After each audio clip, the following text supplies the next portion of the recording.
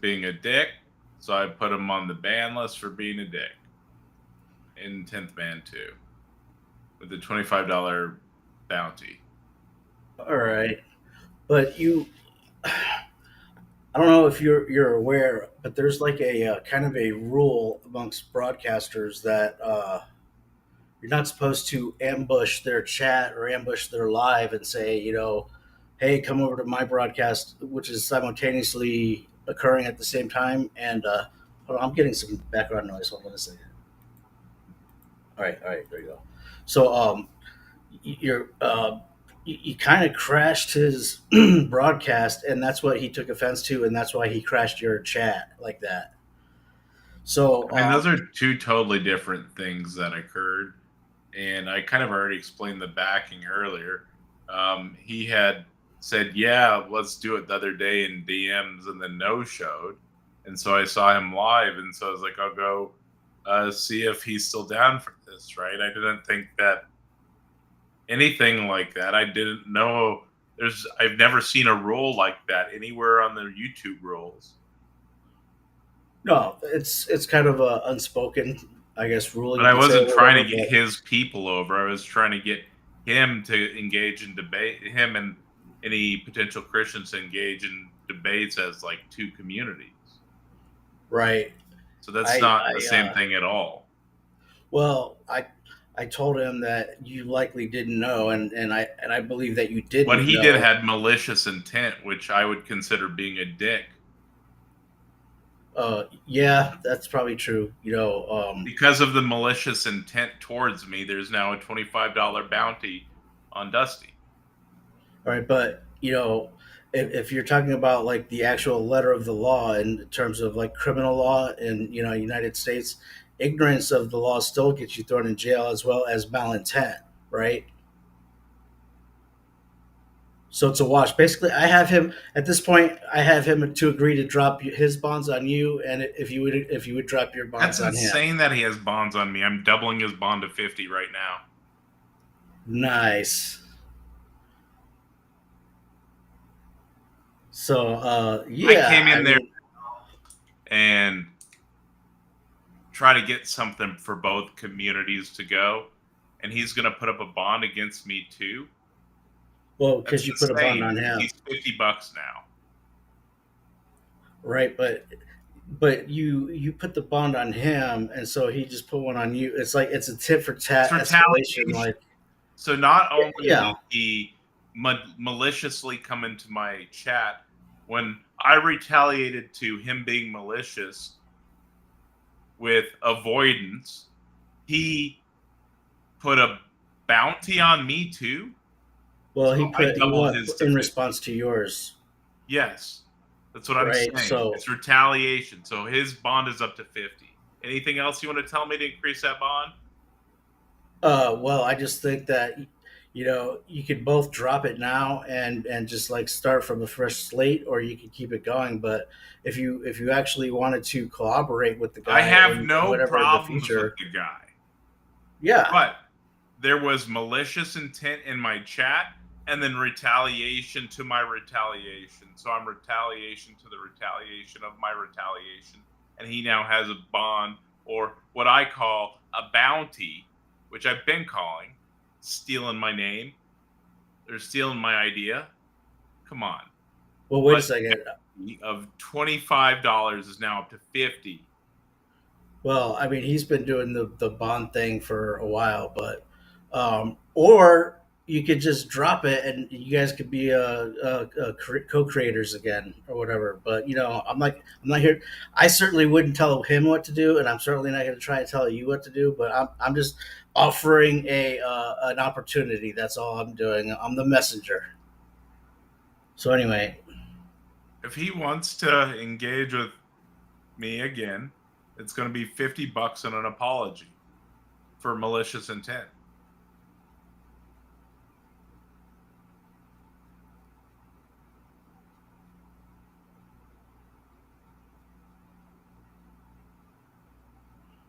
all right. Well, I guess you guys are not going to be collaborating then, because I think he Yeah, said the same I thing. don't collaborate with malicious creators.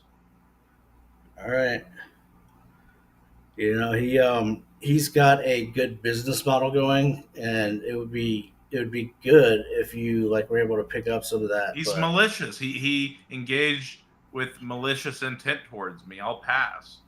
right, but he also interpreted what you did as malicious intent, and certainly like a direct attack on his bread and butter.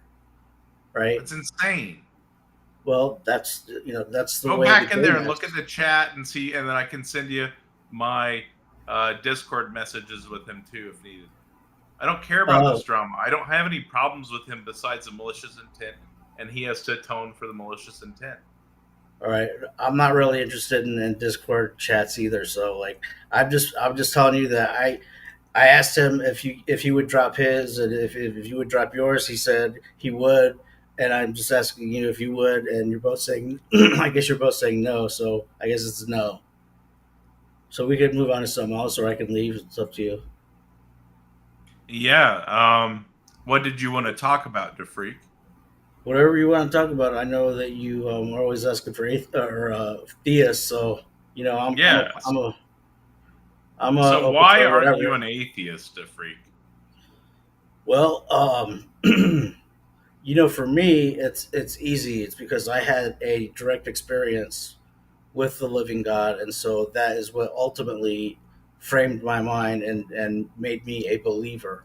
If I wouldn't have had that, I probably would be more agnostic. Like he's out there somewhere, but I wouldn't know who he was, or I wouldn't know what it was.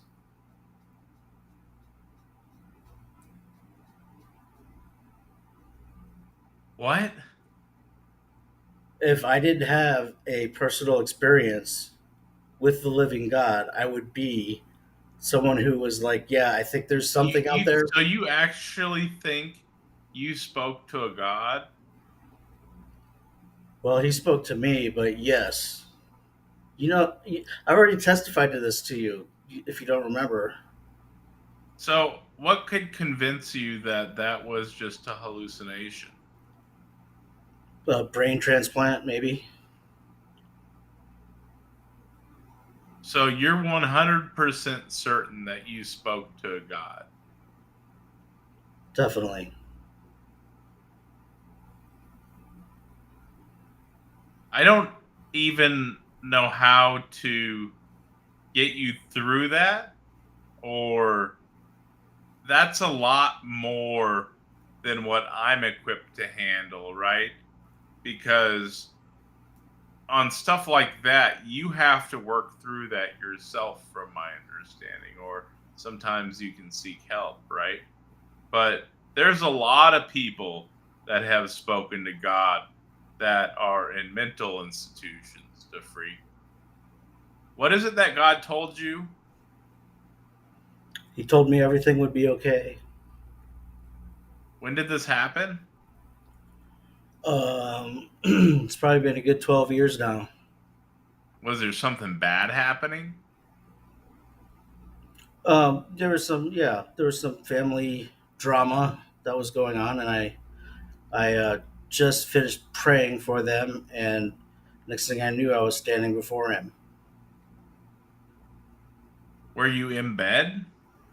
No, I was in a car, actually in the passenger side, waiting for my mom to get out of the store, and I prayed, and that's when he brought me up into the spirit realm, and I was just, it was quite shocking, to say the least. Your mom left you in the car? Right, she had to go back into the store for something, and I was with her that day. And then So you yeah, got teleported when you were in the car to heaven? well, I wasn't physically teleported, no, but um, I don't know if you know, like in Revelation, when John talks about being taken up in the spirit, that's how I would describe it.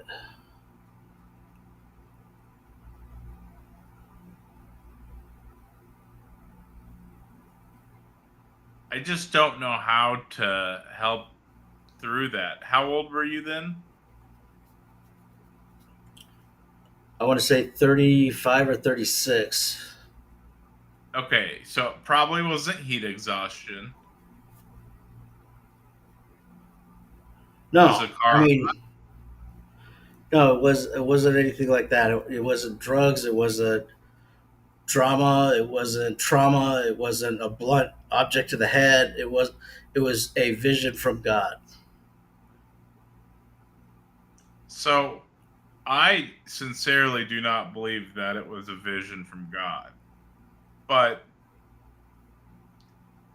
there's all sorts of stuff that can trigger hallucinations. 5% of the population has hallucinations randomly at like one point in their life. I mean, it wouldn't be unexpected for a certain percentage of these people that are prone to that to have religious experiences like one time like that based around what they believe, right? I would disagree with that. Usually, people who have hallucinations have them more than just one time. It's probably something that they have to deal with not regularly, perhaps, but like There's at a 5% you of the know. population that has hallucinations, and it's like a one-time thing, and they don't know what causes it. All right, so like if people who have seizures, if you have like more than one in a 6 month period, they actually will take your license away and stuff like that. So it's a medical condition, and I would say that There's most people who studies have on real this, is what I'm hallucinations saying, are dealing Jeffrey. with that. All right. So 5% of the population hallucinates randomly, like at least once in their life. Okay, so Well, I mean, it's caused by underlying brain stuff, but it's seemingly random, right? well, I wouldn't say it was random, but when I tell you that I was actually seeking the Lord at that time, you'll say, "Well, you were baiting yourself," or whatever you guys say. You were priming yourself, right? So either way, you're going That to could have been discredit that my too. experience, right? But I've hallucinated in terms of chemically induced hallucinations with psychedelic drugs. I've been bashed over the head and knocked out.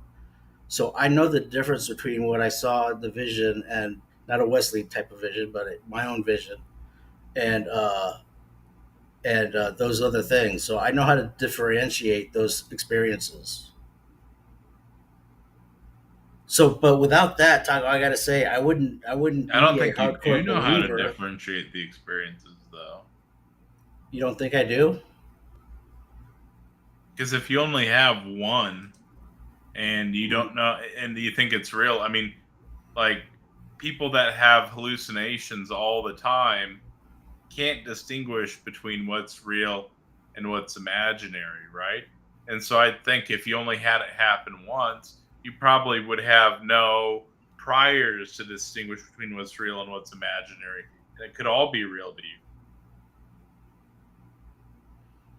What I'm saying is, I've had like a drug-induced, chemical-induced hallucination or But this experience. wasn't that. This wasn't that. So that This is is a what brain enables me process to one, make the it sounds like. distinction. It sounds like what? This is a brain process, like a standard brain process one, it sounds like. Okay, so let's just say that you're correct. It was just a brain malfunction, rando, chanso, quanto, fieldo, braino. Well, when you Okay. say it like that, I know you're completely dismissing my thoughts. No, I'm gonna bring it home. I'm gonna bring it home. What are the chances that it would actually be on the subject of God and not just something else like a forest through the trees and a Well, if you were praying to the god, it would be probably very likely if that's when it happened. but according to the 5% of adults or whatever that have one hallucination at whatever time or random, it wouldn't. It's the probabilities are still very low. I mean, there's enough people to where it's like, yeah, this could be it. And there's lots of Christians that have hallucinations that would fit into that 5%, and Hindus and Muslims and other religions too that would fit into that 5%. And then people that hallucinate more than that hallucinate stuff, right? Well, sure. Like that's what I'm saying. Like most people who hallucinate are doing it kind of regularly, whether they are aware of the reality or not. But uh, certainly the object, because you got to understand. Like you see me quoting the Quran a lot, and stick. Heck, I debated that the non-Muslim or the ex-Muslim about Islam, right? So like, I didn't have any particular proclivity towards Jesus Christ, but when he revealed himself to me, that's when I believed. Okay, so I know that this is like a anecdotal, like subjective. I can't prove anything other than my testimony and my clarity and my coherency of telling you this. But I know that that's not evidence that would be accepted by any atheists, unfortunately. But at a certain point, The only distinguishing factor between you and a Muslim or a Jew or another Christian that's had this subjective experience is you, right? And so yours is going to far outweigh theirs. But how do you know theirs wasn't as equally real to them as yours was you? well, I don't discount what they testify to, especially if it was about God or Jesus, Jesus Christ, because how what are the odds that we're all testifying of the same thing in terms of the object and the subject of our vision or our dream or of our spiritual experience?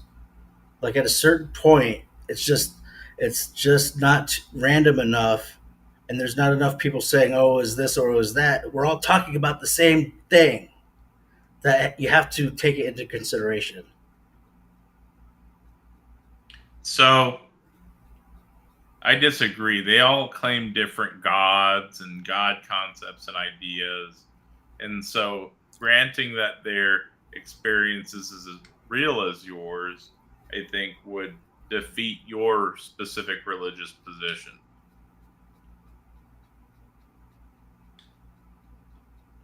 Well, either way, you're going to lump my experience with their. You're going to lump my non-experience with their non-experience. So that doesn't really concern me whatsoever. I already accept that. I'm just saying that for born again Christians who keep telling you that we had a vision or we had a dream or we know that it's Jesus that's going to pull us through the afterlife. At a certain point, there's got to be enough of us testifying that you have to actually take a look at the possibility. Otherwise, you're What just about not doing the it amount of religious. scientists testifying about what's fundamental and how the universe works and the different models and like that I totally disagree with what you're seeing right there from these individual experiences of people that are either doing religious priming or they're having a hallucination or whatever the case may be. Sure. So, I don't remember. Have you Did you said do that you've something done? bad when you were in your 30s? No. I mean, I got divorced. That was very difficult, but Is that why you were in the car with your mom? no. We were actually going to visit my grandmother, and she picked me up. Gotcha. I'm sorry to hear you got divorced, dude. That sucks. Yeah, it does suck, man. I wouldn't recommend it. No, seems like a bad idea. Definitely not a good thing, man. It was tough, but thank God for Prozac. Excuse me. So anyway, I don't remember if I remember you saying if you've ever had like a LSD or anything in your past, like, or if that was No, no, JL. I have never done LSD. Okay, then it was JL then. So you wouldn't have anything to reference in terms of the altering of the perception of the mind due to any like substances. Would that be correct? Not like LSD. Gotcha. So if you actually had some sort of vision, or you got kind of halfway knocked out or something, you might have a dream or a vision or a hallucination, and you actually wouldn't be able to tell the difference. Would that be fair to say? No, I would probably think it's real, and then immediately I would probably realize that I think it's real and it's not real. Hey, you know who I just saw over at Missing Mods broadcast earlier was Rage, I don't know who that is. Raging Atheist. I don't know who that is. Uh, all right, I thought maybe you would, you know, because he's atheist or well, he used to be. I'm not sure what he is, but he's been gone for a little while. I always thought it was pretty, you know, funny and pretty cool. So I thought maybe you don't know Knock or the Raging Atheist. Like he's pretty flamboyant, you know. Like No, anyway, I don't. all right, man. Are you okay? It seems like you're a little depressed or something today. Like, No, I'm fine. I all was just right, saying, no, I don't know them. yeah, all right, man. I don't want to keep you from your video or anything, so I just Oh thought no, I'd it's go fine. over. I would just sit in here, chat with you, and um, Yeah, it just seems like you're 100% convinced that your position is correct and that there's no way you can be wrong. Do you even grant a possibility that you could be wrong about your vision being real? no, there's no way. There's no way. And the reason is because when I was there, I actually felt the love of God, and that is something that is undeniable and it's unreplicable. Like nothing else can generate that type of love.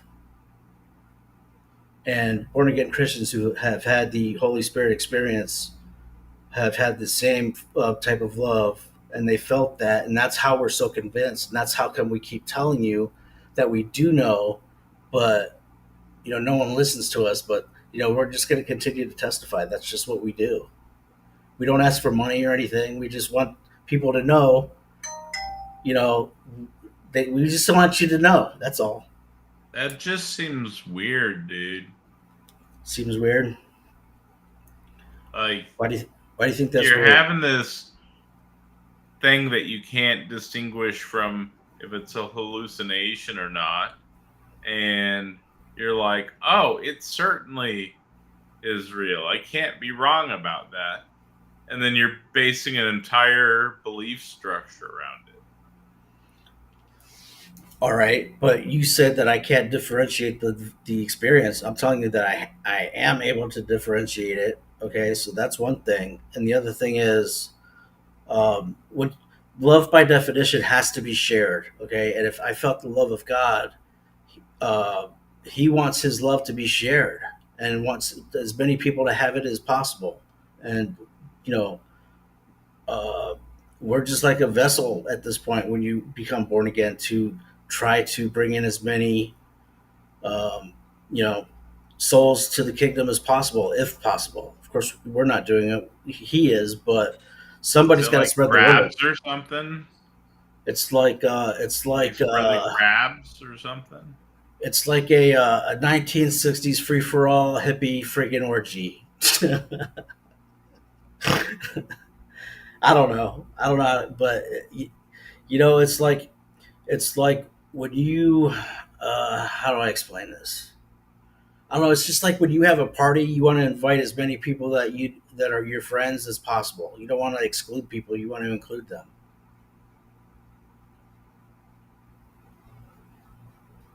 So still don't I just don't think you have a good reason to hold your beliefs to the degree of certainty that you do based on the conversation that we're having right now and the conversations that I've had with you previously. I mean, I would seriously probably not be able to distinguish it between reality and fiction. And then I would seriously probably end up thinking that I had a hallucination or something, right? I mean, that's what you and Colorado Biker said to me the first time I testified at this same thing. But you know, and that's pretty much the response I get from most non-believers. So I'm used to it. But I mean, like I said, there's certain things that are just undeniable, and there's certain things that are able to be generated by anything but what generated what it did. Okay, so the experience was more real than than my flesh and my bones right now. It's if I had to say, like, when I was there, it was more I was more alive than I feel like I am here, just because of the fatigue of the flesh, or the fatigue of the flesh, or the limits of the flesh. Anyway, you wouldn't That understand sounds that. like that could be a hallucination, though. I can understand why you would say that, but let me ask you this: how come, like, when you have Muslims come up here, or like Hindus, and they start rapping with you, or Buddhists, or what, and you guys go back and forth, and eventually, like, towards the end of every one of those conversations, you'll ask them what you just asked me, like, is there anything that would change your mind, or you know do you know for certain? And they all, every single one of them, will say, well, maybe it's possible that there is no God, or, well, maybe it is, and they'll always move. You could always kind of move them around. But born again Christians don't budge, and there's got to be a reason for that. It's because we know. I'm not sure they move around as much as you say they would. Well, pay attention, and you'll see. Yeah, I don't think they move around as much as you think they do. Well, like I said, if you pay attention and you listen, you'll notice that they're movable. Well, so So are you want born again Christians. to? If they're educated. It's the I don't know. uneducated ones that are hard to deconvert, right? Like the super uneducated ones are seriously the only ones that I can't deconvert at a good tick rate. I don't. I'm not sure, but I would say that if they've had a true Holy Spirit experience, you're not going to move them off of God. Some Christians haven't had Right. that. I would say most Christians haven't had the Holy Spirit experience. Unfortunately, you could ask them right now if they're saved, and they won't know. They'll say, "I don't know." It's a work in progress, or they'll say this or that. But ones that have been born again in the Spirit of God, they know that they're saved. I mean, you say that. Right? It's also scriptural, right? So. I mean, yeah, you say that, Mhm. but when it comes to providing anything at all for your position, that's literally all you've got is Okay. what you say. Well, we've got scripture, and when's the last time you heard a Muslim, or a Hebrew, or a Buddhist, or a Hindu, or anyone declare with certainty that their way will get them to God, and no other way? It doesn't happen much as what born again Christians are declaring. I mean, maybe you'll deny that, but you're just not paying attention.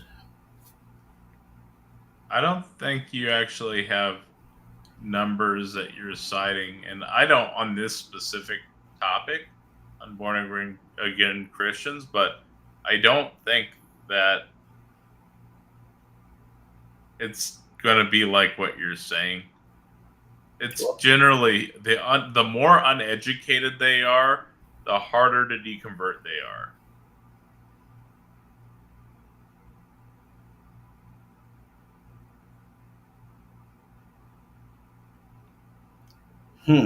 I don't know. I mean, that's kind of a. I think it's probably all over the board. I really think it's all over the board. But let's just say, okay, let's just say that we had a Native American who had a experience off of peyote or something, or whatever, and they saw the spirit horse, right, or whatever. In their experience, they're not going to be moved, generally speaking, if they had that bona fide experience with the spirit realm in general, right? They're going to think they saw their spirit animal and they rode a spirit horse across the plains all night, Right. right? And Yeah. that's going to be the most moving spiritual experience in their entire life. What are you saying? You have no idea. No, that's Would what I'm you not saying. accept that as evidence for their spirit horse journey? That's what I'm saying. In this aspect, I'm saying that's what they would hold fast to. Okay, that's what they would believe more likely of that experience. But even if that were still the case, you don't see them asserting that onto other people because they're still even movable. I don't know. They might assert their belief onto others like Christians do. Anyway, you want Why to watch else the video? would more than one person be taking peyote? Well, I think it's part of their culture, if not just Because they're spreading their beliefs to others. Okay, I see what you're saying. Yeah, like the ritual, Yeah. whatever. Yeah, yeah, yeah. I can see that. But they're all. The thing is with chemically induced experiences, you never know what you're gonna get. Like you could have everything and anything happen, like from the good to the bad to the ugly. You just never know. I And wish I had a spirit animal. I, hey, you never know. I'd have a frog. A frog. That'd be a dope spirit animal. Why would you Like say a like a frog? big ass beezel buffo or something. Yeah. Why not like a lion or something like that could run Dude, a fast? beezel buffo would eat a lion.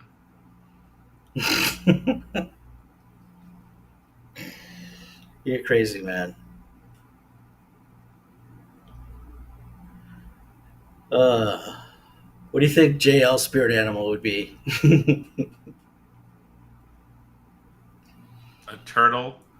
A turtle? No, I'm thinking like hyena or something aggressive. Like I don't know. Slow and Maybe steady wins the race.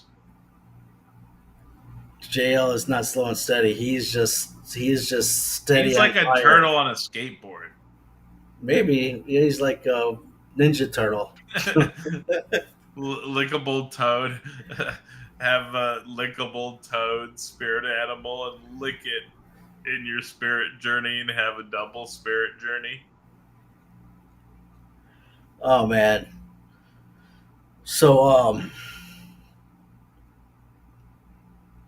that the episode the other night with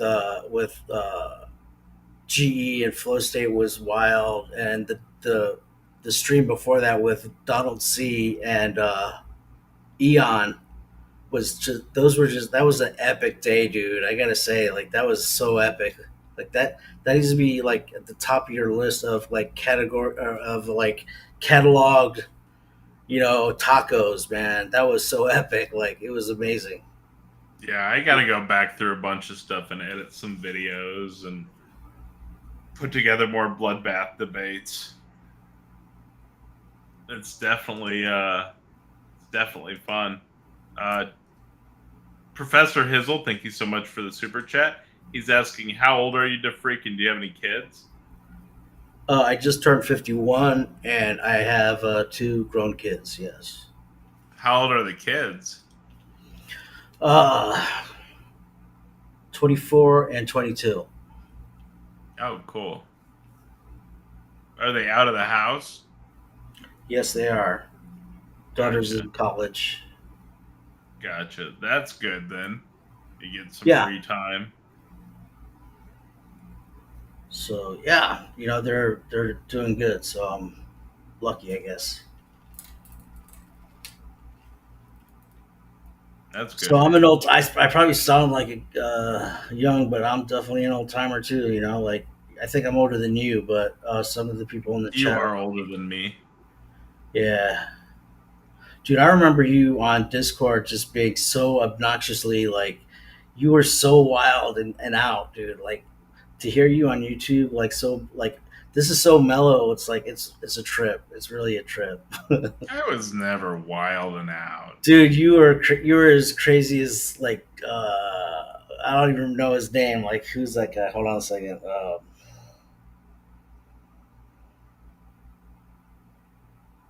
Um, I mean, God, what's his name? I think he turned into a Catholic here recently, or like last year too.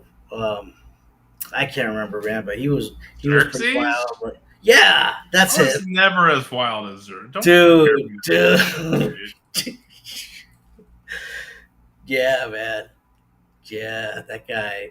Like sometimes on the the theist helpline, you would get a little wild, dude. It was pretty wild. Yeah, I mean he was kind of crazy once in a while. That's Yeah, that's for definitely. sure. Yeah. I've heard Spatchcock go crazy on Darth a couple times. Tom Rabbit, but he's What's going not. on, Daniel? Hey, how's it going? Doing all right. What brings you up? Oh, I just heard about your channel from a few people, but I know you guys like to have open panels, and I guess you guys are mostly atheists, and sometimes you like to talk to Christians. Yeah, everyone of sound mind is an atheist. My brother in atheism. I'll pull you up. Oh well, I'm actually not an atheist. I used to be for like a year, but then I'm a Christian right now. Yeah. Oh, gotcha. Yeah, I was a Christian for like 16 or so years. Then I got more educated, and um, the atheism kind of came naturally over time as I learned more and got more into philosophy and science, that type of thing. Hmm. Yeah, in college I did a lot. Read a lot about philosophy and all that. What so how do you find like meaning in life? Like I'm sure it's from a more of a Yeah, philosophical I'm view, not right? a Christian nihilist. It's not like I have meaning being imbued into me by a non-existent deity, so I have no meaning, and my life turns into nihilism, right? I mean, Right, yeah, meaning I'm and just asking, purpose. like, where Yeah, does meaning your and meaning come purpose from? Yeah. arise naturally through desire and needs and family interactions with society, that type of thing, right? Don't all those things pass away, though? Yeah, So what happens, like, after everyone gets forgotten? it's forgotten. Yeah, like, eventually someone's going to forget everything you've done, right? After you Who died? cares? Well It's well like that for you too. well, from my perspective, God keeps my memory eternal. Your God doesn't exist though. Well, I What feel you're him. saying is that Yeah, there so is I know he no meaning exists, to but reality. There's no teleological purpose to reality. And that's true. And that's fine. But we still have a ton of meaning and purpose. What you're saying, though, is that if there's no teleological meaning or purpose, then nihilism is the case, and nobody has any meaning or purpose, which is an insane nihilistic thing to say, and which is why one of the reasons why Christianity is so evil because it saps all the meaning and purpose out of life.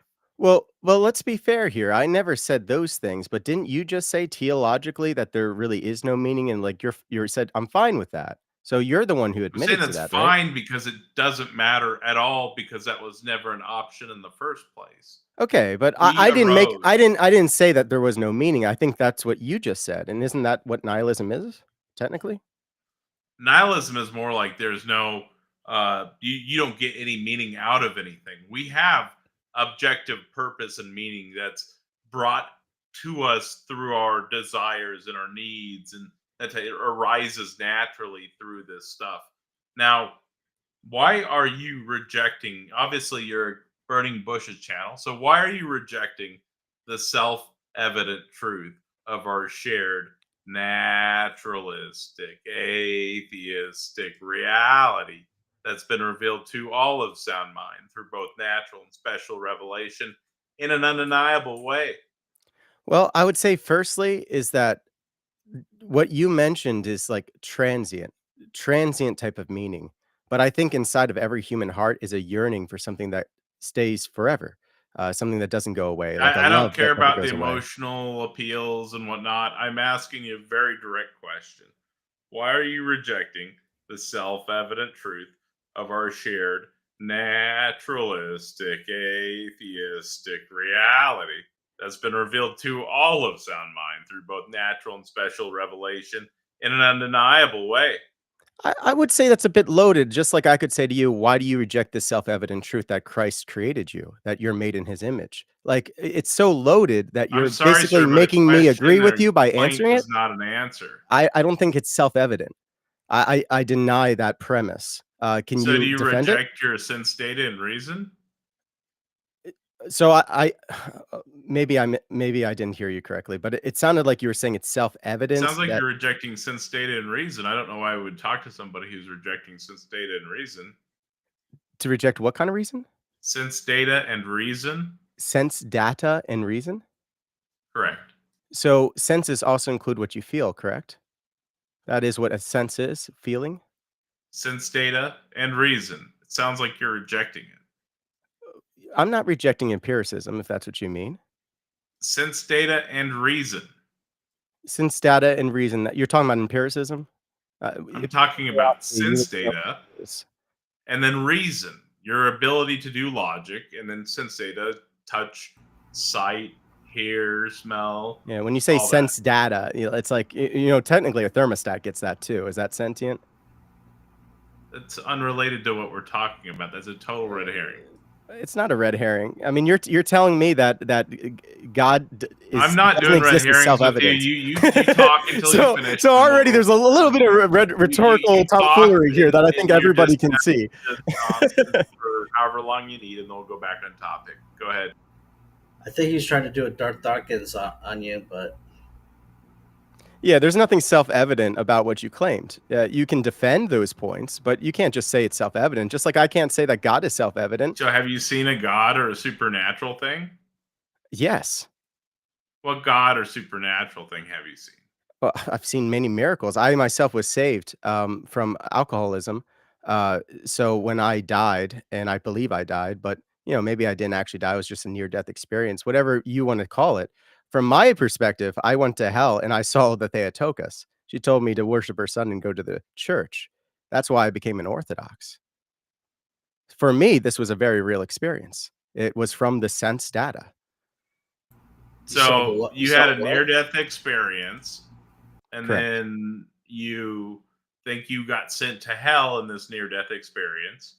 Well, Yeah, I did you die? hesitated. How did you die, if you don't mind me asking? Sure. I basically was trying to quit alcohol, but I did it too quickly. And so, like, I withdrew and my blood pressure skyrocketed. And I started bleeding out through varicose veins in my throat and stomach because I had those varicose veins already, apparently. But when my blood pressure went up that high because I wasn't drinking enough, my body was used to being sedated all the time. I started bleeding out, and I was in a locked room for 24 hours. They thought I was dead when they came and, revived me.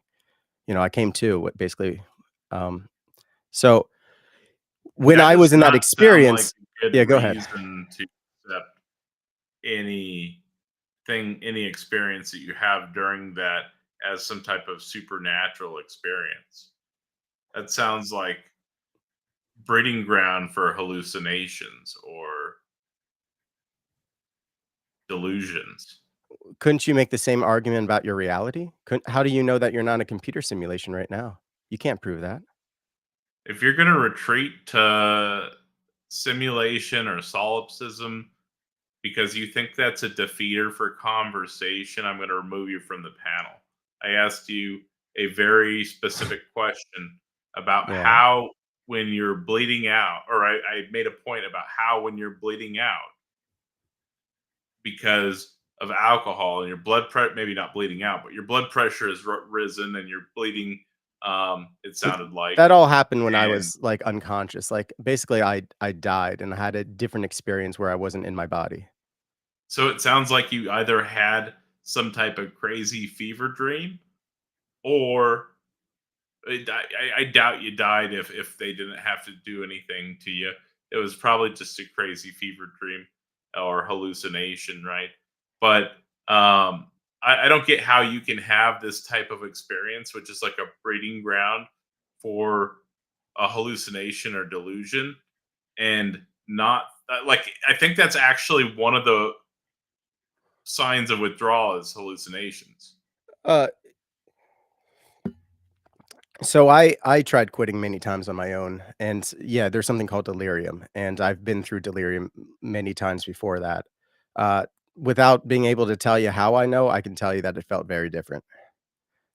There's just something different about it. Yeah, I've also, when I was in my past, I experimented with a lot of psychedelics, like LSD, shrooms, DMT. This was nothing like that. Yeah, like That's I from my said, it's from the my whole experience, though. So when you're talking about sense data, this is my sense data, and yes, you can claim that it was broken sense data, but I could do the same to you. I know you're threatened to remove me for making that point, but it is a logical point. no, the thing is, we have presuppositions coming into this conversation that we both exist, that we're in a universe that exists, and we can communicate between ourselves and other minds that exist, right? These are base level presuppositions that we have coming into the conversation. Retreating to some type of like global skepticism not only massively defeats your own position because you would have to be incredibly skeptical of your own hallucination, but you would have to be incredibly skeptical of everything else in your position, right? And so rather than pigeon shitting on the chessboard and flying away, I'm saying you can have a conversation. Yeah, but the problem I see with your idea of meaning making is that it's transient, it's floating, and so it has all the same issues. You could make the same arguments that, We're talking why do you about choose to put meaning in certain your things and not others? hallucination right now. I don't care about meaning and purpose. It's stuff we have. I don't care where it comes from. Okay. You're trying to say that because teleological purpose to the universe doesn't exist, nihilism is the case. That is what Christianity does. It draws you into nihilism. What Well, I'm saying though is that you made we're the claim that talking there's no meaning. I didn't What say I'm that. saying though is that we're talking about none of this matters. Even if there is no meaning or purpose to anything, none of Okay. that has to do with the state of affairs that we're talking about, which is your supernatural claim from your hallucination when you were bleeding out or But you having understand what you just severe conceded. alcohol withdrawals. You conceded that the meaning doesn't matter. So why does it matter if it's a hallucination or not? What I'm saying is that so this is an equivocation. So what I said was that if there's no like grand meaning or as in teleological purpose, some like grand purpose or meaning to the universe that's been ascribed by some supreme being. We as humans, though, we have a different sense of the word meaning and purpose that we ascribe to things through the various physical processes that we encounter, right? So we have needs, we have wants, we have desires, that is where the meaning and purpose arises for us. Even you, in your own position with your own beliefs, Yeah, I told you you there's a have yearning in our hearts. meaning There's and purpose yeah, from needing water, from needing food, from needing love that wanting doesn't end. to make boom boom with women, from all sorts of stuff, right? Those are the passions, but yeah. Yeah, that you could argue that people want those things too. But yeah, so all of it has to do with desire. How do we have our meaning? And what I'm saying is inside of every human heart is a yearning, and you deny that desire has anything to do with meaning, but it really does. Our What do you brains desire handle out of all of life? this. I don't care. Yeah. We're talking about your claim about objective reality, which is that you think that there is a hell because you hallucinated a hell when you were going through severe alcohol withdrawal. Well, I don't know exactly what hell is. I'm just a man. It could be a place in my own soul. That's up for God to understand. What I know is that He gave me this experience to bring me to Him, and it worked. Well, you had a hallucination, it sounds like, when you were Even if it wasn't hallucinate, on even if it was, it would still or bring me to withdrawing God. from alcohol. So it makes no difference Well, it because does because your God doesn't exist. I mean, you s- were an atheist. You can okay, but imagine you a possible world with no God, right? so you were talking about like Daniel, you were an atheist. You can yeah. imagine a possible world with no God, right? I tried to convince myself of that for a year, yeah. So you can imagine a world with no God, right? Yeah. Yeah, when I was 15 I did. There you go. So you can imagine a world with no God. And I Yeah. assume you also would agree that if God exists, God necessarily, or if God exists necessarily, right? So what I would say is that the universe needs a cause. You know, you talked about like what we were already establishing our premises on. You said it's a no-go to talk about solipsism. That's fair because you said we have certain premises. Let's talk about the premise of the universe existing. Why? How So did it I start? asked you Why and about your how? position. I'm sorry, but going off topic is not a That's not out of response to a topic. That's question. about God. That's about why he So exists. You're the talking about the very existence of specific God. That's question integral to that the I asked conversation. you was, so would you agree that necessarily if God exists necessarily? Would I agree that if God exists, he exists necessarily? I don't know. I honestly don't know. So you have no position on metaphysical grounding. I don't have a position on that exact claim. I have other positions on other The metaphysical things Orthodox Church has a position on metaphysical grounding. Why don't you hold their position? because I don't know everything all the time. I'm telling you out of humility, I don't know the answer to that right now. How long have you Is been that a okay? Christian for? Oh, Like a okay. year? Um, what you're doing right now is an ad hominem. How long have you been a Christian for? This is a sincere question. It depends on how you count it. Here, let me help you. The audience makes a good point. They're saying play my 6 arguments. So bear with me while I get my 6 arguments for you. I think this will help you, and then we can go further. So let me find this real fast. Um, the 6 proofs for God. 1, the unmoved mover. Everything's gotta start somewhere. Just like a squirrel moving acorns, the world's motion needs a first kick, and that's God, the first cause. Nothing happens for no reason. Like how grits don't cook themselves, everything's got a cause, and that first cause is God. Contingency. Yep. Some things exist because they have to, like cornbread at a family gathering. The universe is one big family gathering. God is a cook. Degree. Things have degrees of good, like good old moonshine versus the cheap stuff. There's got to be a best, and that best is God. Design. Just like a coonhound knows how to hunt, the world's too well put together not to have a designer. That designer is God. So you Moral law. agree that there Right and needs to be a wrong ain't first just made mover? up It sounds like rules. you It's like agree. the Ten Commandments. There's a higher lawgiver, and that's It's like you had to God. wake up this morning, right?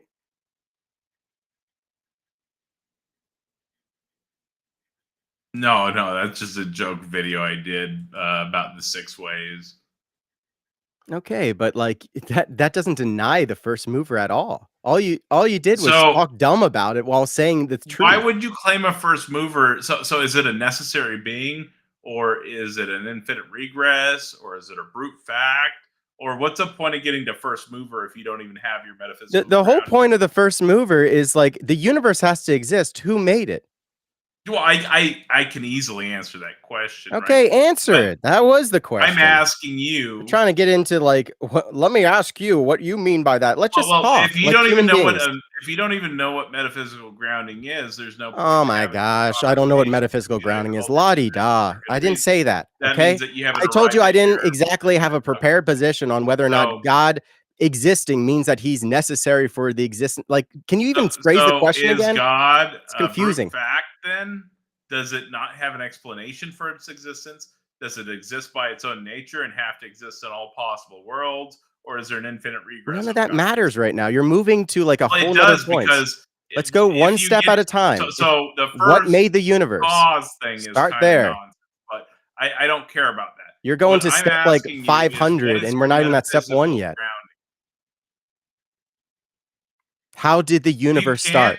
if you can't address the metaphysical If grounding you can't claim, address how the universe started, then why are you talking about the rest okay, of the metaphysical implications? we're gonna do a qualifier question before I address this. Can you provide a coherent explanation for trees from your worldview? Go. A what? Ask the question. A coherent explanation for how we have trees from your worldview. Go. Uh, God created the trees on the third day. All right, audience, we have another failed. Actually, I forgot to do the other one. So we're actually up to 12 failed explanation, coherent accounts of trees. It's in So Genesis. we've had 12 failures here Well, what makes now. that a failure in your point of view? I answered your question. You just don't like the That's answer? not how we got trees. That's not a coherent account of trees. Okay, you Um, tell me you're a coherent reason why we have trees. yeah, so we have the necessary being the universal quantum field, which has to exist in all possible worlds. And so we would know that your God would be impossible through the impossibility of the contrary. You This failed. That's not how trees universal, were made. I'm not even there yet. Then we have the quantum fluctuation of the universal quantum field.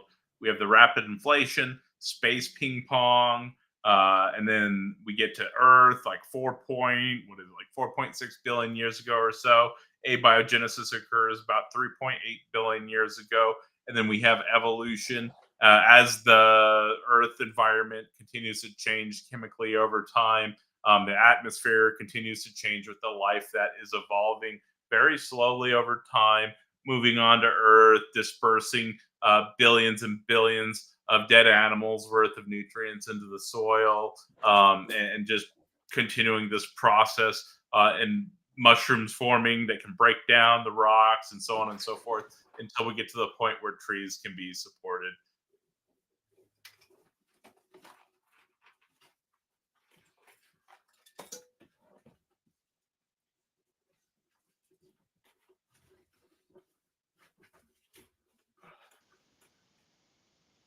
What's up, Michael?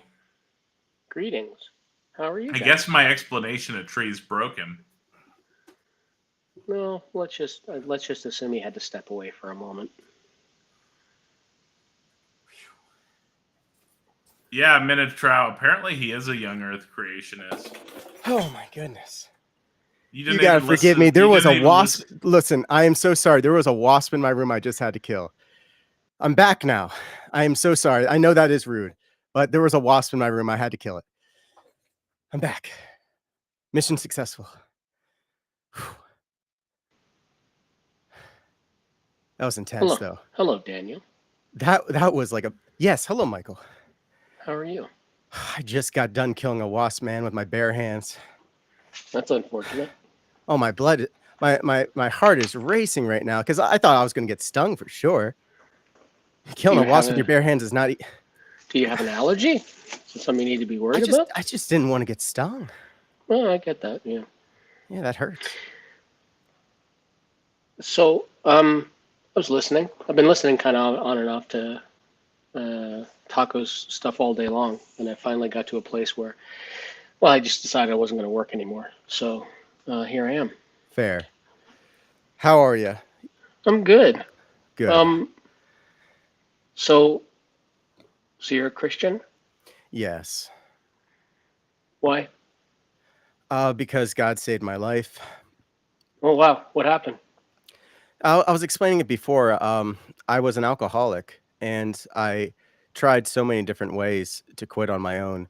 And out of desperation, a friend told me about the inexhaustible cup icon, and that was associated with alcoholics being cured. And I was willing to try it because, I used to be a Christian back in the day, and I abandoned Christianity. I thought it was too superficial. So I started looking into like Eastern religions, and eventually I became an occultist. I wanted to learn about like everything. And I what I was doing was filling myself with pride. But either way, I finally started humbling myself and learning how to pray with my heart. And I did that for a month of praying the Trisagion in front of the icon. And when I basically died or something very close to dying, I ended up withdrawing really way too fast and bleeding out and alone in a room for 24 hours.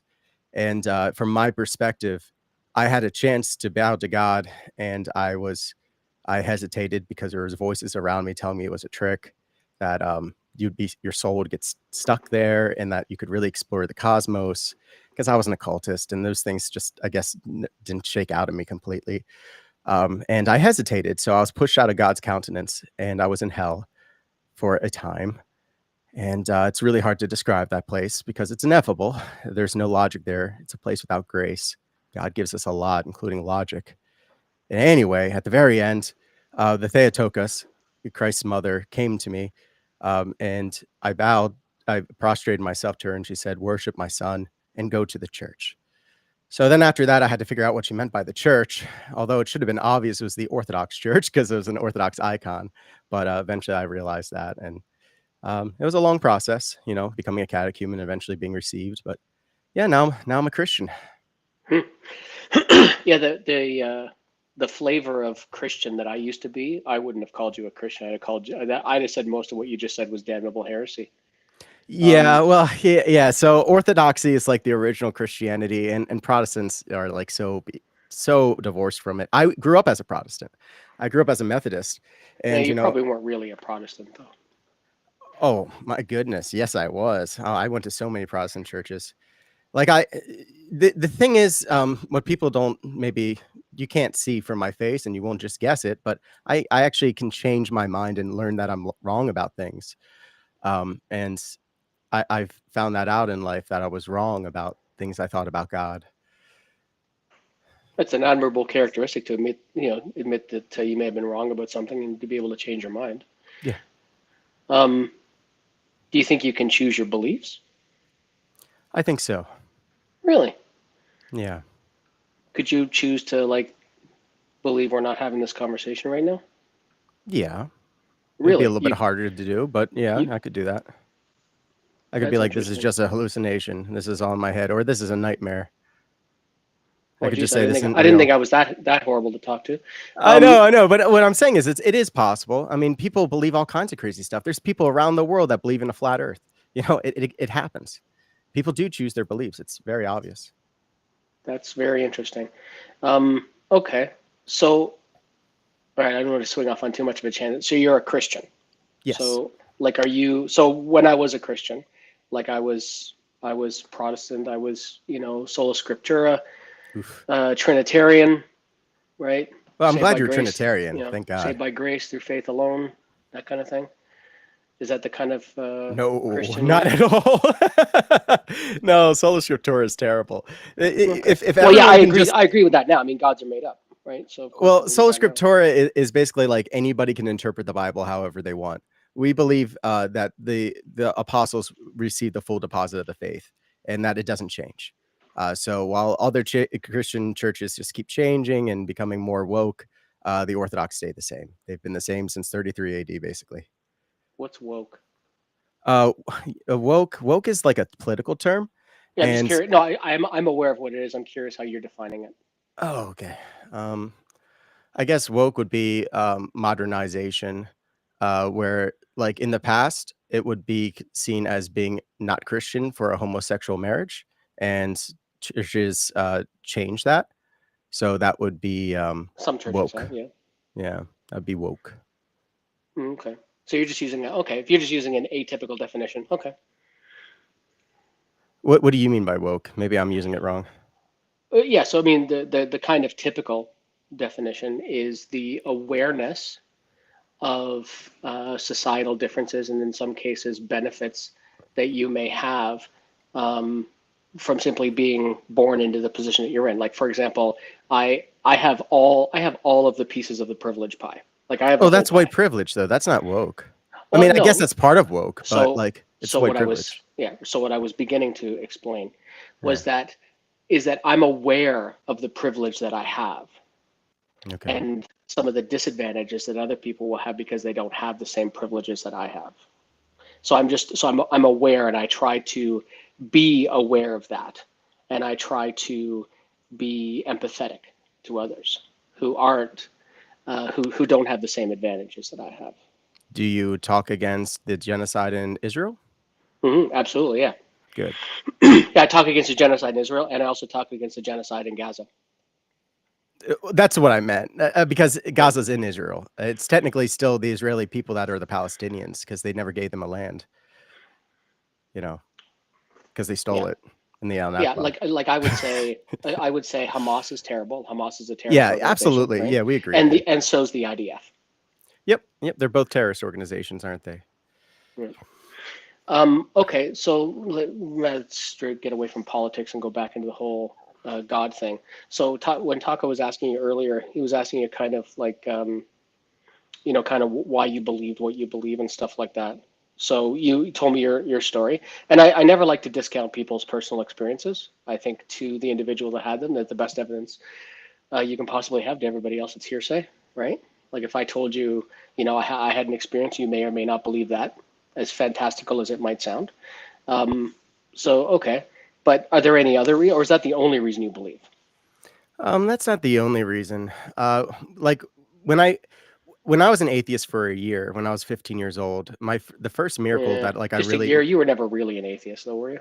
I was, and I'll tell you why if you'd like to know. It's because Yeah, sure. uh, I thought believing in God was crazy, and that it was making me crazy. I thought that the spiritual experiences that I was having was the same thing as psychosis. So I was worried that it was making me mentally ill. So I tried to run away from God because I saw things. Um, anyway, so when I was a atheist for a year, what ended up changing me out of that is that all of a sudden could write a novel. Like I had a dream and I just wrote it down, and it took me only 3 months to do, and I never wrote anything before. I wasn't very good at English class. I didn't like to read books, but all of a sudden, like I had this new gift, and I seemed to get a lot more intelligent pretty quickly too. But mostly it was just the writing talent. And I was just like, once I could touch creativity and like unleash that artist inside of me, I felt God everywhere.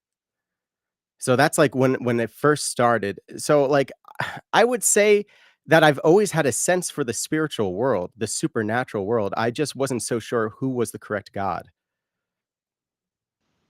So, okay, that's interesting. Tell me about this psychosis you thought you were having. Well, when I was young, I would have experiences that weren't like explainable. Like things that would happen. Such Um, as?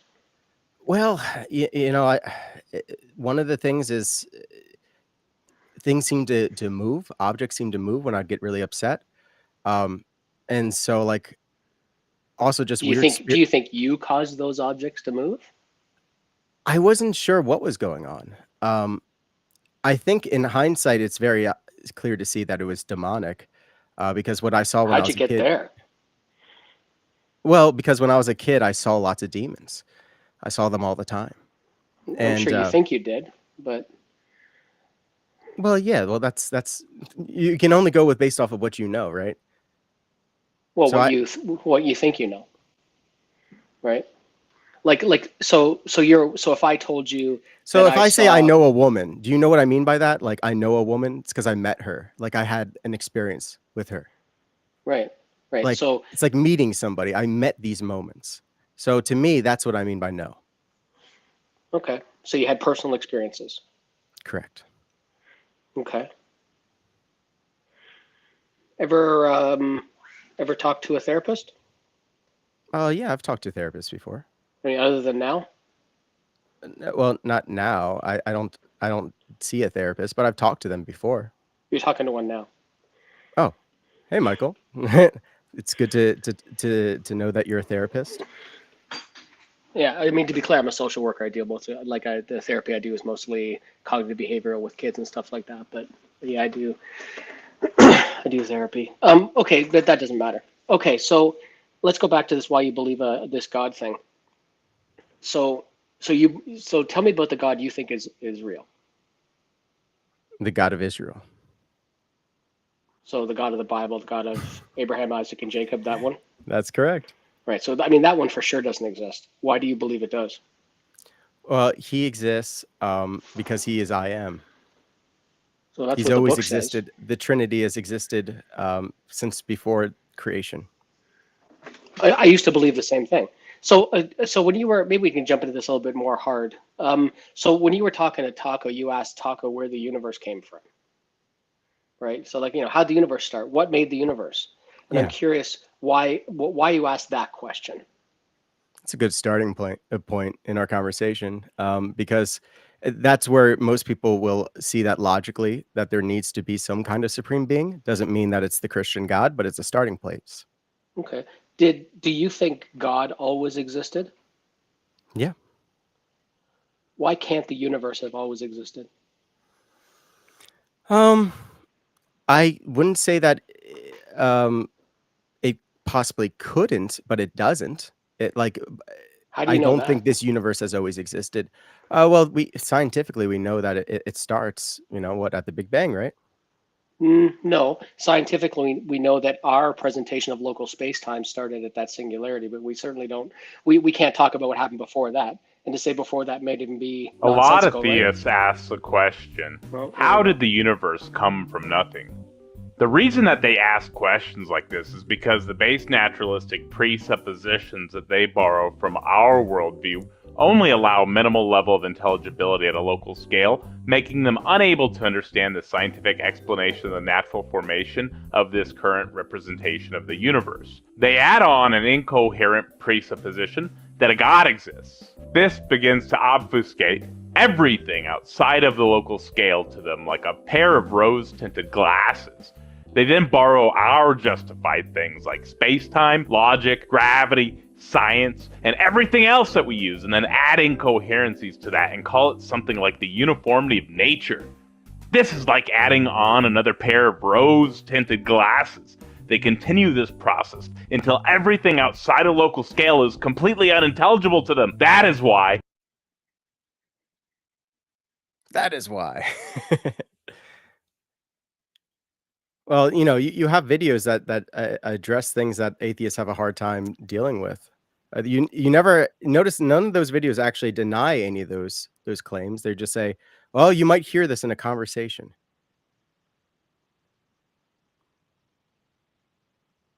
So You obviously didn't listen to the video. yeah, so what was wrong? That was great talk. I couldn't have said it better myself. What was wrong with because that wasn't me, by the way. That was Taco that put that video up there. I didn't have anything to do with that. What was wrong with what he said in that video? And so basically what the video does is it says, well, when you're talking to a theist, what they're going to do is mention something about where does God come from? And, they do this to bring you down to they're not actually denying anything about the question. It's a good question. And it's why atheists constantly run into it. Your video doesn't actually deny anything. All it does is says, you're going to run into this in a conversation. So it's not so much that it's wrong, it's superfluous. Well, What it says is that that's the way I see theists are God. asking a really dumb question. Well, that's okay. So rhetorically, that's the meaning, and I would deny that. I would say that it fails to do that because it doesn't put up any kind of argument that's a counter argument. So Well, okay, it's so saying that. Okay, I'll let you talk, Michael. yeah, I'm just wondering, so I mean, the only stuff we see, right, is natural stuff. Would you disagree with that? Mm, I think with your natural eyes, you see natural things, yeah, but your spiritual eyes can see spiritual things. Yeah, I know it's the Bible says, that that there are things that can only be discovered spiritually. I get that it says that. But I'm talking about within reality, right? Well, you want So me I to play mean, by your rules. This is kind of like what your video claims that I would do it in this wasn't my video. conversation. Wasn't my No, video, friend. breakfast tacos. When I Yeah. say your video, I mean breakfast tacos. Yeah. So He's still I here, mean, right? This still his stream, I hope. yeah, that's it. Yeah, I'm Yeah. here. Michael's I haven't kicked him. in the I haven't chat. kicked him out yet. All right. Just messing with you, Taco. Okay. So, do you feel like, for example, would you say that, I think Taco asked you this, that the cosmological argument, do you see that as a good argument? Are you Well, familiar with it? why don't so yeah, I'm familiar with some cosmological arguments. Are you talking I'm talking Kalam. Yeah, I think it's fair. This is the issue with these proofs to atheists is that nothing that I say or what they say, no matter how logical it is or how emotionally I appeal or how much credibility I show, which is all three legs of rhetoric, none of it will ever convince you if you're not willing to hear it. If you don't have the receiving heart that you want there to be God, that you want a relationship with him, none of it's going to be convincing to you. I Well, in the have to Bible, say, the only reason you say this is because you're rejecting the truth and your unrighteousness, because you want sin and evil to exist outside of a conceptual nature so that you can pretend to be a main character in an imaginary cosmic battle of good and evil, so you've hardened your heart and closed your mind. Well, the it sounds Bible like you says. know a lot more about me than I know about myself, but maybe Are you that's a familiar you with the problem. verse in the Bible that says that God wants for everyone to come to salvation? He wants no one to perish. That's true. Right. So here we are having this talk. You know, if you convince me, I'll be By the powerless to way, that's resist. what I agree with. It's not what Breakfast Tacos said that I apparently think, that he thinks that he knows. I believe that uh, I want all to come to salvation, just like Jesus Christ does. Right. But it's a choice.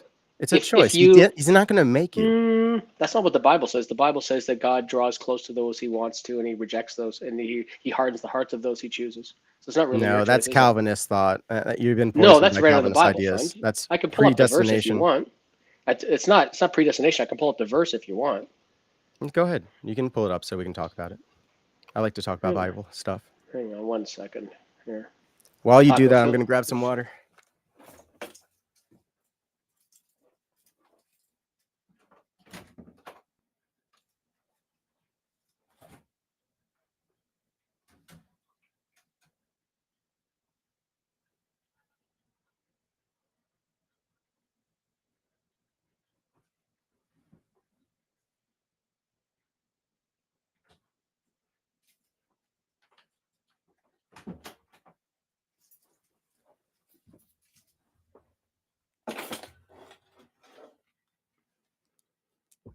I'm back.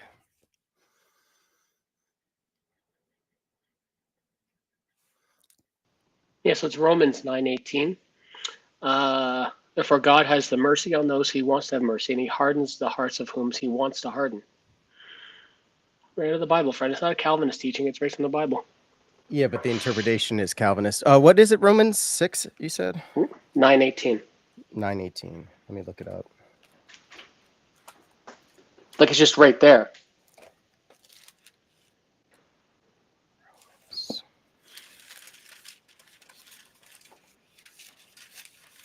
Yeah, I'm not denying that is in the Bible. It's just the interpretation of it. Well, we can go over the context if you want. It's just Romans 9, right?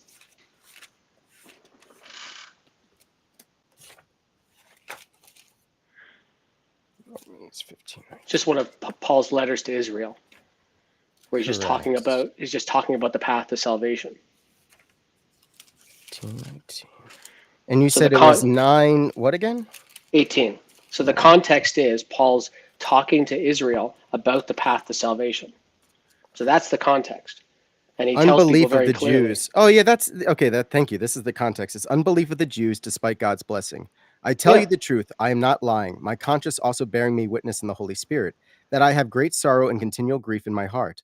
For I could wish that I myself were accursed from Christ for my brethren, my countrymen, according to the flesh, who are Israelites, to whom pertain the adoption, the glory, the covenants, the giving of the law, the service of God, and the promises, of whom are the fathers, and from whom, according to the flesh, Christ came, who is over all, the eternally blessed God. Amen. So you're talking about 5:9? No, 9:18. Okay, 9:18. Romans So 9. let me go down to 18 here. God is just in his choice. Yeah, in his choice. Therefore, he has mercy on whom he wills, and on whom will he hardens. Exactly. So he has mercy on whom he wills, Mm-hmm. and on whom he wills, he hardens. That's not saying that God doesn't want everyone to be saved. No, it's very clearly a contradiction, right? No, it's not a contradiction at all. I would say that this is talking about the Jews who were unfaithful to the Messiah. So, like, and Paul says, I would give up my own salvation for these people, because that's who Jesus wanted to save, but they rejected him. So he's saying, like, God will have mercy on who he wants to have mercy, and he'll harden the people he wants to harden. So, like, the people that deny Christ, like, they'll just continue to be hardened then. And that is not, it's not good. It's like a punishment for rejecting the Messiah. First So it Timothy still begins 2:4. with a choice. It's not that he made the choice to reject the Messiah for them. It's clearly saying, like, Paul would give up his own salvation for them if he could, but they made a bad choice. It's the unbelief of the Jews that caused it. 1 Timothy 2:4 and 2 Peter 3:9 both say the same thing. God desires all people to be saved and come to the knowledge of the truth, and want for none to perish. Correct. Yeah, that's what I'm saying too. Right. Romans 9:18. God chooses who he wants to draw near and hardens those he chooses to harden. That's not exactly what it says in the text. Everybody listening to this can just go and look it up in the Bible. It says those who he wills, he has mercy on. I understand it's uncomfortable for you. Yeah, I know, but you misquoted the text just now. You added that it did draws not. near to him. Yeah, well, you did that. Well, there's different versions, right? Which version are you reading? I was reading an NIV. I'm reading the New King James Version. Oh, King James is a terrible version. I It's suggest the New either King James Version. It's the new one. NIV, NASB, or NRSV are the best versions. Yeah. So let me tell you the footnotes here. Even Matt Slickett agrees with me on that. Okay. At Mount Sinai, some of the idolatrous Jews perished while others survived. Though God does not explain why he made this distinction. Likewise, Pharaoh opposed God, and thus God used his arrogance to accomplish the divine will. The actions of God's will are neither capricious nor vindictive, but are based in divine mercy and compassion. Even though mankind does not understand the basis of God's decisions, we trust his grace and his righteousness, upon which our salvation rests. So that's the footnotes from the Orthodox Study Bible. That's how the Orthodox look at it. Yeah, that's a common apologetic. Like, you see lots of those apologetics. It's not common. It's the original. It's the original church fathers. That's what they say about it. When there are contradictions in the Bible, like there's a reason why they call it apologetics. Well, there's a reason why we reject sola scriptura, because you need to interpret it as the church fathers did, not the way you are. Oh, okay. So I was just reading from the Bible, and that's wrong. Okay. Correct. That's sola scriptura. I reject that, and so does the church. Which church? The Orthodox Church and the Catholic Church. Okay. They both do that. Well, the Catholic Church would just rather you sit there and listen to them tell you what to do. Anyway, we can talk about other reasons why. All right. Oh, okay. We can talk about other reasons why God's made up. Okay. So what else you got for me? Do you deny the fact of evolution? Yes. Why? Because the I'm not an expert on this. I'm pretty new to this because I've been reading a lot of Seraphim Rose.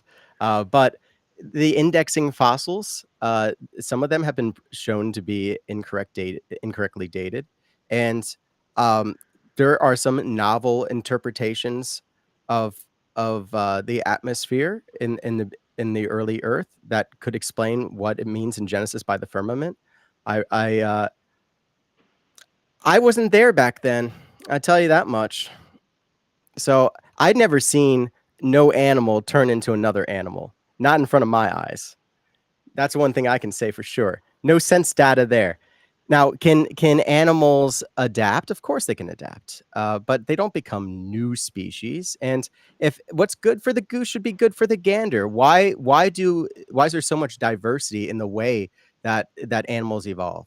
There's certain animals that evolve in a certain way that seems like a kind of a dead end, and then there's other animals that do brilliant things. And it just doesn't seem like it's the path of least resistance, from my understanding. But I'm no scientist, and I will qualify it with that.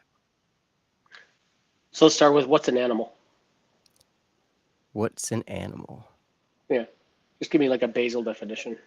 Well, do you mean like a spiritual definition or like a scientific taxonomy? Yeah, like what is an animal? Like if you mentioned animals a minute ago, what's an animal? Yeah, but I'll did make it you e- I'll answer make it my easier question for you. yet? Because I got to tell I'll you make it which easier answer. for you. I can give Do you you both know- answers if you would like it, but do you choose which answer you want? Do you want the scientific taxonomy or do you want I'll make it the easier spiritual for truth? you. Do you accept that we are animals? That humans are animals? Spiritually, no. Okay. So a very basic definition of an animal is a multicellular eukaryote with an internal digestive tract. That's us, right? We're That's a meat tubes. scientific Yeah. definition. Yeah. Yes. So do you accept that's what we are? No. You don't accept that so are you a eukaryote? Well, I don't accept that we should have the title of animal. I think it's demeaning to us. We're humans. We're higher than the animals. We're higher than the animals. Yeah, we're Well, higher than the animals. What, you don't think so? Well, no, I mean, not as the apes that we are. No, I mean, you chuck us in the water and we're going to get taken care of pretty quickly. You can take What us out of ape our element. has created a rocket that goes to the moon? Us, humans are apes. Yeah, but we're the only ape, if you want to call us an ape, which I think is demeaning. But if you want to call us an ape, we're the only ones who've done it. Doesn't that make us special? No, it just means that we evolved differently. Why do we evolve differently? How does that make any sense? If science is supposed to be consistent, right? Why did we get so smart and the other animals didn't? Why don't all the other apes get really smart? But at least you didn't say if there are monkeys, if we came from monkeys, why are there still monkeys? At least you didn't say that. So You want to talk about irreducible complexity? We can talk about anything you want from the Institute for Creation Research if you want. But Michael Behe, under pain of perjury, had to recant his testimony on stage in Kitzmiller versus Dover. Okay. I don't know even who those people are. Yeah, so so he was anything about them. Yeah, he was an ID proponent, and he had to recant his, he was called up to testify in Kitzmiller versus Dover. I'm not big into the intelligent saying. design movement or anything. I just don't. But I don't believe in evolution anymore. I don't see any need for it. It doesn't do me any good in life. Doesn't do any. I don't know. It's not practical to me. Why should I believe that things evolve when it doesn't happen in front of my eyes? Okay, so that's a good place to talk about. So would you? So you said a minute ago adaptation happens. So does that mean that you think that there's microevolution, meaning change within a species, but you don't think speciation happens? Right. If you want to call it microevolution, I would accept that, because clearly viruses and all that, they mutate quite a bit and they mutate to functional things. Right. So microevolution is changes that happen at or below the species level. Okay. There you go. So I would believe in that. Speciation happens, right? Macroevolution at or above the species level. So the charlatan Kent Hovind, who was on our podcast about 6 years ago. I talked to Kent Hovind once. Yeah, he was on our podcast. Do you think he likes me or doesn't like me? I have no idea. We didn't talk about you. I know. I'm asking you to take a guess. I know you didn't talk about me. No. If you're EO, he would think he'd think you're fuel for the fire of hell. You're correct. But anyway, so what Kent didn't understand is, and what a lot of creationists don't understand, is that when you're talking about speciation, speciation means that that the individuals are no longer able to procreate, or that they have turned into a different species. So we've witnessed speciation in many different species. Get ready to cue your laugh. One of them is in flies. So we've seen speciation, we've seen macro evolution in flies. And what that means is that you had flies that changed enough that they could no longer interbreed, meaning they were a different species. Macro evolution, right? And we've seen this. The reason we were able to see this is over. Oh yeah, there's Kent. The reason we were able to see that is because it happens. Their lifespan is very short, and so we're able to get through many generations in a very short period of time. They can't interbreed with any other flies? That's right. Yeah, only within their own. So what happens, you get a bunch of flies together and then they speciate, and then they can't breed together anymore. They can only breed with the new species because they've gone to the macro level. So this is no longer changes within a species; it's changes above the species level. And we've seen this with lots of different animals. So, like, Anyway, somebody else is coming. I don't want to necessarily take up all the well, time. yeah, well, it's an interesting what you bring up. What study is that from? Because normally, like, I see things like, say, the bees. The bees are a classic example of like Africanized bees, like, but they always are able to interbreed with other types of bees. You're saying like they no Then longer can breed they're with not other different flies, but species. they can breed with, they can interbreed. I mean, not interbreed, but they can Not if they're different species. yeah. So I guess it's all incestual. Insexual. It's insexual.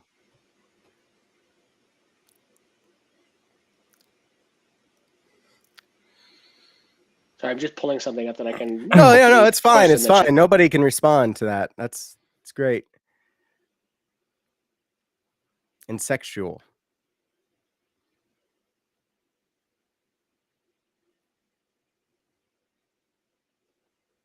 Just weird, dude.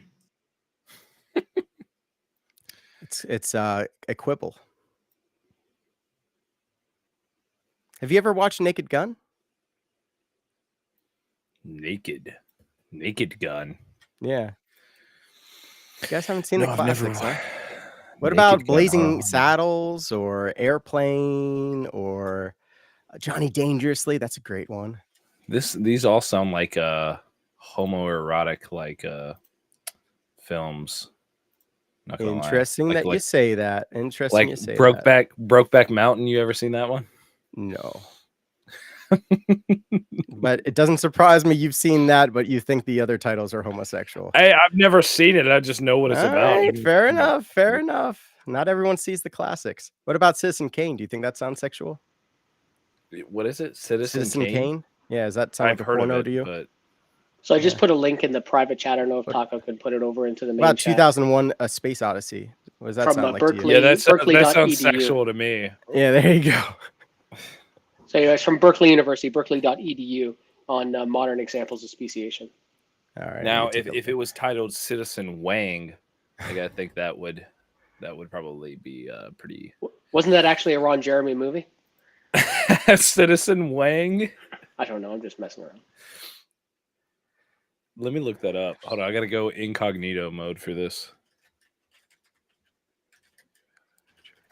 Oh, and Professor Hizzle, thank you so much for the super chat. That's greatly appreciated.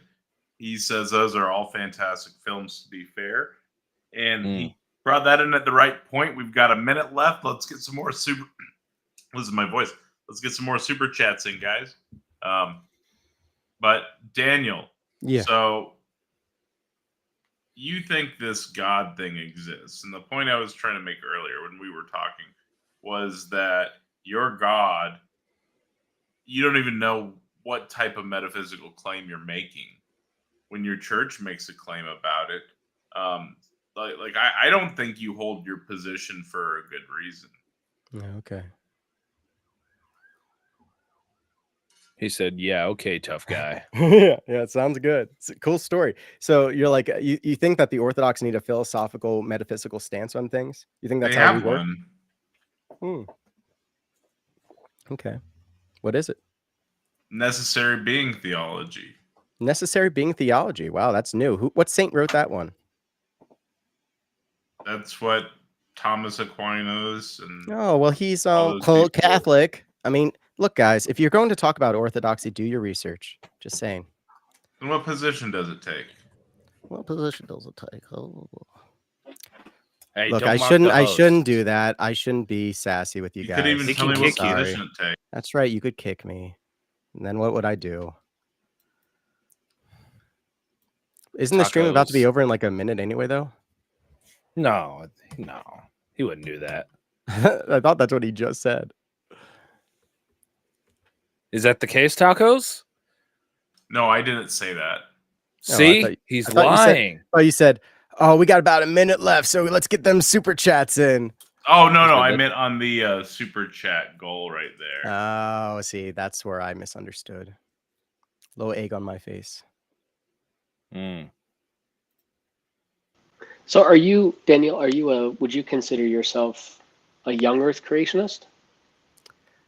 I don't know. I might be.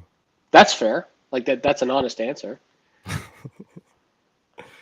I never I saw try I to put saw something in a corner. When people say that I don't know, like sometimes that's the most honest thing you can say. Oh, Michael, you were giving me so much grief earlier when I said I didn't know, or maybe it was breakfast tacos. Maybe I'm getting you too confused because I can't see your faces. But like one of you gave me so much grief because I was like, well, I'm not really sure about that. And you're just like, well, if you don't know, then blah, blah, blah, blah, blah, you don't know anything. I'm like, okay, man. He's like, how long have you been a Christian for? Yeah, that was tacos. Tacos, that was rude, man. That's called an ad hominem.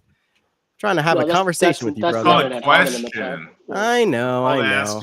you a And I'm responding in this way. I'm also just at fault here, so I apologize. So one of the things You're that happens a getting lot with angry over atheists, a right? question being I got asked. That's angry over. I got embarrassing. all hot over a question. I shouldn't Yeah. get upset. So at you guys. what's your thought of like Jim Bob, Andrew Wilson, those guys? What I you thought have of them? no idea who that is. Oh, Oh, you're lucky. you're Orthodox, but you haven't heard of them? Jim Bob? Don't have him go Yeah, look him up now. He's lucky that he doesn't know who they are. Andrew Wilson, Jay Especially these Dyer. I do know about bags. Jay Dyer, but Jay Dyer, like for my taste, he's a little too hot. A little too hot. Oh, if that's the case, you probably really would not like either Jim Bob or Andrew Wilson, especially Andrew Wilson. He's on fire, dude.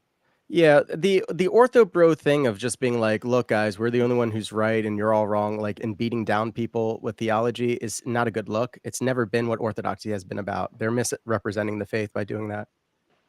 It's What about has humility. Orthodoxy been about? It's about humility. It's about walking like Christ, and Christ was the most humble. He became one of us fragile human beings, one of us fallen human beings. He took that on for us, and he got in the mud with us because he cares. That sounds awesome. I'm not gonna lie. Why do you have to do that again? Because he loves us. He didn't have to. He chose to. So that wasn't part of his. Choose to. Yeah. So the beautiful thing about Orthodoxy versus like Western Christianity is that we don't think that like somebody had to take God's wrath and like his son just had to take it for us. That's not how we look at God. Christ came to heal us because we're sick. We're sick because we tried to become like God without God's input. That's when we broke the fast, when we ate from the tree. That was us trying to get something without God's input. We need to work with him. That's the only way to have life because he is life. So Ephesians 1 said that God made this choice before the foundations of the world. So like before this thing was even made, it was always God's plan that Christ was going to come. 100%. He could love us before we were even created. That's how great our God is. So he didn't. So the Father chose beforehand that the Son was going to come. It's basically outside of time. And that's where it really bothers us in our heads. We can't actually come to God through human reasoning. That's where the Catholics get it wrong. And How where did the you get Protestants there? also get it wrong. Well, so you didn't use your reasoning? No, human reasoning doesn't get you there. It's through your heart. Now, this isn't an argument, but this is going to be my own personal experience. I'll say that the vibe you're giving off reminds me of whenever I was a young teenager. I think I was about 13, something like that. I was in the scenario where I had these two Mormons come to my house, and they were sitting across from me from the dinner table, having this conversation with me about like Mormonism and like becoming part of the church. And they were telling me I had a choice. They were telling me that no, this is all by your own volition if you really want to. But they were really looking into my eyes, and they were really going, this is a very important choice. This is one of the most important choices you're ever going to make in your entire life. Now, please tell us whether you would like to or not. And me as a 13-year-old, I'm like, wow, that's God. Like, and like they were soft spoken, they were very nice, had ties and everything. You just remind me of those guys. And I'm not saying that that's anything about your character, but I'm just saying it's like there is something a lot of times when it comes to proselytizing or like being somebody that trying to get somebody on your side, right? It's like these slight. I don't think any of you are going to appeals. become a Christian by my conversation with you. Right, but I'm Right. just saying, like you're the vibe you're giving off gives me those vibes. But really, I know sounds counterintuitive, but I feel more welcomed by atheism because like by other atheists because they will just give me like they will just say shit without. So any yeah, sort it of looks like care. you're just a dishonest asshole, and the Orthodox does confess the Holy Trinity as the uncreated, without beginning, self-existent source of all, which Yeah. is a classical sense of a necessary being. You don't even know your own position.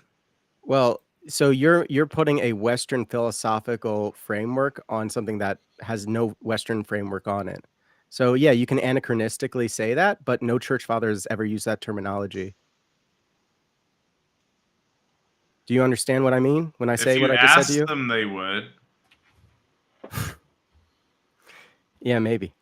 Hey, I got a funny story about Mormons.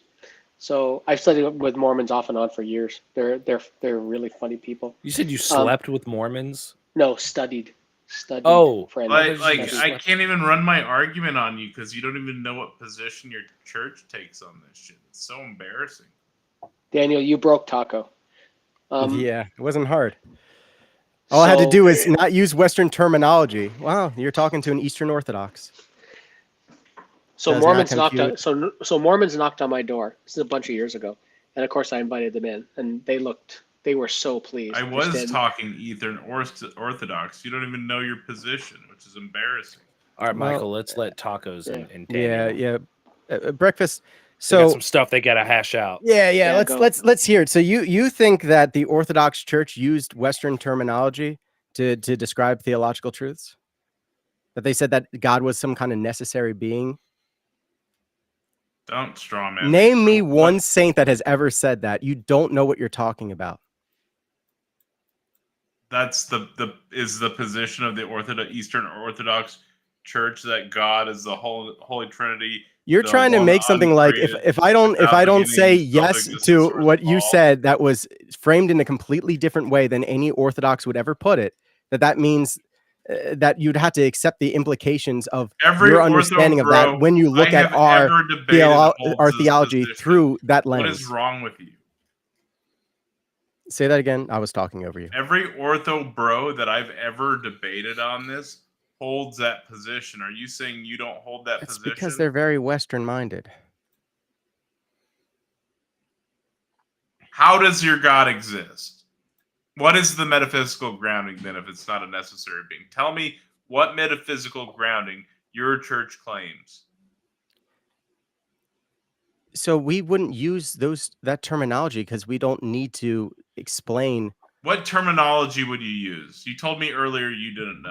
that no, I didn't say I didn't know. I said I didn't know if that we would say that it's a necessary being. The So it's words either that you use. unnecessary or necessary. It's going to be true. It's either going to be a necessary God or unnecessary God. That's what he's asking you. Well, originally what his question was, do you even remember at this point, Breakfast? I don't think you do.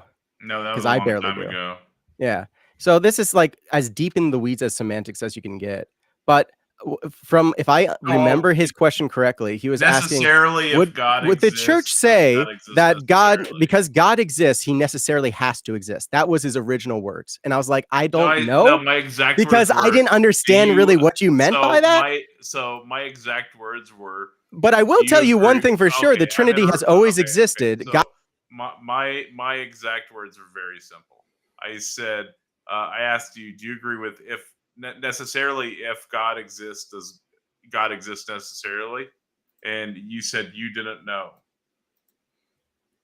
That's just a necessary being claim. what? That's just a necessary being claim. Necessarily, if God exists necessarily. That's a necessary being claim. And you don't It even know sounds what like you're position making a word salad to me. But what I'll tell you is that the No, it's Trinity not is word salad. uncreated. Well, Daniel, just because you Well, don't I know you understand say what he's that, saying but doesn't. I need to Yeah, know what yeah. the And if I physical don't understand grounding what is. he's saying, which is what Because I've you been claim saying a Trinity. multiple times, it's disingenuous for him to say that I said something wrong about the beliefs of the church because I said I didn't understand what you meant by that. This is how disingenuous you're being. So is it a necessary being? I know you have a persecution complex, but is it a necessary being then? Or do you not know what a necessary being is? I don't know what a necessary being is. Explain it more. Daniel, does God have to exist? Does God have to exist? Yeah, Okay, I would then say necessary. so. I guess. So he's a necessary being. Why do we I mean, always get the uneducated he just apologist? he always has existed. I don't know if it's necessary for that. Like, is it possible for a universe without God? I guess, like, mentally we could think of that kind of world. You're just I mean, talking so about what do you mean by conceptualizing. I'm talking about necessary? Like, is there a that's what I don't logical get. is there a logical contradiction in the fact that God, like in the statement, there's a like imagining a universe in which God does not exist? Would there be a logical contradiction with that? Yeah, like, I think you can think of a universe where God doesn't exist. Yeah, but you're just talking about conceptualizing it. I'm talking Yeah. about, is there any sort of that's different? I can conceptualize a universe in which, like it would be contradictory.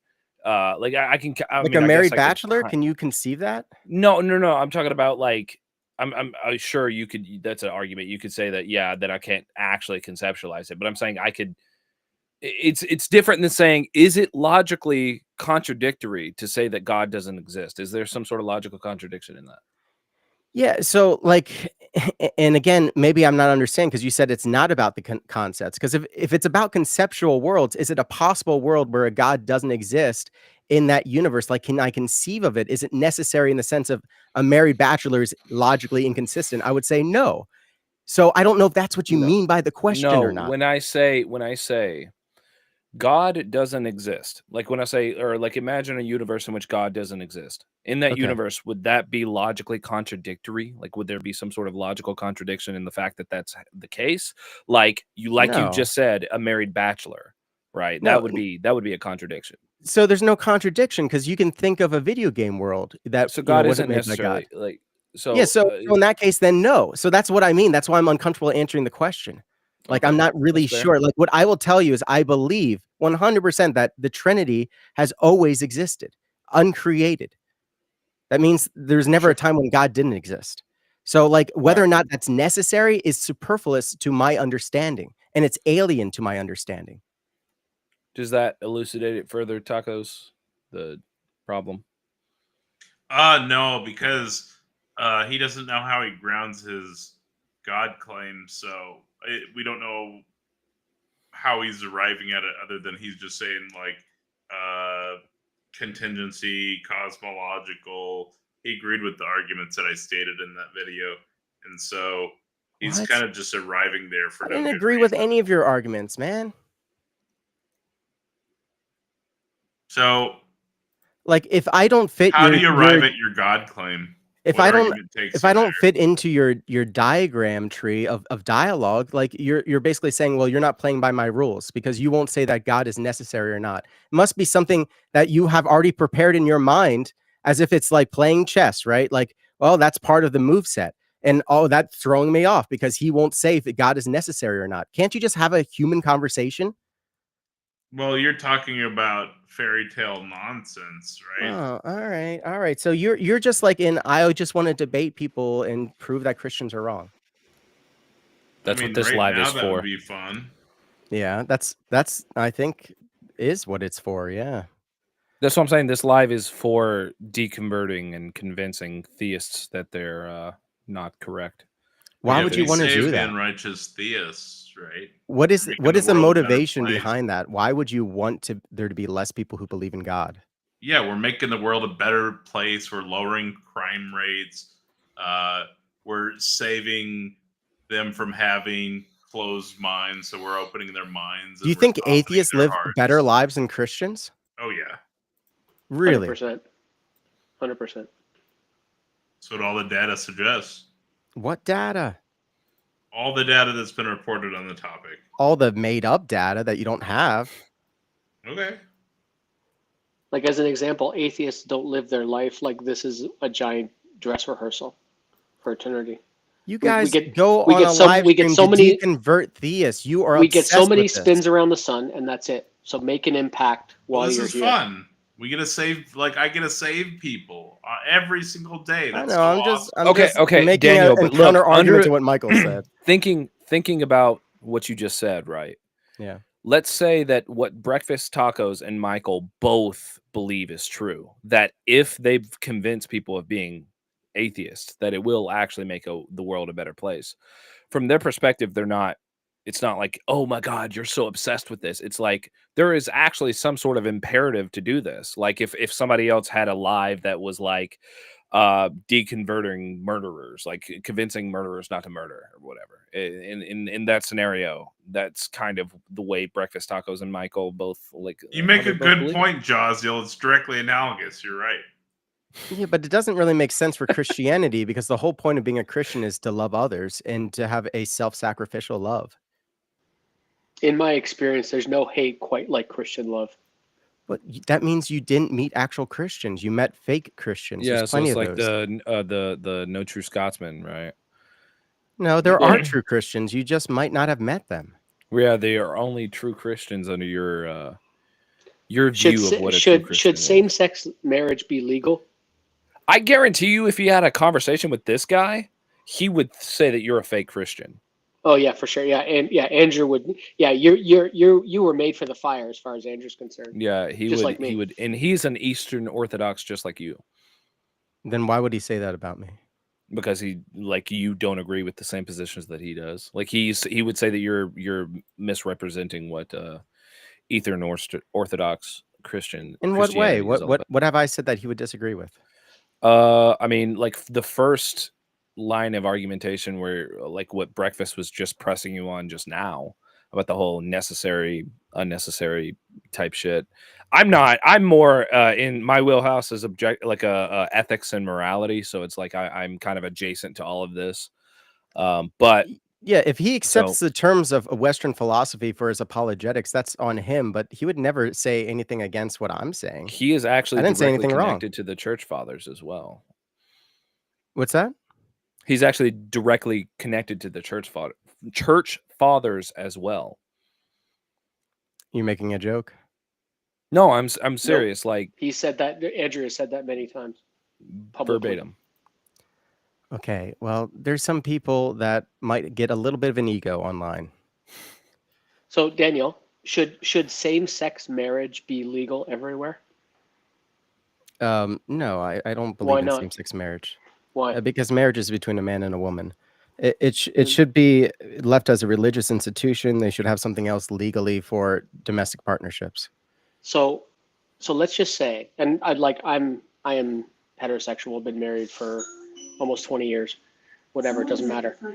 Let's assume for a second that your next door neighbors are 2 men, 2 women, whatever, and they get married, right? What harm does that cause you? It causes harm to the sacrament of marriage. To you. What harm does that cause you? So I believe I'm part of the one body. So the body of the church is the body of Christ, and that hurts the body of Christ. Therefore, it hurts me. How does it hurt the spiritual body of an immortal, incorporeal being? Because it's blaspheming a sacrament, the sacrament of marriage. You realize it's supposed to be holy. The holy things are for the holy. You wouldn't be able to convince somebody else that under what you just used, you wouldn't be able to convince somebody else that, same-sex marriage would be immoral or would be a bad thing. You wouldn't be able to convince them of that unless you convince them that God exists, correct? Oh, so I'm talking about the religious institution of marriage. So right.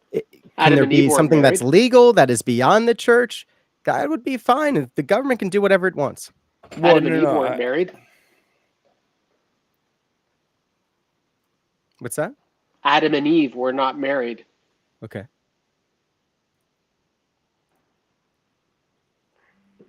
Good point, bad point. Daniel, any commentary on that? No, he said something. Yeah, that's factually true. They're not married, as far as I know. Was that a scar on the holiness of God? That they were not married? Yeah. I think the fact that they fell was a big problem. They fell from grace. I mean, yeah, this was a big issue, the fall of mankind. It wasn't the fact that they didn't get married that they fell. It's because they ate from the tree. That was the reason why they fell. But yeah, I mean, yeah, I don't really see the point. But continue with it. Well, that they weren't married, right? Yeah, so they weren't married. What's your point? Your statement was, marriage is a holy sacrament, blah blah blah, Yeah. and So yet gay people shouldn't get married. right. What does that have to and do with that way- people who don't get married? I'm not You're saying married. gay people shouldn't get married? Yeah, gay people should not get married. Yes, And this is because it violates the holy sacrament of the marriage. church Yes, of marriage. yes. Okay. And the holy sacrament of marriage is ordained by God. Okay. So Do you not understand how fucked up you sound? Well, I was gonna say. What? So you realize you wouldn't be You're able a to convince fucking somebody. horrible person, dude. Why? What did I do? What did I do? What did I say? It's a legally binding thing that people use to have that bond that's a legal bond, and then they get all sorts of different benefits legally out of it. Like, but didn't I already say that the state can have its own version of this? Well, it's marriage right now. Who cares if it's the same name? If it's a state marriage, I'd look at that as a Hindu marriage. They can call it a marriage if they want. It's not a marriage. Your church marriage. Your church has no power over the state, and it should never have any power over the state. So exactly. So I'm saying that if it's a state marriage, then it has nothing to do with me and my church, just like a Hindu marriage has nothing to do with me. So if it's a state marriage, you wouldn't have any problem with homosexual people getting married? No, that's fine. Right, the because government then can do you what it just wants. wouldn't call it marriage. You would just go, yeah, this is just some fake theatrical thing that isn't even marriage anymore, right? Exactly. Like I would say to the Hindu marriage or the Buddhist marriage, I'd say that's not a I real didn't think marriage. it was going to bite it. That's funny. It's not a real marriage to me unless it's in the church. Yeah. I didn't get married in the churches. I mean, I'm not really. Is there some sort of not reason, in my eyes? Right. Is there some sort of reason that it is the case that it's not a real marriage, or is it just because it's not in the Orthodox that it's not like I don't understand this. You're just saying it is not a real marriage because this is the way I see real marriage. Other people have gotten married under the law, but you just wouldn't see those as being really married.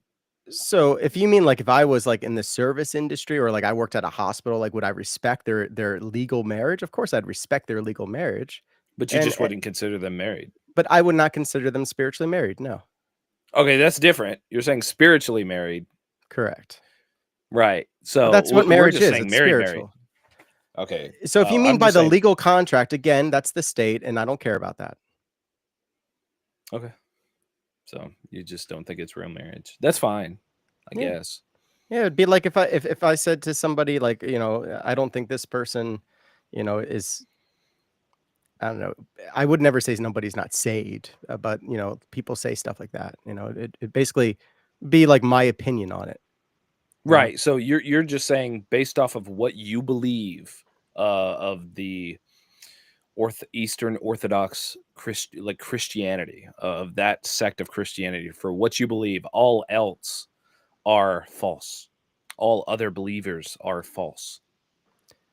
I would say the marriage isn't real until it's blessed by the church. Right. So wait. So would this be the Eastern Orthodox Church, or could this also be like Protestant, Catholicism? Catholic. Would those be real marriages? I think that's what I wanted to ask. That's a tough one. Some people, but you're asking my opinion, right? You're asking my opinion. Yeah, I just want to know what you think.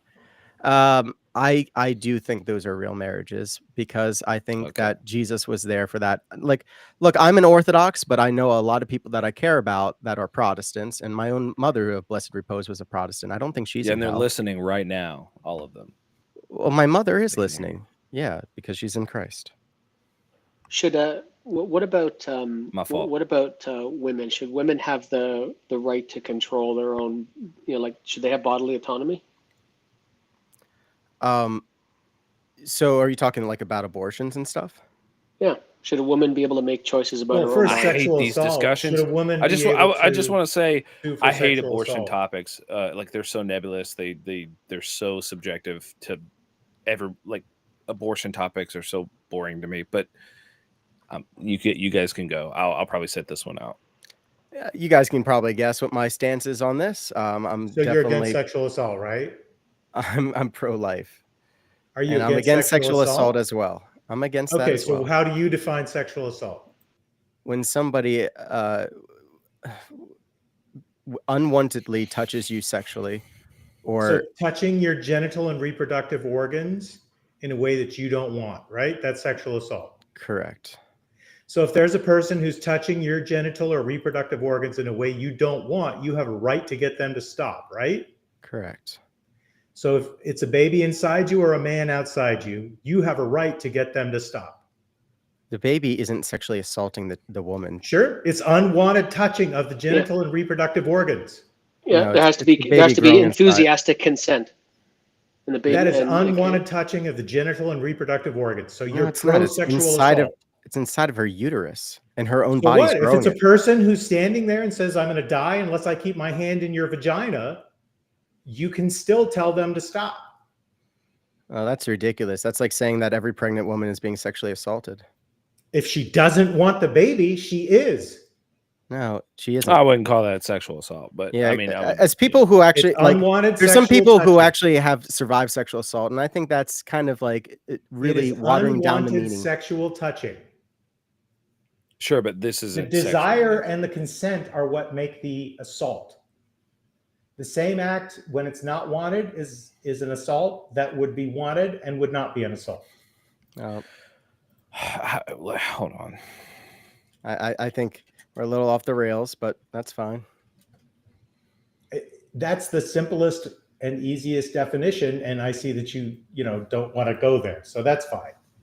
Well, like you're saying this is sexual. I don't know why you're saying this is sexual assault. Well, how did the baby get in there? Okay, but the baby itself isn't sexually assaulting them. The baby is touching them in a place they don't want to be touched. Okay, but that's not sexual assault. would you say that, Kurt, because That's the law. because there's a lack of No, consent? it's not. Is that what you're saying? A sexual assault happens when someone either touches another person in a sexual manner without consent, or makes another person touch them in a sexual manner without consent. You can sexually assault somebody without even touching their genitals. That's correct. That's correct. But if you're touching their That's why I'm uterus saying and they don't I want you would- touching it, I think you have a right to tell them to stop. This is purely semantic, but I was just, when you were saying that, I kind of raised an eyebrow. I was like, I wouldn't It's call it bodily sexual assault. autonomy, right? The choice to control. who I touches you. agree that it's taken away. Even if like it's the not bodily sexual autonomy. assault, it's assault. It's unwanted touching. Assault, sure. I mean, I'm sure we could probably, it would be like unwanted. Even if you remove one of contact. those words, it's still assault. Yeah, it's a baby. Yeah. Well, It's a human life. so if you were connected to somebody and they had to stay alive by you giving them a constant transfusion, you would consider yourself murdering them by removing the transfusion. This weird like spaceship analogy stuff is so like, look, it's a human life. This is how we were all made. We were all made by a mother's womb, and we were all we're just gonna as stick- vulnerable there. And the Yeah, no best outcome is grandstanding, that please. our moms wanted us. When If our we're moms sticking didn't with want the us, did it work out unwanted well? contact, doesn't the mother stay in permanent contact of the baby's genitals like all 9 months? Yeah, and the baby is consenting. It's not trying to get away. How do you know the baby's consenting? The baby can't really get interrogated by that without an abortion. Is that Oh, what you- oh, so every baby maybe to get aborted? it's the mother that's the Consent? bigger sexual assaulter. So you want to make all pregnancy a crime? Love that. Love that for you. Go, Dustin. I'm just Go, saying, by Dustin. your Go, logic, if I Dustin. was to walk Go, this out Dustin. to its logical conclusion, I mean, the mother would be the biggest sexual assaulter because the whole time. Let's remove the word sexual. Just use the word assault because it doesn't make a difference. So, do you have a right to bodily? Well, it does autonomy make a difference, not but being touched by someone that you don't want to touch you. I mean, That's the again, gender. if the baby is in permanent contact with the mother and If any the baby contact is possesses the unwanted, desire to get out of the uterus, it can. Be right back. The baby can make a decision and can make a choice. The baby can okay, choose Justin, to leave hold on. if it Hold has on. the I want ability. what does this person mean? Justin Stafford said, "Well, what's the baby wearing?" What the fuck does that mean? No, I think he's trolling a little bit. Either way, that's still a. I mean, I'm not one to grandstand, but that's a weird fucking comment. Also, It really I think comes down to there's a bodily huge autonomy and a factor desire not to be here touched. that I think there's a huge factor here that everybody is missing. It's not assault implies intent. I like if I was sitting at a restaurant having a discussion with a friend. No, and I it was does like not. and I was like at the end of the table, and then my buddy said, "Hey, do you know where the bathrooms are?" And I pointed like this and said, "Yeah, they're over there." And when I did so, there was a waitress walking by, and I accidentally bumped into her breast. That's not assault because I didn't intend right. to do it. Can you unintentionally sexually assault someone? That's not unintentionally sexually assault somebody. Yeah. I don't think so. No. But if you are repeatedly coming in contact with someone who does not want you to do it, whether you have that intent or not, it becomes assault. If you do it I repeatedly, don't think so. No, I don't think legally I that would mean- be considered assault.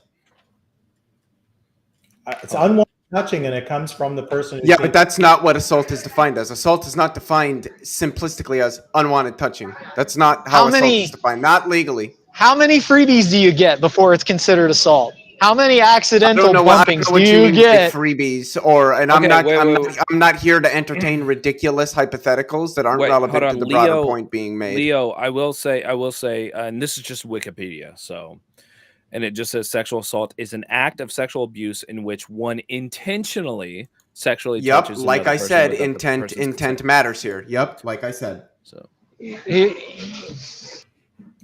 So he's right. I didn't know that, so I've never looked. But up I the don't think definition of assault sexual actually necessarily implies intent if it's repetitive. I mean, legally it does. No, it doesn't. Because Assault it- does wait a not minute. require intent of any wait, hold on. kind. Could it be that the agent is there's no intent in the agent to do what they're doing, or like there's going to be some sort of like mental deficiency where the person doesn't even understand what they're doing? But in either of those is like the legal system going to be like that's assault. Look, Assault is okay, almost always going to this apply is a woman totally has some a sort of penis with a- intent. This is When totally an there's a aside. difference between bumping a woman's breast completely by accident because Assault you didn't even Can we know she was not- there, nothing and to do intentionally with the reaching over individual and like committing grabbing the yourself a hand. assault. Can we please? Why It has are to you do with the so- victim. Why are you so All hell right, bent all on right, speaking all right. when We other already people know are that the right Christians in the middle are of their horrible sentences? people, and that they are. Well, I'm not going to say Christians are horrible. My grandmother's not a horrible person. I said the Christians that are here. Oh. Well, I don't know who these people are, so I'm not going to sit We here can and say they're stop horrible people. grandstanding because we have superior morality and go back Well, to their nonsense. I don't think anybody here is Yeah, I was gonna say, grandstanding can we either. get back on topic because the whole sexual assault stuff was just. I just wanted to clarify that You're at good, least you're good, legally, you're good. assault's generally going to imply intent. There might be some like edge cases where that's not the case, but I'm not talking about those. I'm So speaking. Leo, let me give you an generally. edge case. You have no idea what Yeah, you're talking no. about. Not You're the talking about- perpetrator. Leo, let me give you an edge That, case. which is not like a refutation of anything that I said. That's perfectly consistent with what I've said. Let me give you an edge case. You have an embryo that has Yeah, a I just functioning don't heartbeat. care about edge cases. I'm speaking generally. So the Well, outliers, I'm I just talking don't about- fucking care. Okay, well, outliers matter a lot under the legal system. I don't think that outliers generally matter. No, I think general trends are what most. So you people think look at in someone with a most instances. choriocarcinoma should face the same rules as anybody Who else? I don't actually know what that cares is. what you It's care probably not about relevant to at my all? point. Okay, it's literally quite relevant. It's a cancer that will kill the person who's carrying it if they don't get it removed. That's great. Cancer can't assault you. There's no intent there. If Wait, it's hold on, coming Leo- from somebody who's living JL. inside you, it can. JL says Well, not no. only is intent required for assault/battery, but there is also a determination of reasonable apprehension on behalf of the victim. Yep.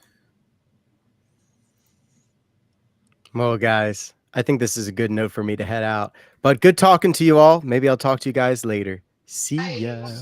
See ya. Catch you later, Daniel. Yeah, from Wolf Law LLC out of Colorado.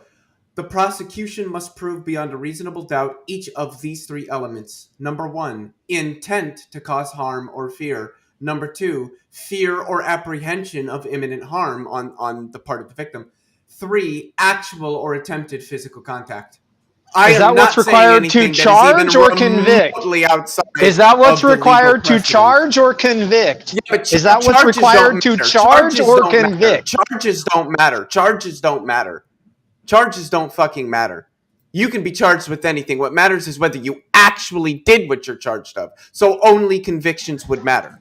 What is a charge? Like, You can be You're charged so of- full of A shit, dude. charge is just the legal system formally accusing you of having done a thing you shouldn't have done. A conviction is where we have proven beyond a reasonable doubt through the legal systems, the legal apparatuses that exist, that you did in fact do this thing.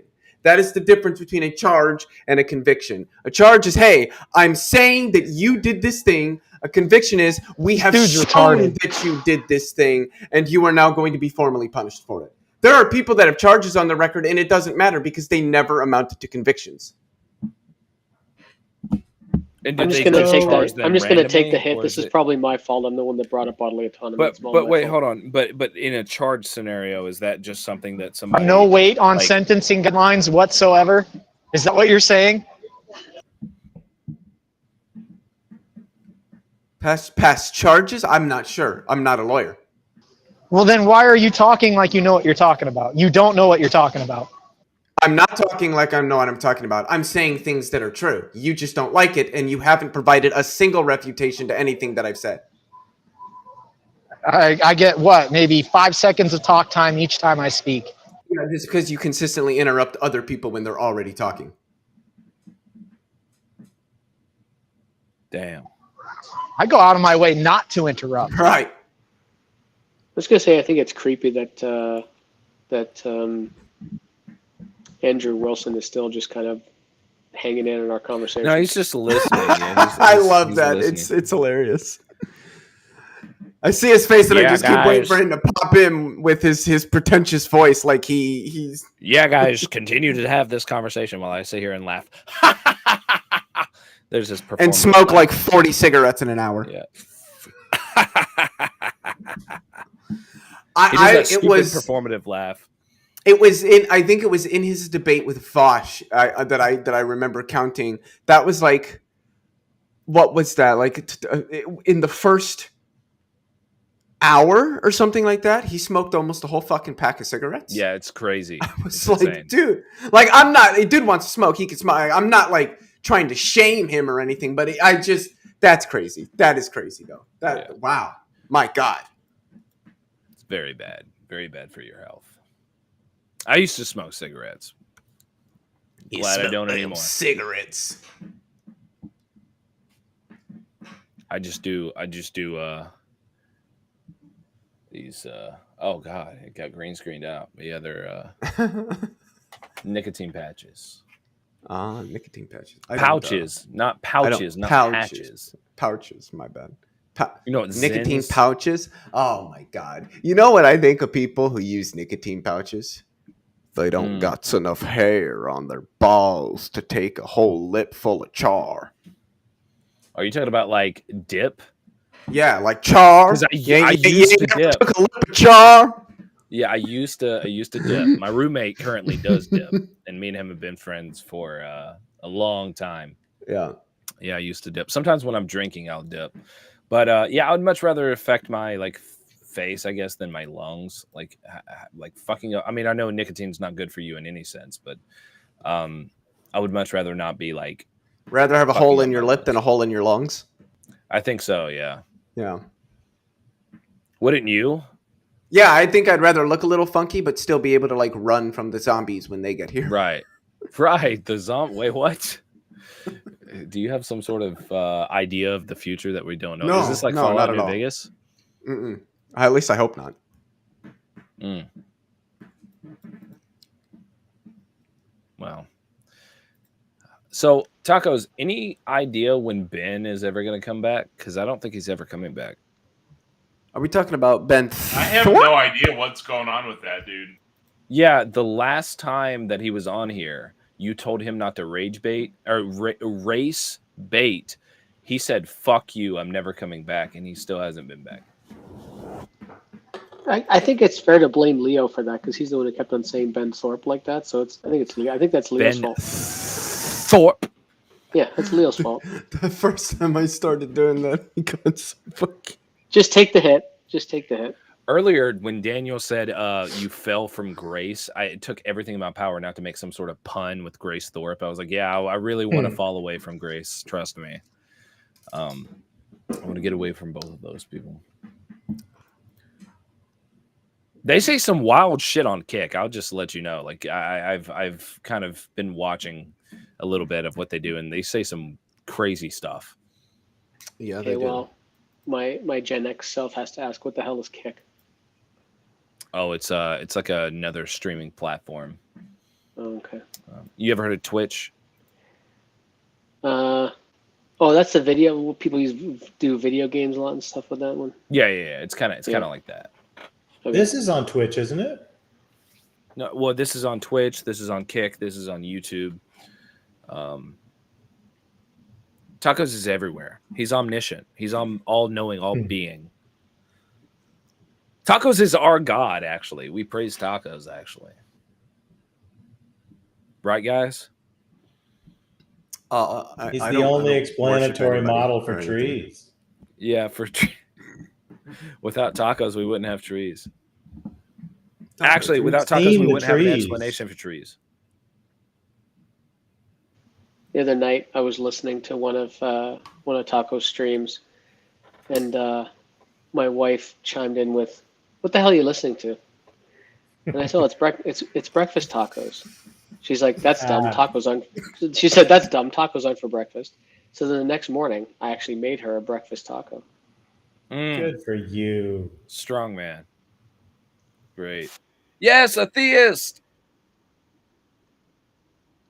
It's the free. Hola. What's up, guys? Leo, what you Huh? Yeah, I caught that. So what you smoking on? Nothing. Me too. I didn't know that you dipped, Leo. Well, I don't currently, but I mean, there was a time. Let's see if the freak brings peace like he's supposed to. Brings peace. Matthew 5:9. Blessed are the peacemakers. Oh yeah. Well, that. Oh yeah. It's only the That didn't verse I happen. have That in my was notes. my attempt to get Taco and Powder Dusty to drop their jail sentences on each other, but that didn't happen. So I failed.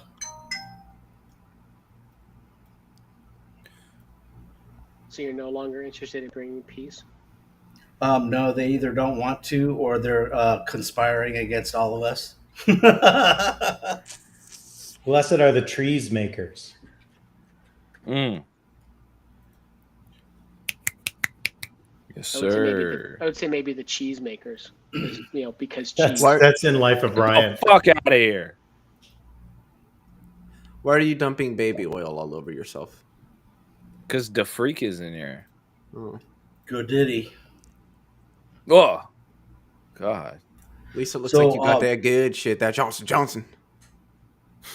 That Johnson. You said that you used to bleach your hair all the time, and then you went Destiny Blue, and now it's just a buzz cut, growing out or whatever. So how is it still white on top and brown on the sides? It's not white on top. Look, I brought the peas. Start calling me Mendo the way I be bringing these motherfucking peas, baby. Because this was a callback to a joke you guys made earlier where you was talking about the peas maker. But what were you saying? No, what I did was, no, I just dyed the top of it. Oh, so you cut it and then you dyed it again? Yeah, so I buzzed it, and then I just recently just dyed the top. All right, Here, I want that makes to do you sense. guys something. So I don't mind saying my age. I'm cool. I'm 26, but let me show you what I look. Let me show you what I look like when I was. You damn youngins! Look, hold on. Fuck, my daughter's older than you are, man. Looks like the same. Yeah, I was 18. Yeah, and I had the same hair dye. Same shit. What do you think about Andrew Wilson and Destiny being all kind of chummy I now? have Pokemon like, cards older Piers than Morgan. you. You have Pokemon cards older than me? I don't think Pokemon cards weren't even making Pokemon cards at How old past were you? 26? Yeah. They had Pokemon cards before you were born, I think. Absolutely. 99? Really? McLovin! Yes, Fuck you! I used to Pokemon get game called. came out in, I like- used to get called McLovin all the time in high school. Yeah, I had Pokemon Fuck you. cards in like 99 or something. Yeah, I was No, born the in 99. Pokemon game came out on NES in like 89, 90, something like that. No, it So- was on handheld, but that was like 95, I think. Pokemon. No, it was Red. on. That was on the 8-bit NES. The 90. That was on 96. No, it wasn't. It was on Game Was Boy. it? Oh, okay. Yeah, it was Damn. on Game Boy. But Pokemon Red, February 96.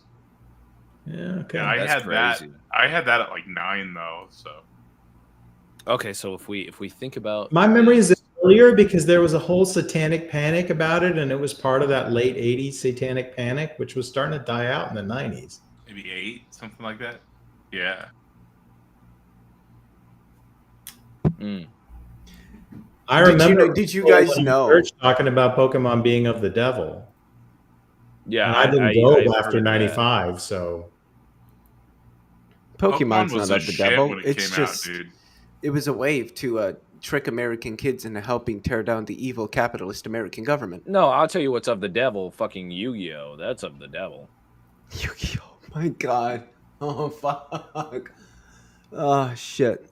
Glad I never got into that. when was Digimon? Yu-Gi-Oh! Is awesome. Early It's just of the- 2000s, Oh, we don't maybe talk late about 90s. Digimon. That's like you're talking about Demonmon. No, we don't talk about Digimon. Digital Digimon. Yeah, that's what I'm talking about. Oh fuck. Hey, Digimon is the shit. I ain't gonna lie. That I was used pretty to cool listen to too. So, DeFreak, what's going on with your religion? You ready to deconvert? I mean, I'll just answer your questions, I guess, best I can. But unless I literally Why have are a you gay? brain transplant, I'll I'm answer not any going to question change my you mind. want. You're not going to change your mind? That's why? Okay. Hey, no disrespect, man. Some people are about that dick sucking life, you know? I'm not. Some people are. Who said dick sucking? Dustin came back too. It's a joke, buddy. It went over your head. It's fine. That got me. Oh, shit. Yeah, so basically, I'm not into like denying my own eyes and ears and experience. So like, that's the problem, I guess. But I have a question. If you were in the desert and you had been wandering for like a day or two and you saw a puddle of water, you don't think your eyes would be deceiving you? You would think no, there's actually this random puddle right here in the middle of this desert. You would think that's true? Probably because I know what mirage. Probably. I live in the Probably. What? so I know the difference between You ever heard of a mirage? and real water. Yeah. No, you Yeah, don't. mirages look like real water. That's So what- suppose you thought it was, and then you approached a puddle and you realized that it was a mirage. What then? Okay. Then I would just keep walking, I guess. You'd be like, What if it "Damn, was a that fucking- dinosaur? What if it looked like What if that, somebody right? told you the puddle necessarily existed? This puddle necessarily exists? Puddle of mud, puddle of blood. No, that's a puddle of water. Okay. Do you think you'd be able to distinguish this from a mirage? Yeah, definitely. I mean, Anyone one would Anyone require knows a computer who's lived in the screen. desert that a mirage is not something that you see close up. All right, here's one that I was looking at that I think is interesting, Freak. You wanna answer my question? Sure. All right. So Matthew 24:14 says that when the gospel is preached to all the peoples in the world, all the nations, then the end of the world is going to come. And in Colossians 1:23, it says that the gospel has been proclaimed in all creation under heaven. And Romans 10:18 says that the apostles' voice has gone out to all the earth and their words to the ends of the world. So why is the earth still here? Well, those aren't the only prophecies that have to be fulfilled. All Right. the You just people. made a very clear statement, and Paul said it was fulfilled, right? Well, I'll take your word for that without looking. Help me, I am under the water. Yeah, I mean, those aren't the only scriptures that have to be fulfilled, right? Wait. So Jesus was wrong when he said what he said in Matthew 24:14? Were the people writing down what he said was wrong? Oh, they made a mistake. Yes, mutually wonderful. exclusive. That's a great explanation. I completely agree. So you think they could make a mistake, right? Well, I think I that if said- Jesus wanted to come straight out and lay it out flat and even for everybody, in 100 years they'd be demanding more evidence. So, but no, I want to get back to could Matthew 24:14 just be somebody making it up that Jesus didn't really say that? Because that's a I didn't say make up. I didn't say make up. Misunderstood, Jesus possibly got it wrote wrong. down Jesus wrong. said something that was understood wrong, which means there's a mistake, that there's Jesus saying something he did not actually say, right? Anytime there's a human involved, there's a possibility for an accident, mistake, Beautiful. So the misunderstanding. Bible's full of mistakes because it was always made by humans. Interpreted by human. Yeah, and no, it was even written by humans. they There didn't are no languages that appear in the Bible that are like not human languages. Why are they all only ever human languages?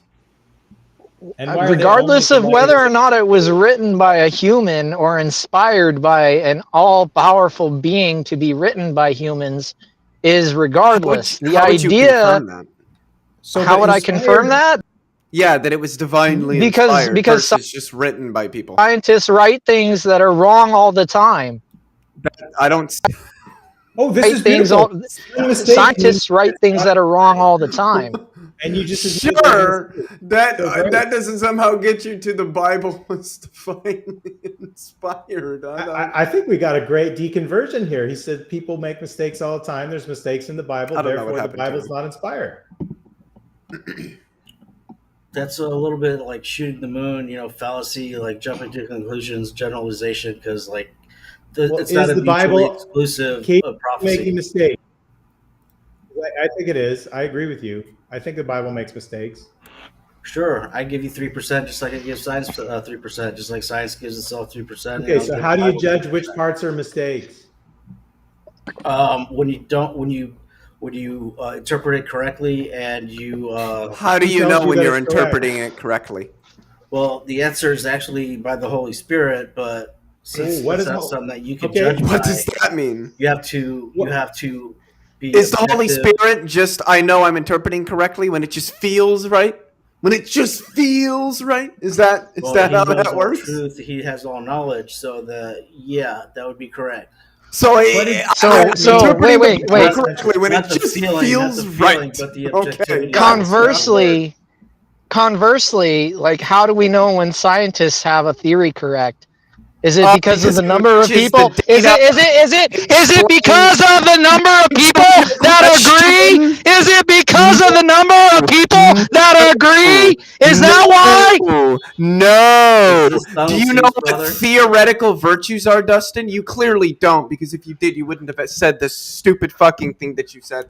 So we know when theories are correct, when they have explanatory scope, when they explain things, when they fit with the data that we have, when they recover models that we've already used. Like there's a variety of things that are utilized when they're predictive, when they can be replicated, when there's corroborative data that indicates them. It's not just a bunch of people said something one time. If you think that's how science works, then you know fuck all about science, which is not at all surprising.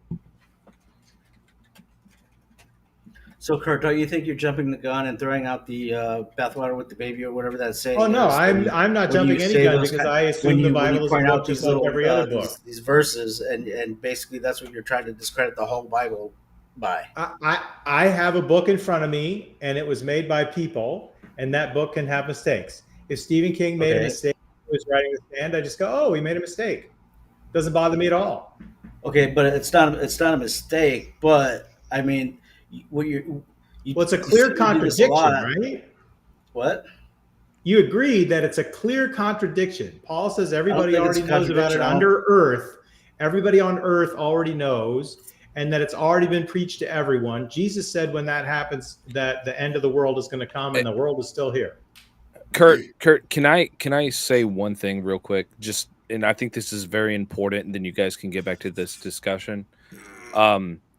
But anybody that's advocating for us to kick Dustin, you realize that a lot of times it does become hard to find theists. And if like 9 times out of 10, a lot of you are like donating to kick the theist off so we can't talk to them because they may do something that's not optically the best or something like that. As long as they're not breaking TOS, as long as they're not saying anything like that bad, please don't advocate to like have these guys kicked because they're the ones that we're trying to talk to. Yeah, Go I ahead. agree. Let the audience do their thing. Fair. Sounded like he was about to crash out. So anyway, is it a anyway. contradiction first and foremost? Is what a contradiction? No, because it's not a mutually exclusive prophecy. Really, all the earth is not all the earth. All the ethni are not all the people that Paul describes.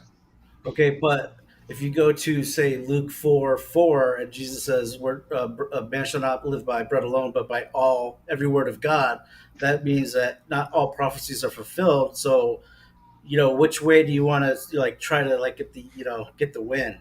So you're saying that the locus of interpretation is the mind of the reader, just like Jacques Derrida.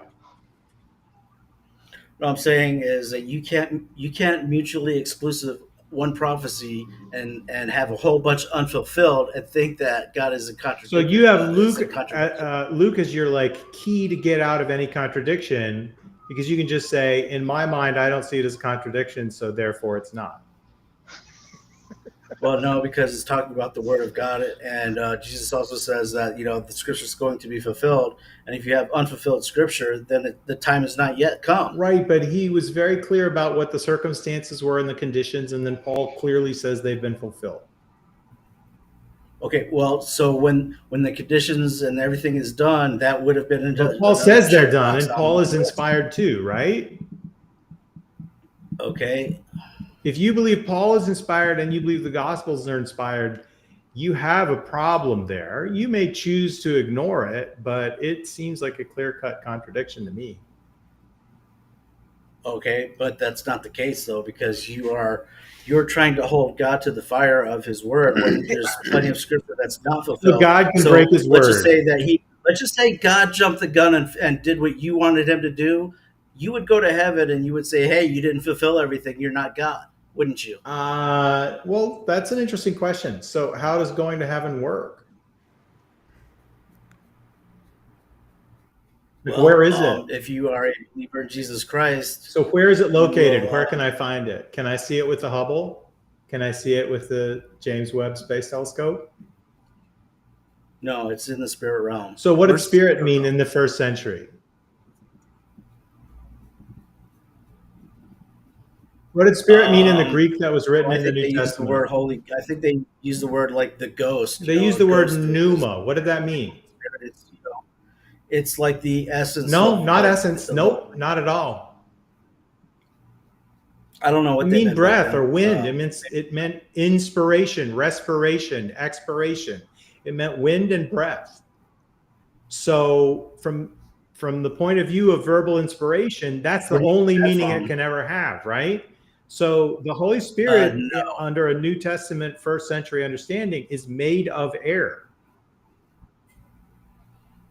Where do you get that from? From the Greek language, which at that time had that belief about that meaning of that word.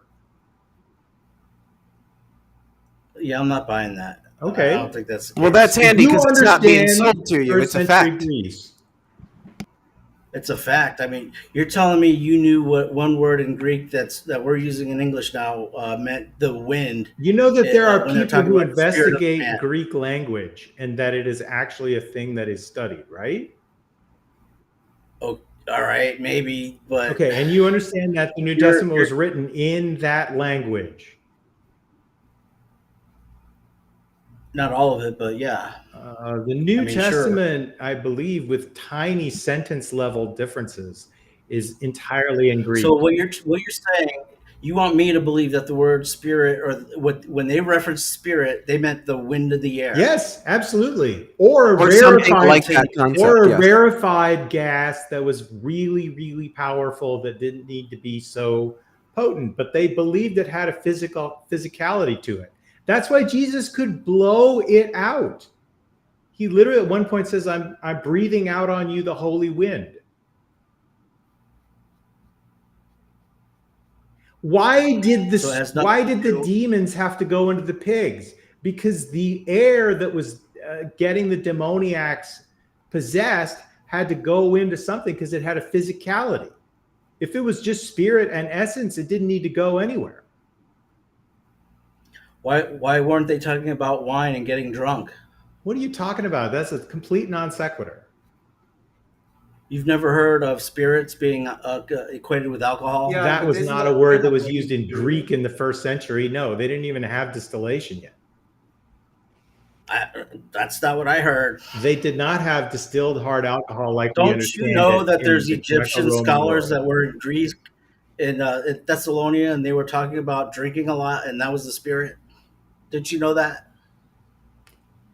Strong drink was considered just drinking wine without water. It wasn't considered what you're thinking of, like vodka and gin. How do you know that when we know that Noah got drunk, and we know People that can Jesus get drunk was on drinking beer, wine? but beer is not a strong drink. What was he drinking? Some fucking Modelo or something? I don't believe Noah was a real person, so he could have been drinking anything. He was drinking tequila. Do you think Noah was a real person? Yeah. Okay. No. And do you believe the Tower of Babel happened? Do I believe it, or Do you I believe know the Tower of it? Babel I happened believe like the it's described? I believe God. I believe the Word of God. Oh, so, no, it's a simple but I question. can't. Did the Tower of Babel happen Well, the the way thing it's is, it's not a described? simple answer because I didn't witness it, Jordan so I don't Peterson know. all over again. No, Oh, my no. God. I don't have Well, to what do tell you mean by you. happen? What do you mean by believe? I can believe whatever I want, but I don't have to tell you. Well, if What you I'm saying really is I think didn't about this witness in a it, so I can't. nomological sense. I didn't witness it. Do you want me to say that I believe it and, So and not you witness agree? No, it? we want you to Bible say has what it nothing is to you do with actually it, do you believe. don't Wait, understand. yeah. Do you That would accept? not be a Do truthful you statement. accept the proposition that this happened? That it was a historical event. I believe the Word of God. Yeah, so but you yes, weren't I asked believe if it, you yes. believe the word of God. You were asked, But is I the don't Tower know of because I Babel wasn't and the there. story. So it's just, I don't know. You suspend judgment on the proposition. I didn't witness it, so I Yeah, don't know, but I you trust suspend God. So judgment on the you proposition. suspect that it took place exactly as described, right? Are you going to Oh, Lord. Are you going to go to court? Listen, were you called on the stand for the OJ trial? Oh, my God. Oh my God. Yes, I Jesus was. fucking Christ. It's a I complete actually non was. sequitur.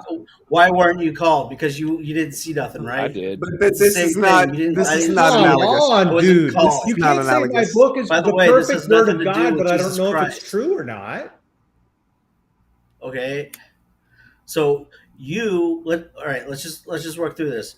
You are going to base your eternal life and your acceptance of Jesus Christ There's based no on a eternal life, dude. You're story making that up. that no one witnessed. There's no eternal life. You're making it up.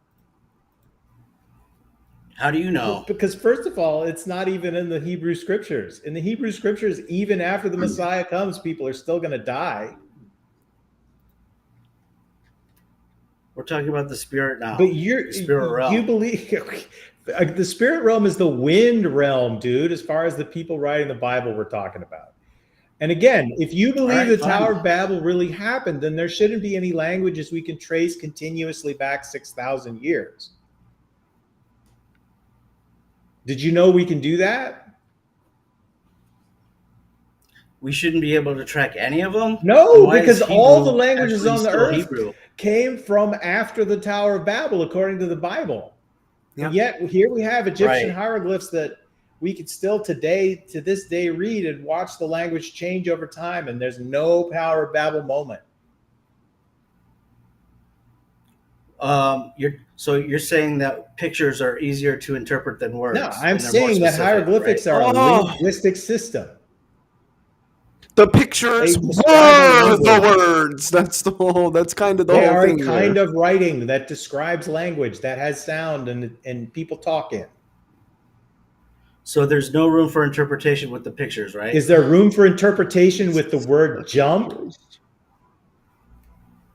Of course. Right. So there's room for interpretation in any human language. All human language is approximate.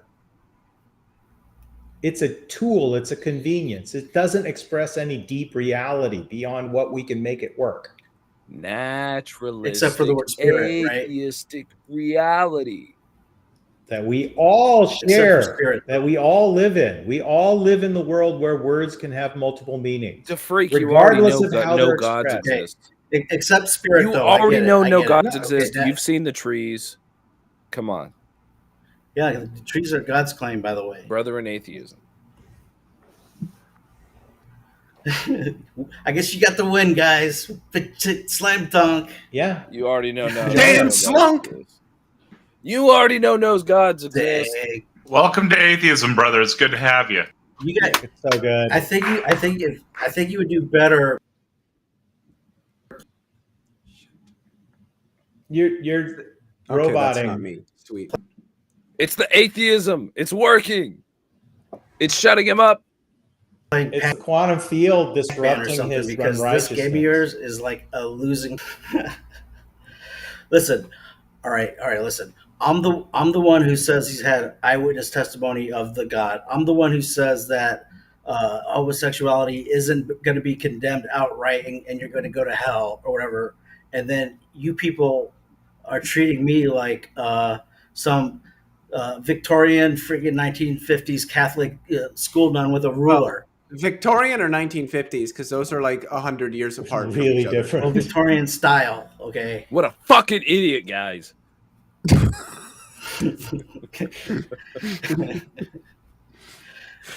Anyway, No, we like I just you. wanted We to like point you that to out. freak. You know, No, So there it's- are, it's there are all- wonderful we're people having doing fun. very We're good having things who have bad understandings of the world. That's absolutely Yeah, true. it's like we can coexist.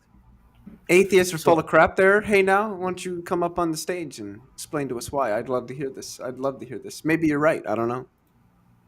Hey now. I just posted the Restream link in chat if you want to join us.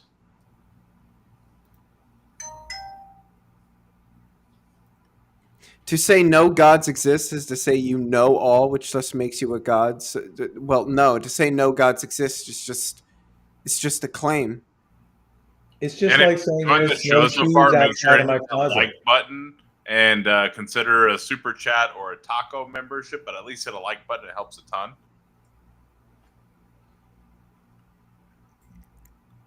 What do you? I've never understood this. You need to know everything to say that no gods exist.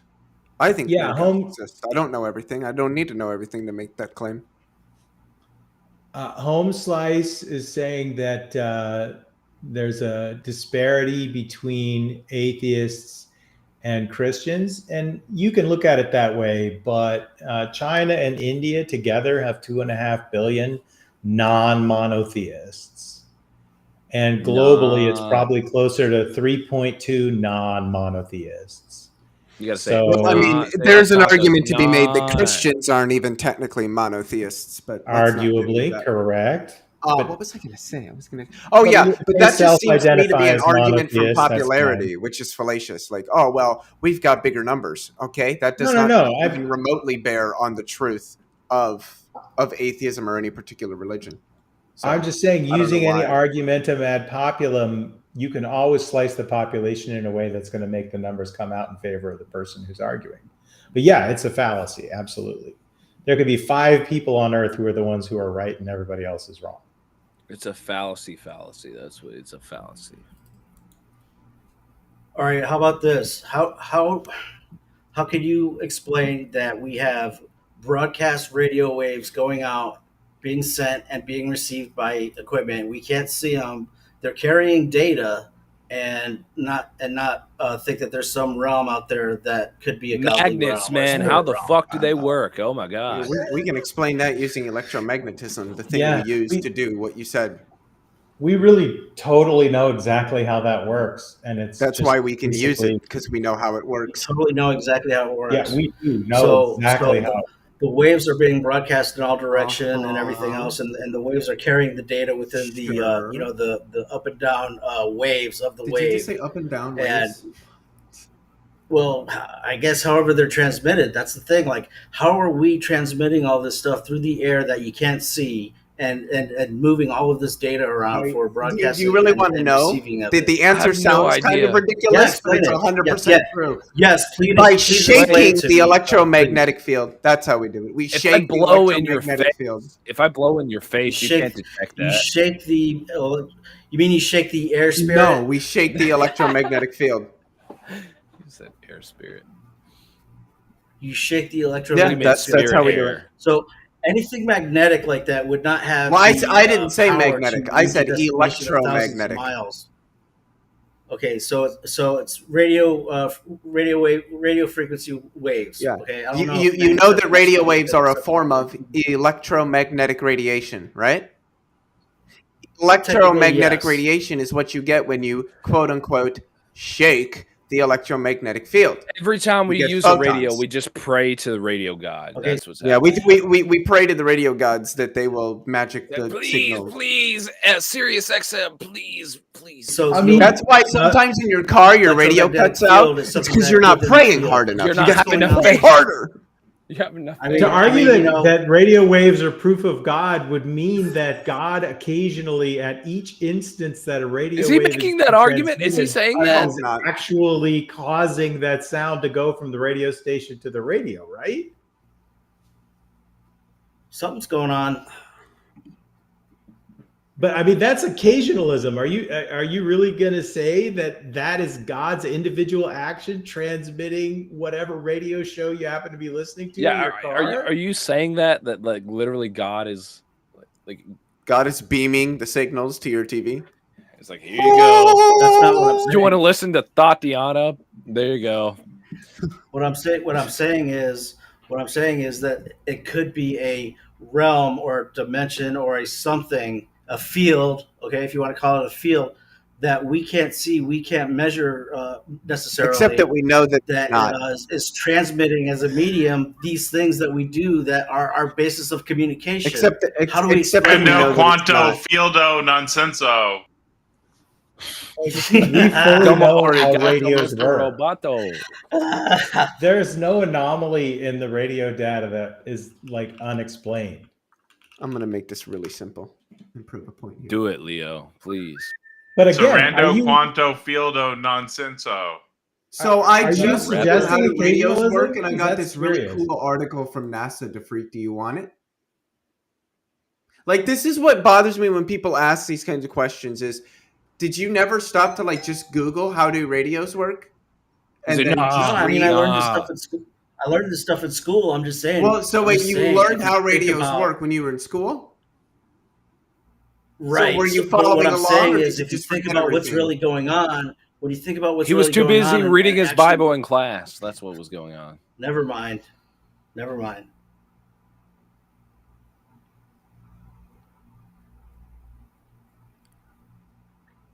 You okay, I different? really want to see whether you're an occasionalist because No, I'm that's fine. interesting to me. Do you I'm believe fine. that? I'm just saying, if you can't even open up your mind to the possibility of what is going on in our airwaves and radio waves and what's being communicated, how the hell are you Are going there to get to a heavenly demons in spirit our realm radio in your waves, own mind? Diffreak? Are there demons in the radio waves? I don't think Can so. we Yeah, put me those neither. demons into pigs? Okay. What is this- in the this- radio Apparently, waves? yes. Tell me that. What? What is in the radio waves? What is in the radio wave? Well, in theory, they are electromagnetic waves that are traveling through the air. Yeah. Okay, what they consist of are electrons that are at a certain photons, frequency not that are electrons. being transmitted and being received by. It's neither here you know, nor there. It's uh, not like it really equipment that is able matters. to encode and decode the from that particular frequency. What's going on with the data? Mm-hmm. That's probably not a good technical definition, but that's how I understand it. So you weren't saying. So no one's bothering to tell me what it is. I mean, maybe I'm the only one who knows. What is the is that you're wanting to know? All right, just tell me how things are broadcast and received through the air and radiomagnetic waves. That makes any sense? I don't know, fucking God or something. So let me explain this to you.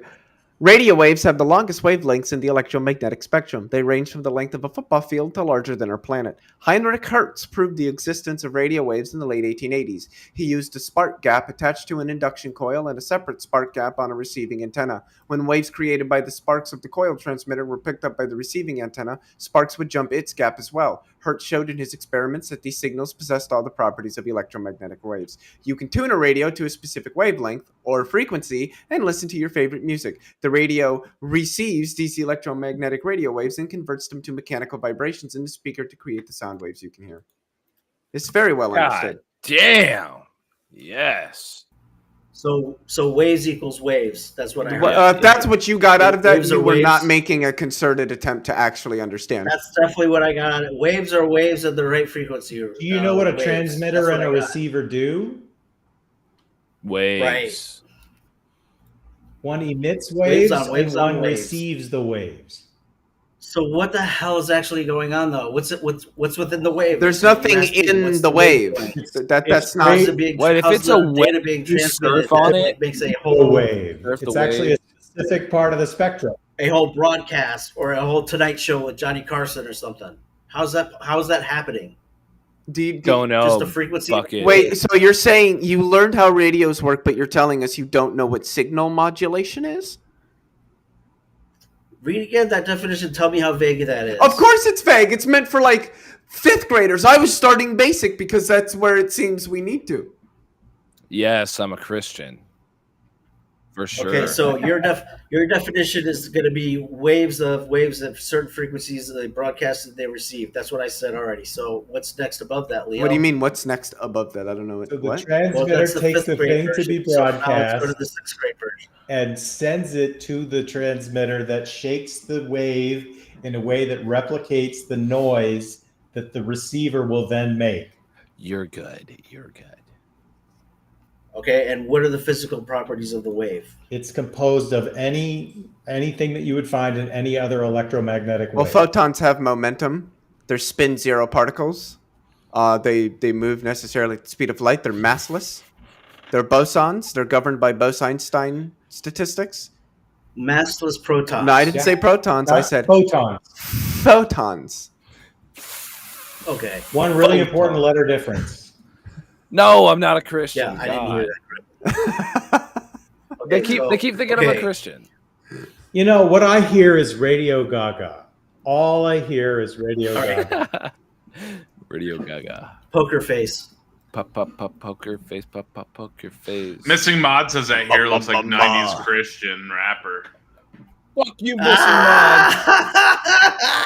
Get out of here. It's not the first time I heard remember that Christian side hug song that got popular Do I for a look like while? a Christian? Do I really look like a Christian from the 90s that would sing? Yeah, I about see it now. love You're it? like Yeah, Kind definitely. of, you're yeah. like, you're like Nickelback. Backstreet Boy Oh, or something. oh You look like God! Nickelback. The lead Hang it for a Christian soft rock boy band or something like that. Oh, it's just worse. weird as Hey, you look it's like just Nickelback. made it with that worse. Look at this We're photograph. Oh no! Now you're giving a Nickel New Dork. Kids vibe, Yeah. like Donnie and New Kids. Oh, with the man. backwards I'm the baseball guy on cap. Kids Bop. That's hilarious. All right, I'm too high. Look, For Brandon Mathewson. Jaws has his own genre on the channel now. that. What's that?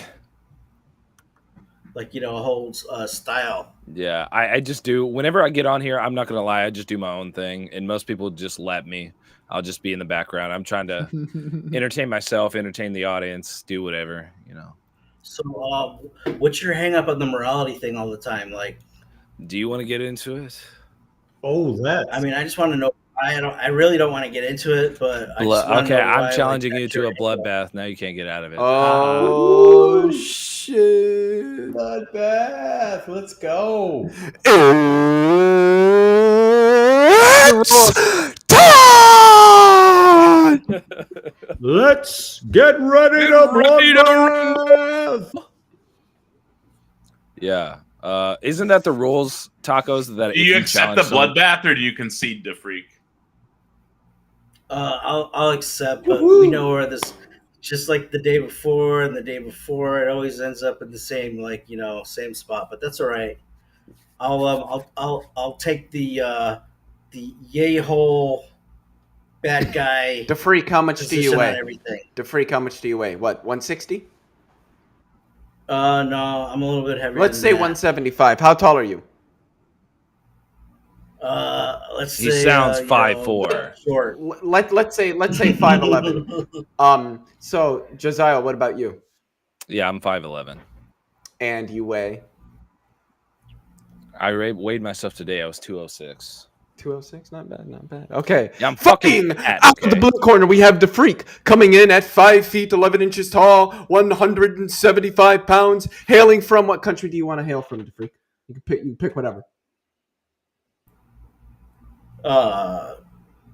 Sarasota, Florida, USA. Sarasota, Florida, USA. And fighting out of the red corner is Josiah, the person who's easily going to win this, weighing in at, would you say 206? Yeah. Yeah, 206 pounds, meaning that these men are technically in entirely different weight classes, but this doesn't matter because it is an intellectual battle. Bloodbath engage! China. I thought you were gonna ask me where I wanted to hail from. I was gonna say China. From where in China? Somebody give me a Providence in China. Shit, I don't know any. Shanghai, whatever that. I don't know. Let's go. Okay. He said. Wait, so what category would I be if they're different weight categories? You would be super ultra heavyweight. Because didn't you say you're like 350 pounds or something like that? Like 700 pounds. Yeah, no, that would be super ultra duper heavy. We just call those heavyweight. supermassive black holes. We just call that queso. You and queso are about the same weight class, I think.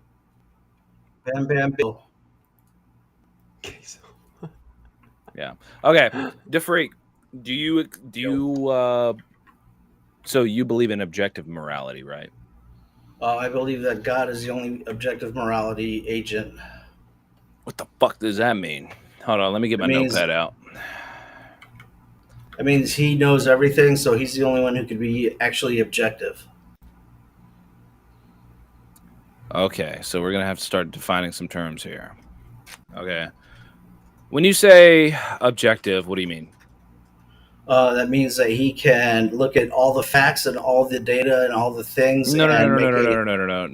I mean, just by the word objective. Impartial, unbiased, now evidence-based. Would you? Okay. So would you take objective to mean independence of someone's stance, or independence of the stance of a mind, or like not regarding anyone's opinion? Sure, unbiased. Yes. Okay, I'm just going to go fact because that seems like what you're getting at. If you disagree, that's fine. Okay, and then subjective, you would just say subjective would just loosely mean an opinion, right? From one's perspective, sure. Well, I just mean opinion, right? Yeah. So it's like you know what that means. Yes, I understand. And just for the sake of future semantics here, because I don't want to run into any more issues in the future, you would say that if someone is having an opinion, and it is the case that they're having an opinion, it's objectively true that they're having an opinion. Like it's an objective that they're having a subjective determination, or like an opinion or a stance. Would you agree? It's a little bit more fine-tuned than that, because an opinion is not necessarily based on truth or facts or witness. Okay, so someone could have a subjective truth, and someone could have a subjective opinion. I think you're not understanding what I'm saying. I'm saying, let's say that I like pizza. That is an opinion of mine, or that is a taste of mine, or that is a stance of mine, whatever you want to say. Something that is inside of my mind. Now, let's say it is true that I am actually having that experience. I am having that I like pizza. Is it objectively true? Is it objective that I'm having the subjective taste that I like pizza? I would say yes. Okay. So we're not. I don't think we're going to run into any semantic problems. Because you and I are using the same. Like I'm only doing this for posterity because I know I've had so many debates like this where people just fundamentally disagree on that. But okay, cool. Okay, so when you say that, okay, here's another thing that we have to define: morality. What do you mean by morality? I would say I would say the difference between right and wrong and good and evil. I'm sorry, I don't mean to appeal to meta, but like that happens way more often than you will believe. I imagine it does. I would say the difference between right and wrong and good and evil. The difference between right and wrong and good and evil. Okay, so like I ask everybody, right and wrong regarding what? Regarding a given situation. So, would you say me smashing a rock with a hammer is wrong? No. Or morally wrong? No. Why? Well, maybe you're mining, or maybe you need to do that work. As long as it doesn't belong to somebody else and you're not causing property damage, then I don't see any problem with it. So it's regarding other people? So, other people? Morality affects people, mostly, yes. Wait, mostly? What? There. So then that means a case where morality doesn't affect anybody? Or doesn't affect other people? Yes, I know, JL. I don't ever argue for the Euthyphro dilemma. This is just my way of arguing it. That's fine. I mean, not trying to be mean. Yeah, I mean, it's you could smash something that's not, alive or whatever, but it could affect something down the line. So, like what? It's like maybe somebody buys a property, they were expecting that rock to be there, but then when they bought it, everything went through, that it wasn't there or something. I don't know. Okay, so we would say the difference between right and wrong with regard to other beings, right? Yeah, I would say that is definitely the weightier of the matter. Okay, there you go. So, whenever you say that difference between right and wrong with regard to other beings, are you saying that there are objective determinations irrespective of anyone's sort of stance, that there are right and wrong with regard to other beings? Yes and yes, because humans have feelings and emotions, so what we think is not necessarily going to be hurtful to somebody could actually be hurtful to somebody.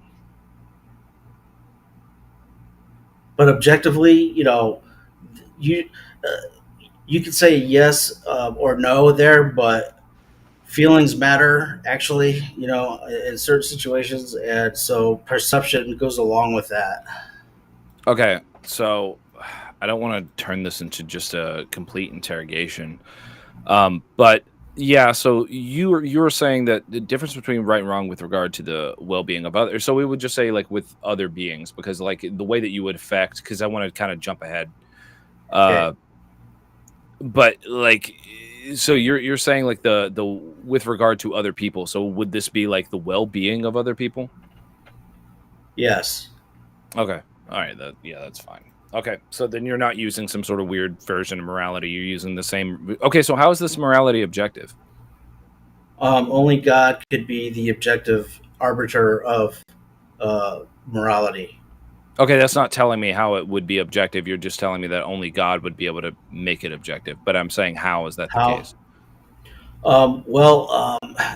Basically, you would have to have others testify that they were either benefited or were hurt by any particular action. So it's subjective all around because our actions, even though we do it with even though we do it and we think of it one way, it affects someone else.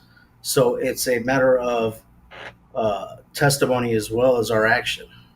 Okay, but what I'm saying is, because it's like you're giving me these very nebulous statements that don't really tie. I don't think that really tie back to my fundamental question, which is what makes it objective. Like when you say it is a fact, what part of it is a fact? Like what's the fact here? If it's objective. I think and I'm not trying to be difficult in my answers or anything. I think the way that I am answering proves that it's not necessarily objective. There's a lot of subjectivity within the subject.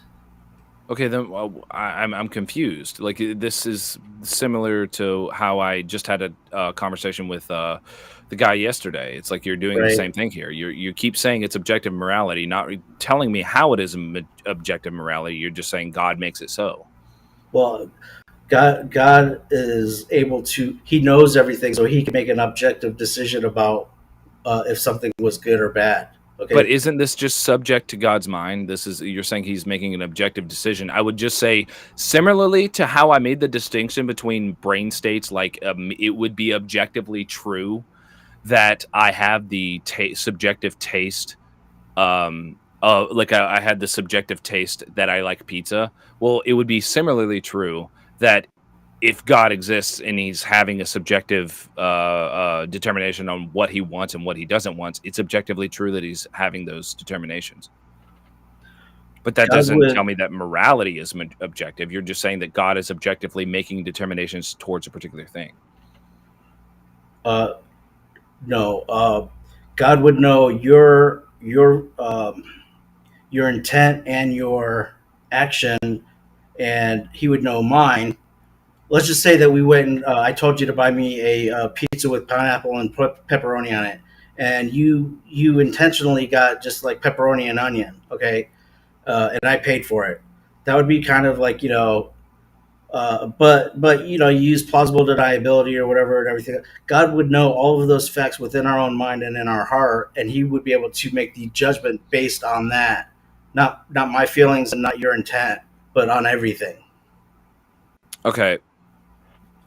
So when you're saying that an action is like when I asked this yesterday, and I'm trying to figure out different ways so the audience doesn't get bored with just hearing me drabble on about the same thing. But like when you're saying that an action is immoral, are you saying that this action, like you ought not do this action? I'm saying that it actually caused a hurt or a trespass against someone else. Right, but like would you say that if you're calling an action immoral, you're just saying that you shouldn't do that action? I think I want to agree with you, but I think I would agree. Yes. Okay, so what you're saying is like with morality or with anything, right? There are objective oughts, meaning irrespective of anyone's stance on a particular thing, there are things that we objectively ought do.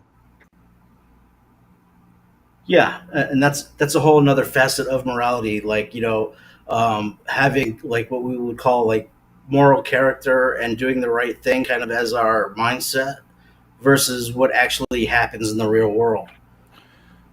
Right, so the ought is something that we should have in the forefront of our mind to do, but it doesn't always happen that way. Okay, but do you know the is-ought problem or the is-ought gap?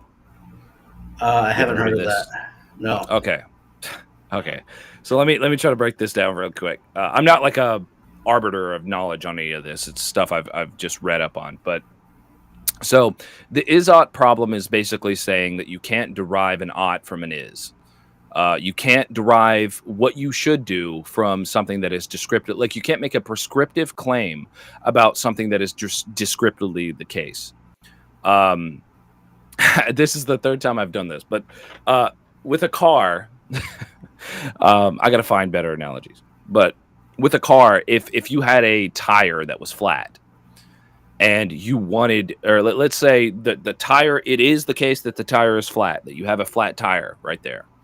In that scenario, what would you say you ought to do? Change the tire and make sure that. Why? Wait, hold on. Wait. All we need is the change of the tire part. Okay. Okay. Why? Why ought we do that? So that you can travel safely and not, cause damage to yourself or others. Okay. Why ought we do that? So basically you don't want to cause hurt or trespass onto other people because that affects your karma credit, I guess you could say. Sure. Okay.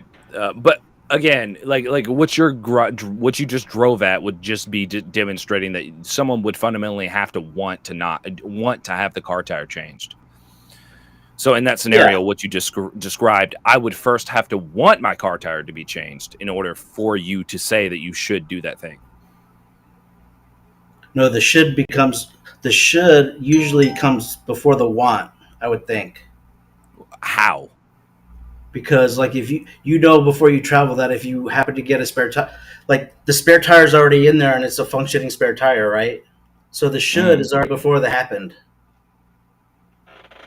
That doesn't tell me. What you just said is just a string of words that told me nothing. All right, so if you have the spare tire that's ready to go and is prepared, then when the tire does go flat, you're prepared. So the ought already happened. How are you bridging that? Just because a tool is in a toolbox, that means I should use it? You ought to change the tire when it goes flat and you have a prepared tire, you already fulfilled the ought.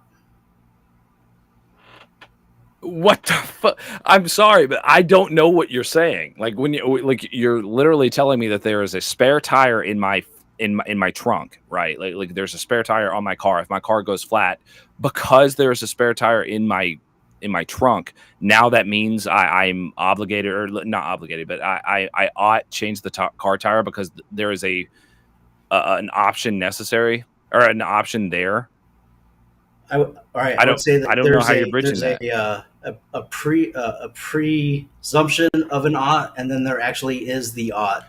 Okay, yeah. Now you're getting at that. You're basically presupposing because there is a car tire in my trunk, then I would want to have my car tire changed in the event that my car tire did go flat. Right. So like a preemptive. But wait. But the ought there is still predicated on a particular desire or a want. It's just one that was presupposed. Yeah, I would say so because one is reactionary. Okay, so it's still predicated on a want or a desire. Okay. So, your earlier statement, whenever we were talking about oughts, that there are objective oughts irrespective of other people's desires, you would now agree that was probably not the smartest thing to say in that scenario, right? No, I wouldn't say that. Well, you just agreed with me that you couldn't then, like, you were trying to show why the ought comes before the want, but then I just demonstrated to you just now how that doesn't make any sense. I think if you had a timeline and you could line it out, basically before you drive, you already have an ought scenario happening. Okay. Okay, let me give you a scenario. Let me ask you another question. I'll ask it like this. Would you say that me blowing up my car with an RPG is good for my desire to want, or for my desire to not have the car tire blown up? I say car tire, the car blown up. Okay. I would say no.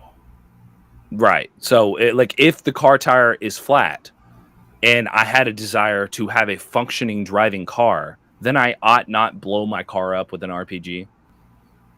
Okay, yeah, I can follow that. Okay, so let's say I did want to blow my car up with an RPG. You could certainly do that, sure. Would you say that because I want to, I ought to? No, I wouldn't say that, no. Well, let's say that I wanted to record a video on YouTube and I wanted to record myself blowing up an RPG, or blowing up a car with an RPG. Would you say in that scenario then I ought to? Yeah, I would say you probably ought to, and you probably have to. I have to. Well, if you want to put it on YouTube, I mean, you can't unless I would agree. unless you Okay, I do thought an you were AI saying something version. else. Yeah. It's like yeah. Then in that scenario, if my desire is to have my car tire or my car blown up with an RPG, then the thing that I ought do would be the thing that is required to blow my car up with an RPG, which would be Right. blowing it up with an RPG. Yes. Which is tautological, but yes, it's demonstrating what I'm saying. Okay. Okay, so yeah, again, you keep like I need you to describe to me something that is that we ought do irrespective of anyone's desires or wants. Well, that would be like what Jesus said. Love that God with all thy mind, heart, soul, and strength. What if I don't want to love that God? What if I don't want to? I don't have a desire to. Big ought. That's the big ought. Right, but I'm saying I don't have that desire to do that. Okay. So you're saying that I still ought to do it? You don't. If you don't have that desire, then hold on. Let me think about that for a second. You ought to do it just to like steer clear of danger and liability in the world. But what if I want danger? What if I want liability? I desire those things. If you don't desire that, then you're it's just a matter of time before you're going to be paying for it. That's fine if you're going to say. And what if either way, actually, you're going to pay for it. What if somebody? Okay, right. That's you're assuming that, but I'm saying, like, what if somebody wanted to die?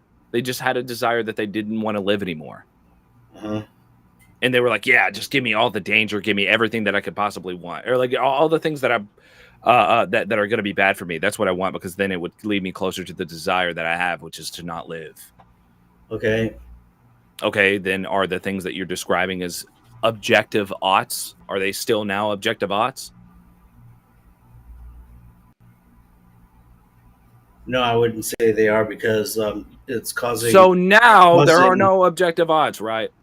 Well, yeah. I mean, we're agreeing that this is all subjective, basically, except for from the God's perspective. You literally just said that morality is objective, and I asked you first. No, what I said was God is the only arbiter of objective morality. Everything else is subjective. I kept asking you adjacent questions towards this idea of objective morality, which one of them was saying that there are objective oughts irrespective, that there are things that people ought do irrespective of their desire to do it. And then every time I pressed you on one that you gave me, you kept backing off of it. You kept going, yeah, I wouldn't say that. Yeah, I wouldn't say that. Yeah, I wouldn't say that.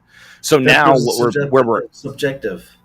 Well, right. But now what you're saying is that you're back to, yes, it is objective because God is declaring it. So it is objective because I'm declaring it.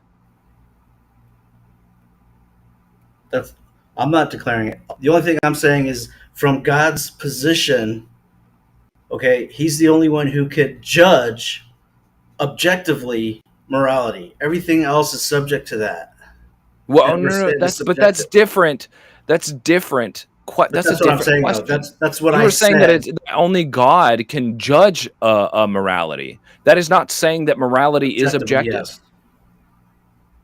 You're saying he's the only one that has an objective determination on morality because he holds all facts. That is not saying that morality is objective. Okay, that's fine. So everything's subjective. Yes, except for morality is subjective. But God is morality is subjective, but God is objectively determining, like is the only objective determiner of morality, is what you're saying. He's the judge of it, yes. Okay, so morality, again, I'm going to ask you one more time. Morality is subjective, but God is just fundamentally being the one that's objectively doing the determinations. Right, because of free will. Okay, there you go. Morality is subjective. Okay. Thank you. It's a concession. It's not a concession. I agree with you. You literally, at the beginning of this debate, stating it the whole time. No, you have not. I asked you. I asked you. I said, do you believe? You literally wait. Wait, you I even literally made a said, rhyme. and I I'm can like pull the Johnny clip. Cochran and shit. I can pull the Everything's clip. subjective. You literally, I asked you, hold on. I literally asked you at the beginning of this debate, and this was what this debate was predicated on. Is morality objective? You said yes. You are now switching your position to say that morality is subjective.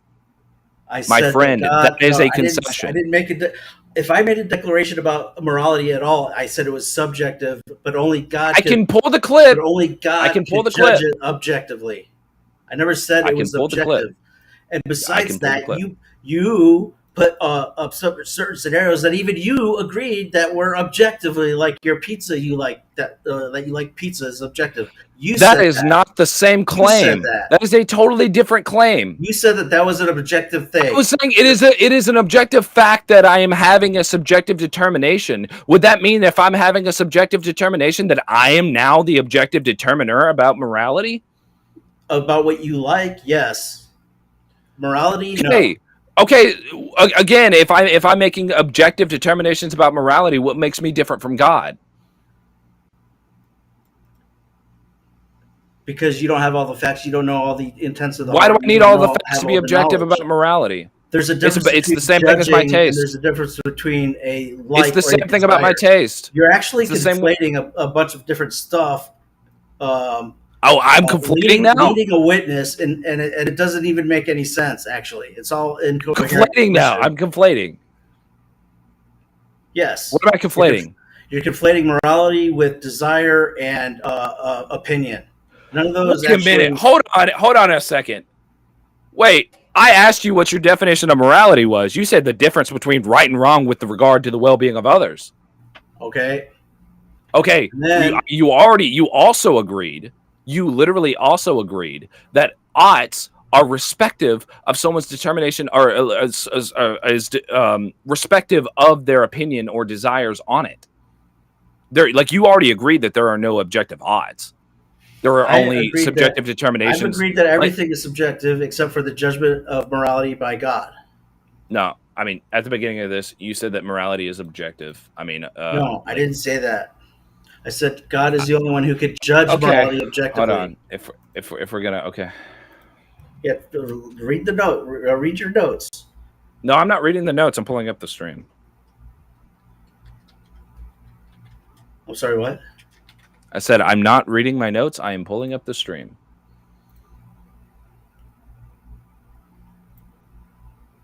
While you're doing that, the audience is saying that DeFreak is flailing. I'm just trying to. When people make claims that they said something or that they didn't say something when they did, it's just much better to have them actually saying it so they can't go, no, you're just misremembering. DeFreak, how much do you owe Moon Shoes? Nothing. That's not what I Flail keep so hearing. hard, call me medieval. Yeah. So, I mean, at this point, he's just rejecting. If he doesn't quit trolling.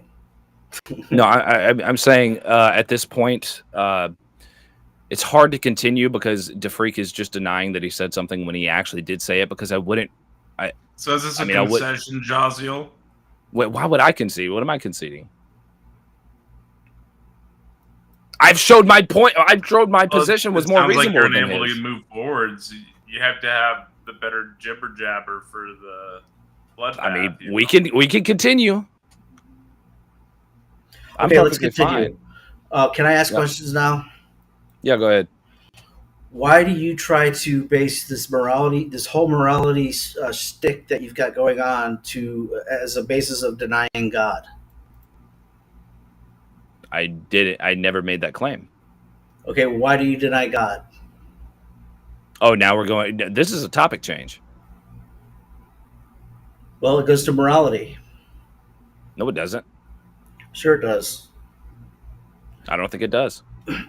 So, you not believing in God has no effect on your oughts? No, because you agreed with the same position I have. Okay. So then why do you deny God? Again, this is a topic change. Moderation? Do you think it's immoral to not believe in God? Do I think it's immoral to not believe in God? Yeah, that's the question. Do I think it is immoral to not believe? I mean, I don't see why it would be. Wait, is it immoral to not believe? Are you asking me if it's wrong to not believe in God? Why would I say that as an atheist? I'm just, asking the questions. I don't even know, I'm trying to stay on subject and ask questions so that, you don't say that. Yeah, because what you want this to do is you want this to turn into a theological discussion where you can try to prove to me that God exists, but I'm not going to. I'm not going there. If you remember right, the very first thing I asked you was, why are you always on the morality argument thing? Because I debate atheist on morality too, not just. Okay, but why is it always the morality with you? What is morality? What does the insight of morality gain you in knowledge, or what do you think? So now we are appealing to the meta, right? Well, I just want to know, like, what is it about morality that in your worldview or in your projection into the world is important to you?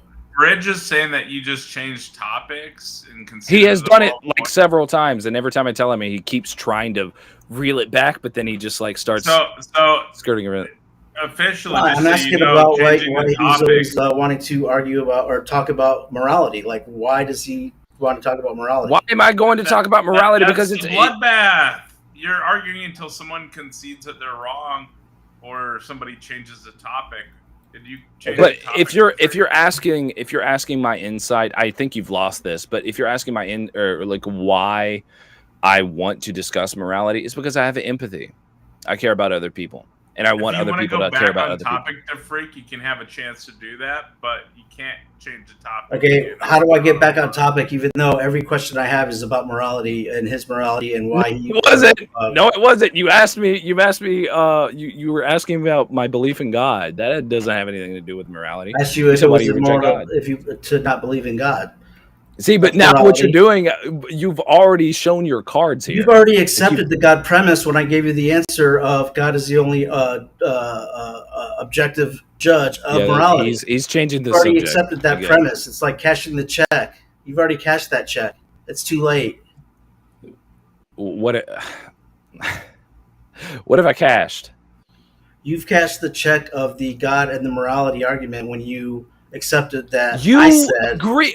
Every step of the way you agree with me, except you just say that there is a God that exists that is objectively having a determination on morality. Not a determination. He's the one who can judge morality objectively. We determine things with our own free will. So you were saying that morality is subjective to someone's mind, like all moral determinations are objective to someone's mind, but then there is a God that is able to look down on them and go, oh, yeah, no, this person's actually the case. No, this person's actually the case. This thing is actually the case. That's what you're saying? Right. So when you present all of the evidence, God, why do I have any reason to accept that? When you present all of the evidence in a court case to the judge and he has to make a decision, he has all the facts, he's able to objectively make a decision. Right? Right. Okay. That's all I'm saying. That's all I ever said. Again, but like I've asked you multiple times, I mean, like if that's what you're saying, why would I have any reason to accept that? You don't have to accept it. I was just telling you what I would say is a brute fact, as JL would call it or whatever. Okay, but you don't have to accept that. And then after that, I do agree with you that everything else is subjective. Okay, and then the odds are even subjective. Okay, and the opinion of liking pizza is subjective. It's all subjective. Wait a minute. Everything is subject to God. Ought we believe in God? Ought we follow God's word? You're asking me now? Yes. I would say yes. Why? Because it is the way to have the most, the greater good or the most good in your reality and the reality of others. Okay. Again, if someone, so that would that be objectively true?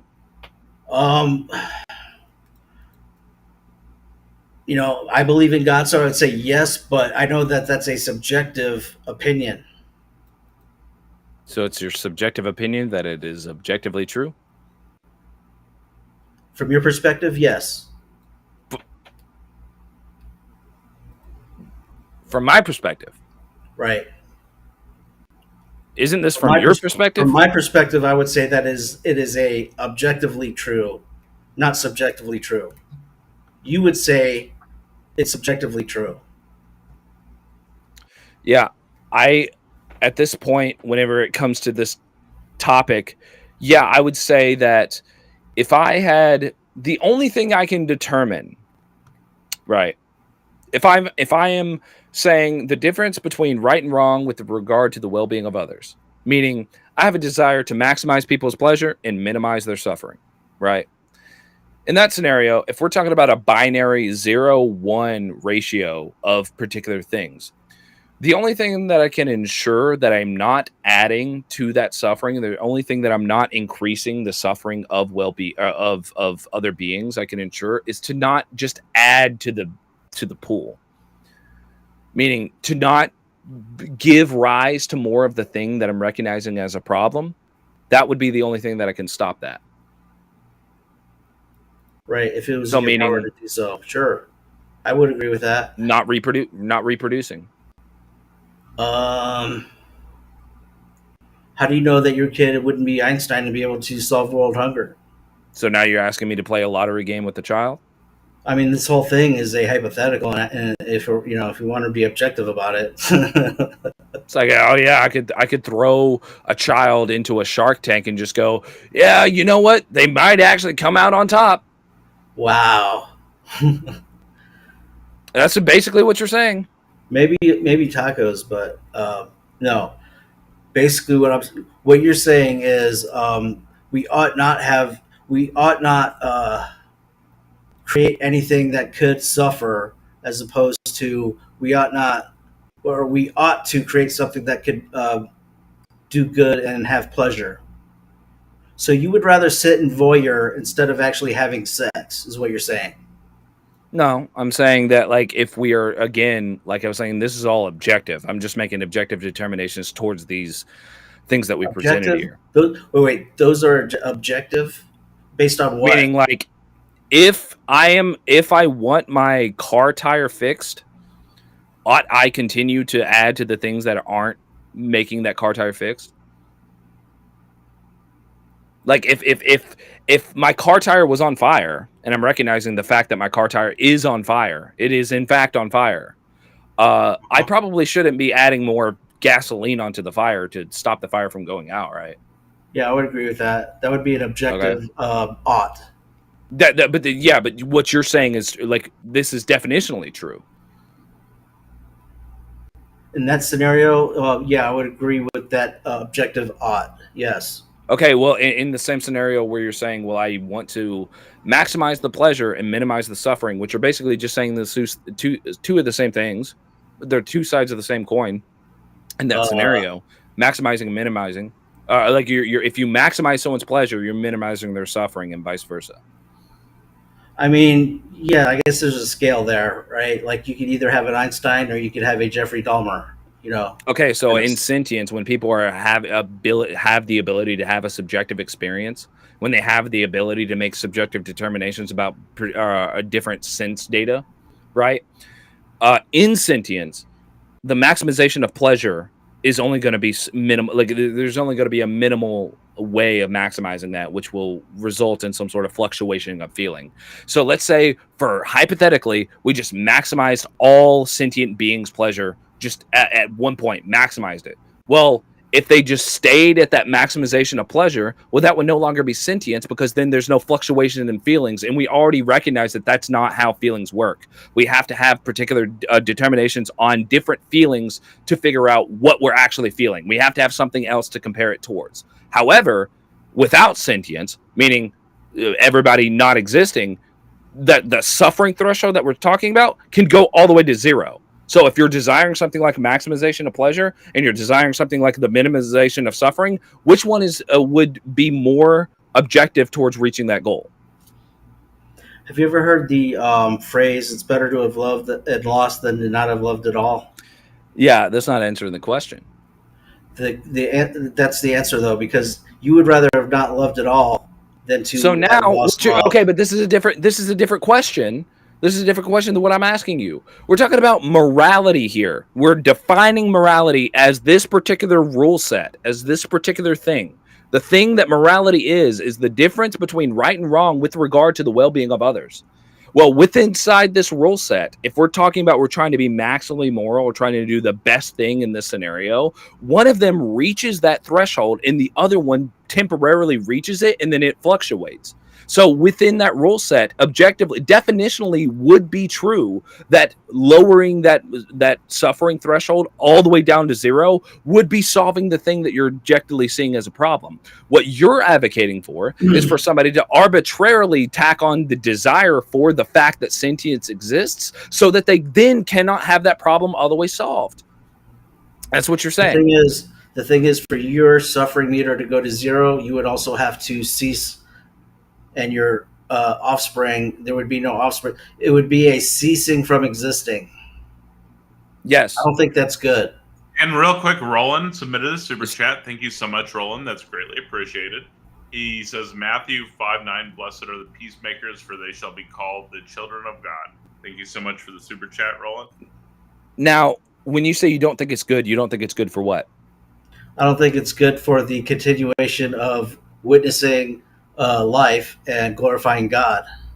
I agree. It wouldn't be good for that, but it would be good for the desire to not have suffering, or like to minimize suffering, right? So it's just a notch above. The continuing life is just a notch above suffering, the risk of suffering. I win. No. What I'm saying is that you're when you contextualize these words, like, because that's what everyone does, is they say, no, that I don't think that's a good thing. Okay, let's contextualize the word that you're using. It's not good for what? Like, I think everybody should do this, by the way. It's like anytime someone says that there is something good or there's something bad, just ask them what they're good and bad for. Because then we actually see what they're talking about. So you're saying, now I do want to preface this, and I've said this multiple times. I am not a morally or like pragmatically, I'm not an antinatalist. It's not like I have children myself. It's not like I live like this, but I can argue for it very well. But I'm just saying, I do think more antinatalism would probably be the more moral position. Same thing with veganism. I just don't live like that. But yeah. So in that scenario, yes. If your desire, the principles of right and wrong with regard to the well-being of others, which just translates to maximizing pleasure, minimizing suffering. One, again, like it's like an on-off switch. 0, 1, binary. 1, you will be able to reach temporarily, meaning maximization of pleasure would be a temporary reaching of that thing, and then it would go down again. It would go up, go down, go down, go up, go down. However, flipping the switch all the way off to the zero position, off, is flat, none. It's like it's completely minimized. Unless like the universe can like recycle and then sentience will just arise again. But we have no reason. We don't have any evidence that is the case. We don't have any evidence again. Or like, I mean, I'm sure we have some sort of evidence. I'm not privy on all of that. But I'm just saying we can just go based off of the experience that we have right now. I don't know how this got into an antinatalism debate, because we were supposed to be talking about objective subjective morality. But either way, I mean, it's just I think I can answer that if you want. Go ahead. What good is the Earth what good is the Earth and its ability to sustain life and have life if there's no life? I mean, if you don't desire to have life on it, I think it's good that there's life and it can. It's a good for what? And it can. I think it's good for life and continuation of life is better. Yes. Okay. So you're saying life is good for life. That's a tautology meter that you are advocating for. That is a tautology. You're saying life is good for life. Yes, I agree. Life is good for life. Death is good is good for death. Death is bad for death. Like these are all like what do you? What I'm saying is you're arguing for zero suffering, and I'm arguing for life with some suffering. Do you recognize suffering to be unnecessary suffering to be a problem? Yeah. Okay. There you go. Are problems for solving? Yeah. I think mankind is creative and wants to solve problems, Yeah. Okay. What is the necessary component for suffering? Meaning, what I mean by I'll clarify what I mean by that. Like, you're saying now, what you're saying is that unnecessary suffering is a bad thing, or you're saying unnecessary something is something that we shouldn't strive for, or whatever, right? So then, what you would be saying is that suffering would be, so for you to say that this suffering is justified or this suffering is good, you're saying now this suffering is necessary for something. What is that necessary for? For actual life, for actual physical carbon-based life, that can feel pain. Yes. So okay. So you're saying suffering. It's more good. I think it's more good for life to exist and have the risk of pain than for zero life and zero pain. Yeah, but you're only saying that because you have the desire for life to be there. All right, but you were arguing for the desire for no life to be there. Okay, but I'm arguing for fully solving the problem. You're arguing for let's try to solve the problem, realize that we're never going to get there, and just throw our hands in the air and just be like, oh, yes, we all get to live. Everything's great. No, that's not what I'm saying. I'm saying that there's a baked-in risk with the life that we have, being conscious and feeling and able to feel. Okay, yes, there's the baked-in risk. We can take away the risk, not procreating, and then now the risk is not there. Now right, there's a lot of steps you got to reach in order to not get there, but right. But then you cease to exist, and what good is that? There's no one to witness the life anyway. Okay, yeah, there you go. What good is that? What good is it? It's not good. The lack of sentience would be good for the desire, the person that is desiring not to feel the suffering. And I don't know if you knew this, but the universal desire that, like, and I'm like the objective universal desire of all sentient beings, all beings that are able to have a subjective experience, the universal desire for all of them would be the desire for the lack of negative feeling while they are experiencing negative feeling. You want to know why? Because definitionally they are undesirable. They can't be desired. That is the universal desire for all sentient beings. So for non-sentience, no sentience at all, meaning like the cessation of sentience, would be good for the desire, the person who is desiring negative feeling. It would be good towards their desire to not feel it, because negative feeling, undesirable suffering are not able to be experienced. Dude, you are like triple contradicting yourself in a bunch of your arguments. Go ahead. So put them out. Are you a glass half empty or full kind of guy? Oh my God, I'm not talking about if I'm a ppessimistic. I'm optimistic. I'm a pretty optimistic guy. Not gonna lie. I actually enjoy my life. Like the last three or four, or whatever it's been, has been a half empty kind of a position. And that's what you're saying. That dude, how many topic changes is this? It's not subject changes. I'm just telling you what you're arguing for, and that is zero suffering, which is zero activity, which is zero life. Okay, so yeah, there's no suffering with zero life. There's zero pain with zero life, right? Does any negative emotion, does any sort of like sadness, depression, like apathy, does any of those, everything I've told you thus far, does those emotions have to be tied on to this discussion or this debate, like or like the determination of this, to come to these determinations that these are objectively deduced down, they logically follow? Does it require me to feel any sort of negative feeling towards a society, or apathy or depression or sadness? Are those required here? I would say yes, because those would be included in what you are calling suffering, right? I'm perfectly fine. I'm actually happy with my life. I feel pretty good about everything. I'm pretty optimistic about trying to affect society as positively as I possibly can while I'm able to live in the now. Like I actually really do desire that for like altruistic and ethical reasons.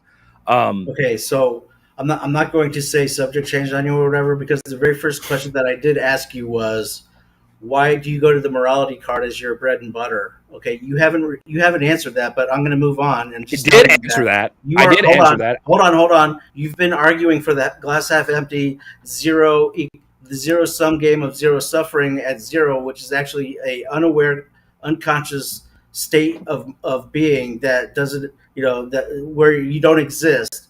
And I'm saying that is more, that is less good than life and the risk of suffering. That's all I've been saying.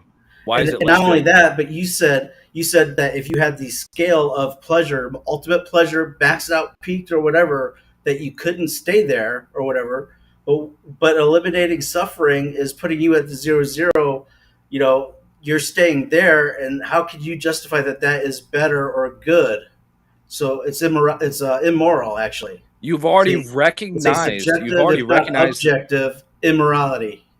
You have already recognized that suffering is recognized as a problem. Like unnecessary suffering is recognized as a problem. I've brought you to freak, please. I have literally ran you through so many arguments that you've walked yourself down into, and you just keep going, nuh-uh, nuh-uh, nuh-uh. Like this is like, I mean, I'm fine with keep going. That's perfectly fine. But I hope the audience and everyone else listening here today can literally see what the circles you've been running around. I'm saying you've already conceded that fuck. I forgot my fucking point. I read something in the chat. I forgot what I was going to say. But yeah, so no. What William said, argument from irrelevant thesis in a miraculous display of morality card and argue or debate with people about morality. What is it about morality? Because I care about other people. I've already answered this. You're empathetic. Okay, if you were empathetic, and you really want to, do the whatever, and you're Mr. Empathy. Why? What does the whole morality thing gain you in empathy, other than you perceive it as possibly gaining you some sort of social status? What do you mean? Well, you want people to think that you're like Mr. Empathetic and you're a good guy. I don't care if people think I'm. Wait, hold on. That's what I'm asking. But that's what I'm asking you. Why do you go to morality? Why don't you go to say, the resurrection or anything else? You always go to morality. But I'm saying, but what it sounds like you're saying, I don't know if you're projecting and this is how you go about morality, but I don't go about morality in that way. Right, and I'm not going to assume that this is what you're saying, but it just sounds kind of like that's what you're saying. I'm saying I'm not doing any sort of moral claims. I'm not advocating for morality, or I'm not trying to have other people do moral actions or try to do moral actions for other people, because I want their validation, because I want them to go, oh, look at Josiah, he's like a really fucking. He's a really moral guy. No, I actually have empathy for people. Like I actually whenever they feel some sort of negative. Hold on. Why do you always go to the morality thing though? What is it about it that is that just your bread and butter? Do you not know anything else? Is it like it's the only thing that's interesting? Well, hold on. Okay. So now we're appealing to meta. Why? Just why? Now, because one, I think it's a really important issue that a lot of people don't really know what they're talking about when they get into it. Okay, so how many answers or clarifications have you received in all of this debating that you've done on morality? What do you know now that you didn't know before? I know how to debate it a lot better. Okay. And I think I've demonstrated that. Okay, how? Audience? Well, we know the audience here is not going to be voting for me. Well, no, that wasn't me going. All right. The freak. This sounds like a concession. You're changing the topic, man. He's done it. He's done it 5 times. He's changed the topic so many times today. Dude, you've done the exact same thing, dude. Like what? All right. Like what? You went on a diatribe about how you're ethical or you're empathy. You have empathy and all this other stuff, right? And you were wanting to stick on morality or whatever. But even though my first question was why morality? Why morality? So like it started right from the get-go. Do you realize if this is a bloodbath? I asked, do you realize why do you go to the morality card every time? What is a debate to you? I don't know. You don't know? Okay, there was a topic that was chosen, and that's what we started off with. That was the topic. What did we agree to as a topic? You just started asking questions. Literally, my first question. My first question to see if we had a disagreement was, is morality objective? Okay, so we were defining words and stuff, right? But my very first question that caused the bloodbath was, why do you always want to debate morality? Wait, hold on. Does anybody remember it being like that? Because I think the first thing that caused the debate was, do you believe is a morality objective? That was what you asked me after I asked you, why do you always go to morality? I don't know why you're lying, because that's not what happened. The first question that was asked was, do you believe that morality is objective? So you asked me that before I asked you why you go to morality. Is that what you're saying? Yes. Run the tape. Play or run it back, whatever. Because that's not what happened.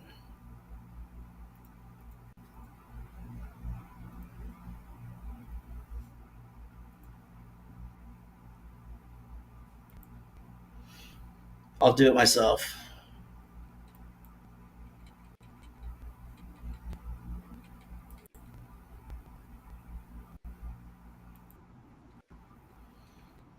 So if it's the case that you are right, I will concede.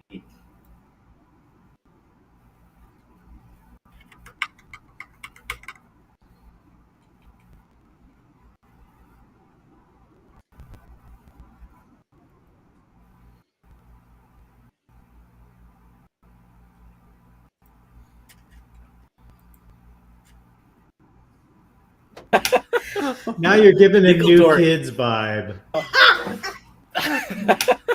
Now you're giving a Nickel new dork. kids vibe. Yeah. Like Donnie and New Kids. Oh, with the man. backwards I'm the baseball guy cap. on Kids Bop. That was a That. So Josiah, what about you? Concede to freak. I'll accept, but we know where this, just like the day before and the day before, it always ends up in the same, same spot. But that's style. Yeah, I just do. Whenever I get on here, I'm not going to lie, I just do my own thing. And most people just let me. I'll just be in the background. I'm trying to entertain myself, entertain the audience, do whatever, So, what's your hang up on the morality thing all the time? Like, Do you want to get into it? Oh, that. I mean, I just want to know. I really don't want to get into it, but I just want to Okay, know why, I'm challenging you that's to your a hang up. bloodbath. Now you can't get out of it. Oh shit! There it was. Beth, let's go. I rest my case. No, you literally, when you said you Let's realize that the get first thing that was ready said to in the blood bloodbath was like we're talking about two separate things, right? The first thing that was said inside of the bloodbath, like the first thing that was like the first question that was asked, is morality objective? That was the topic. So I'm a liar. I mean, definitely. I mean, it's not accurate. I mean, it could be. It could depending on what we were trying to say, depending on what was actually being said there. I mean, sure, we could both be telling the truth, but it is still true that inside of the debate, the first topic that was chosen is the objective morality. Yeah, we were defining terms, but the very first, the thing that No. I I said like when why I just asked why. What? Your answer is because I'm empathetic. I guess I have to accept that. I think that's Wait, hold on, but you didn't ask. You said what's the hang up? You said what's the hang up with morality? I said, do you want to get into it? You said, yeah, I really don't want to get into it. And then I said, well, okay, I'm challenging you to a bloodbath. And then inside of whenever the bloodbath was initiated, the topic was chosen was objective morality. Maybe you didn't explicitly state, okay, I'm choosing that topic. Then we went down your list of all the semantics and everything, and then I finally was able to ask you again why, and you gave me empathy. So I guess I have to accept that, and I'm not a liar, okay? And based on that, I was accused of it, so you're immoral, and I win, and there's no way that the chat should be able to vote for you in clear conscience. And I rest my case. Appealing to emotion. Gotcha. I literally, like I said, we literally could both be telling the truth. Has obviously lost all sense of what a bloodbath is, or what a debate is, or what morality is, or anything at all. We'll go ahead and move into closing statements. So the first one to give a closing statement first goes first. Go.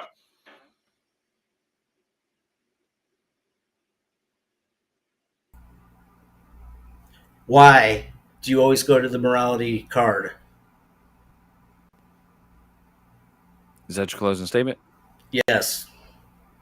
Okay. Well, I'm going to give a more proper closing statement. My closing statement is I think I demonstrated, like I did yesterday, I think I demonstrated that DeFreak was like his position was inconsistent.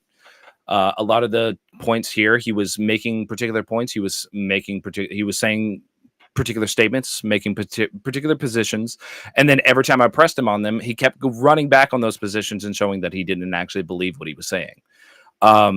He can try to get me on saying, "Oh, well, actually, the thing that started the debate was the blah blah blah blah." But what I was saying is that the whole point of what I was saying was the topic that was initially chosen was objective morality, and that's what he was arguing for in this entire scenario, that it was objective morality. He didn't demonstrate to me why it would be objective, other than that God is the objective determiner, that like he can see everything. That doesn't really make it clear what objective morality is, which is why I was trying to define it, but I didn't get a clear definition of that.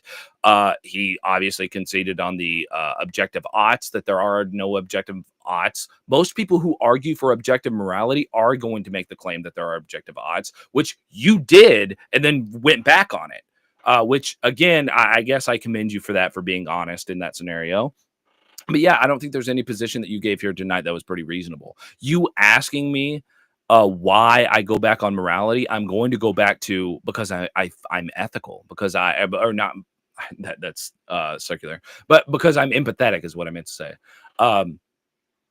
Yeah, so I would just say I have empathy for other people. I desire to, like, I don't like seeing other people in pain. I don't want them to be in pain. I have distinctions that I can make between the right and wrong, or principles right and wrong with regard to the well-being of others, and I try to stick to those. So yeah, that's why.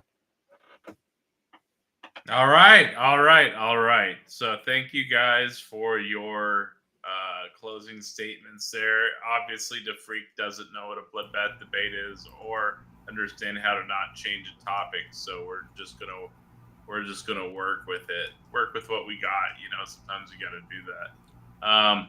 But we'll go to Leo first. Leo, who do you think that won that debate, and why? Josiah, because he has a. Am I pronouncing that correctly, by the way? Yeah, I always say Josiah. Other people will say Josiel. You can call me Jaws, like J-O-Z. But yeah, Josiah is how I pronounce it.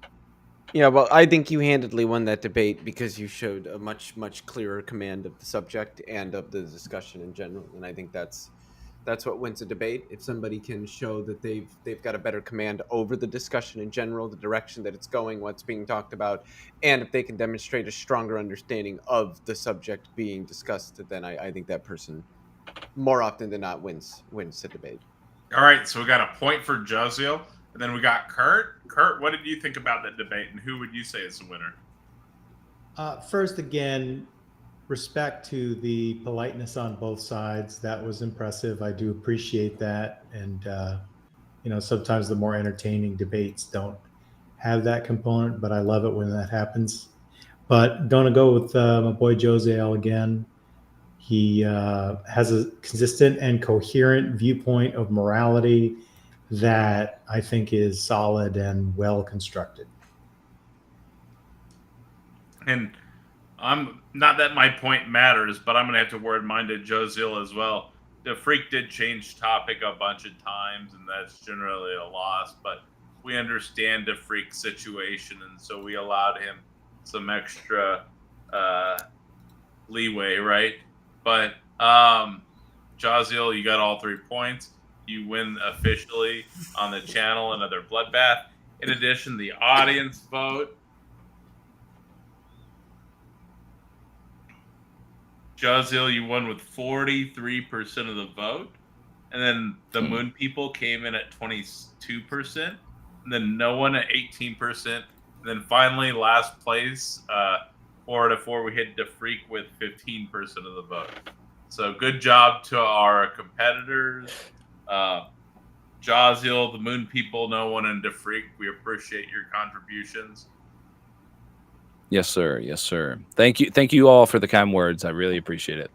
I just wanted to. Oh no, I'm sorry. I thought you. No, go ahead. I was just gonna say I thought it was funny that DeFreak won 4th place in a 2-man debate. I thought that was funny. So just quickly to Jesus Christ, drawing a blank. Hey, now in the chat, there are actually certain conceptions of God I can disprove. Come up on stage and we'll talk about it. I'll roll up on your block with intelligence. But yeah, with the morality discussion, it's something I've been talking about for a very long time. I've ironed out a lot of kinks in the worldview, throwing it around for a while. It's been punched, stabbed, kicked, and it's become pretty consistent. And now it's like I feel very comfortable speaking about it with other people, because I'm not really saying much. I'm not saying anything too crazy. Once I start talking about the anti-natalism, people start going, "Oh, but once I apparently explain that's it, a deep state hat you're wearing. my hat." What the fuck is T-cow? That's what I'm trying to figure out. It's a What? typo, I think. Is that like the what do they call it when it's the letters? It's a deep state hat. Whatever the fuck that is for the deep state, the T-cow. Yeah, that's a deep state Acronym. Acronym. Thank you. Yes. Joes, I do have one question that I would like to just get a fine point on. Lay it on me, please. So when you say that it's objectively a fact that you like pizza, I would say the objective fact is that you claim to like pizza. You could be lying. Right, but that's why I stipulated in that scenario. Let's say it is the case that I do actually like it. If it's accurate, but there's no way that a person outside of you can know whether you're that's fine. That's fine. Like if you want to say that, yeah, that's totally cool. But that's why I always stipulate in that scenario that they're like, if somehow, like let's say in this scenario, I do actually, it is a fact or it is the case that I do like pizza, then you could say it is objectively the case that objective fact. Right, it's a true in a real circumstance. The only person who can know that. I'm not saying anybody could actually have knowledge of that in reality. I'm just, I was just talking about it in a bubble.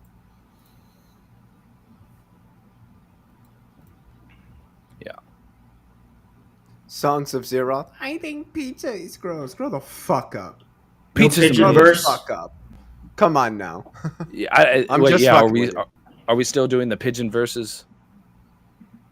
Yeah, Joe Zyle didn't get his pigeon verse for his win.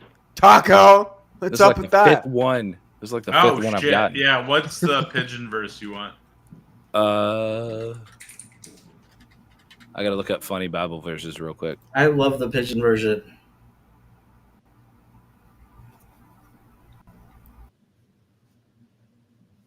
Okay, Matthew 16:24. Matthew 16 and then 24. Jesus tell his guys, whoever stay tight with me, they gotta make up their mind that they no gonna be the boss for them no more. Gonna be hard to dying on top one cross, and then they can stay tight with me. Oh, that wasn't as funny as I thought it was gonna be. Still good. Hey, I got the Williams got me behind him. Hell yeah. Oh, I didn't know I was up here. My bad. But yeah. I got you right here, man. Don't even worry about it. Yeah, no, I had that up for the past couple minutes. I mean, I think you got at least 5 extra points from that debate from the topic changes alone, if I'm counting correctly. Yeah, it was brutal.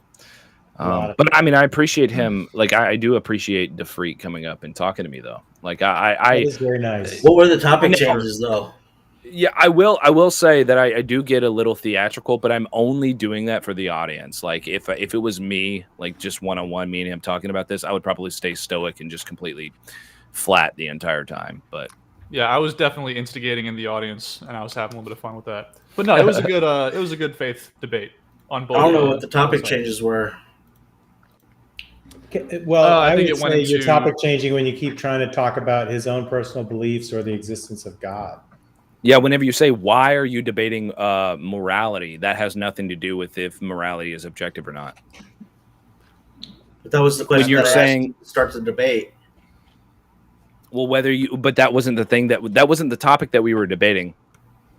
Sure it was.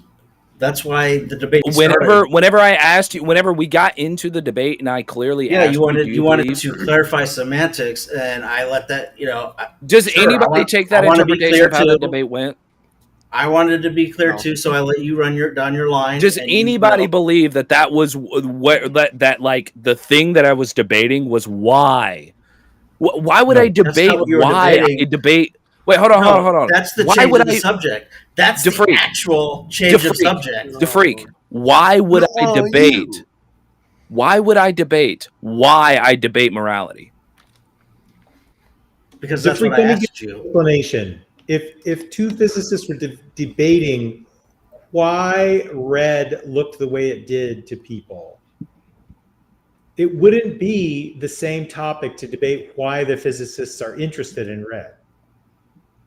But that's what I asked The him. topic is why red appears that way. You asked me that was just saying why do you talk about morality or whatever, and then I said, oh, okay, well, do you want to get into it? Or no, you didn't even ask me why I debate morality. You said, what's your hang up with morality? One, that's a completely nebulous question to be asking me, because it's just like, okay, that could be saying, what are your views? What are your standpoints? What are your positions? What are you like? Anything like that, right? So when I said, do you want to get into it? I'm like, okay, here's one of my positions. And I asked you, do you believe that a morality is objective? The moment that you said yes, then we had a disagreement. And then that's when the bloodbath started. Where is the disagreement in why do you debate morality? Yeah, actually, that's asking you why you like pizza, which you can only have one personal. If there wasn't a disagreement in that question, why did it take at least halfway through the debate for you to actually even try to answer it? You didn't. That wasn't the topic of the discussion. That was the question that started the discussion. I went again. And he answered it, which is what led into the debate. Like, what do you mean he didn't answer your question until halfway through the debate that started with him answering because that he question? went down his I don't script. understand. He went down his God script of objectivity, subjectivity, do you think RPG, RPG, tire change, burning tire.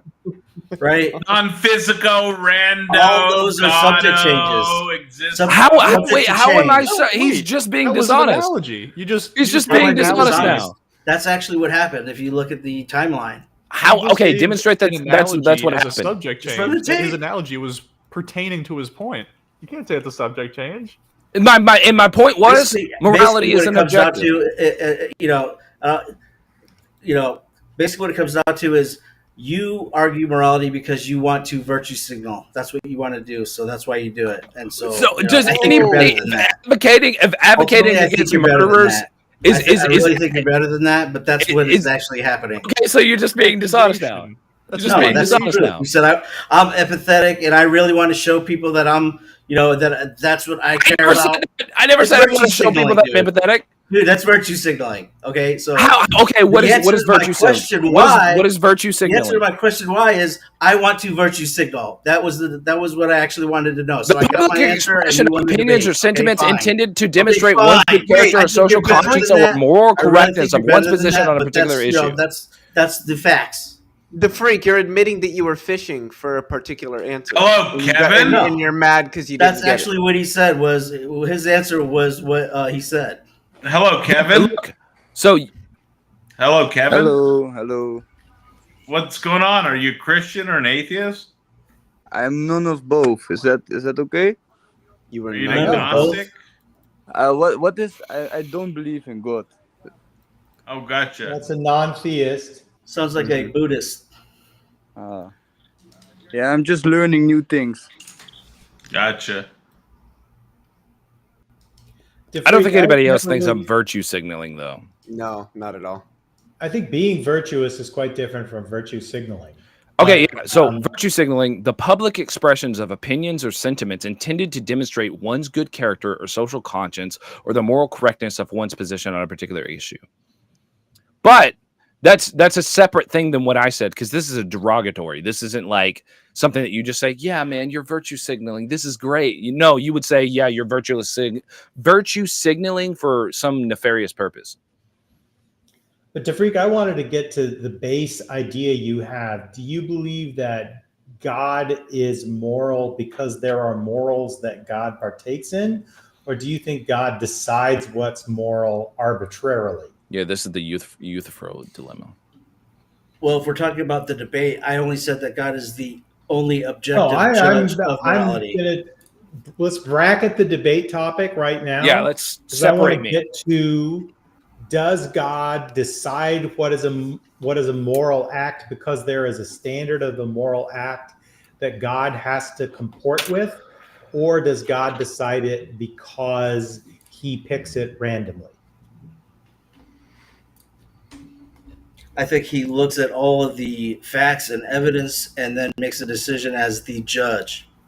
Yeah, but what's his hypothetical imperative? What's the thing he's trying to accomplish? He is trying to, I guess you could say, distinguish between good and evil will be discarded eventually. So God can't distinguish between good and evil? He's trying He can, but it also needs to be witnessed, therefore established, and then witnessed by whom? So By you're us. saying that good is outside of God then, if he's trying to distinguish between good and evil. It's not arbitrary. No, it's distinguished. It's established. It's distinguished and established so it can be judged. Who establishes it? We are in our witness, in our testimonies. Human beings do. Human beings establish what's good and evil. Yes. Hey, real fast, I see Otangelo in the audience. Otangelo, get your little booty up here.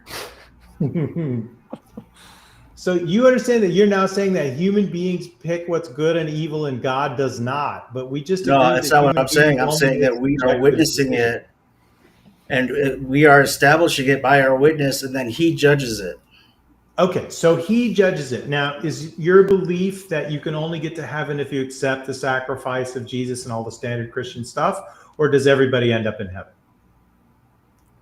I think that if you believe in Jesus, you are going to heaven, and then if you don't, you will be judged, and so will be judged righteous. Okay, so what if you die before you're like 5 years old and you were never baptized by anybody? Where do you go?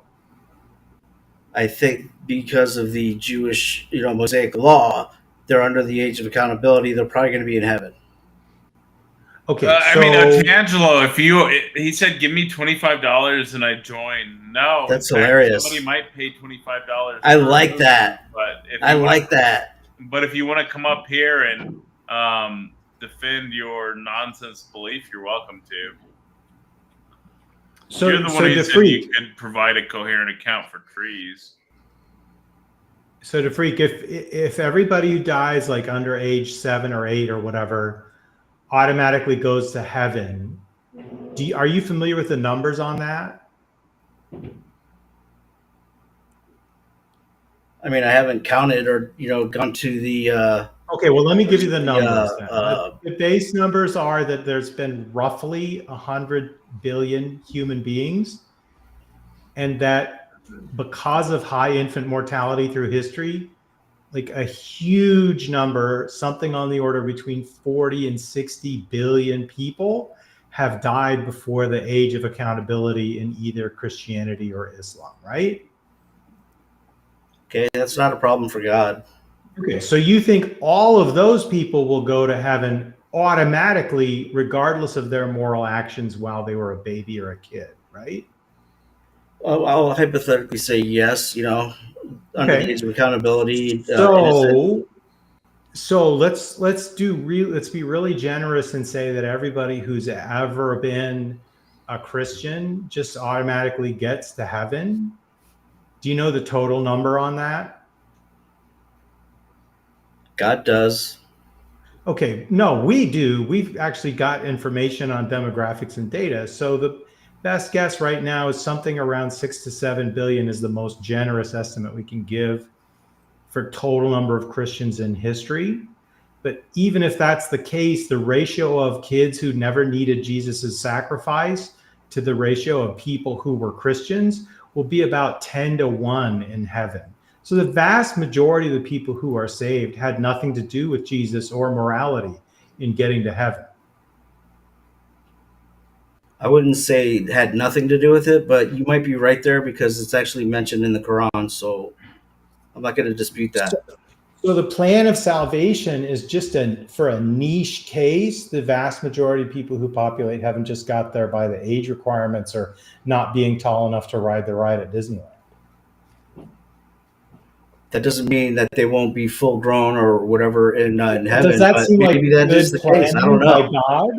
Does that seem I'm like sorry, God what? did good planning? The planning seems bad because that means that he wrote this giant book and developed this whole giant plan of salvation that involved him having to, be dead and all that stuff and incarnating. And it's really for just a small rounding error on the total population of heaven.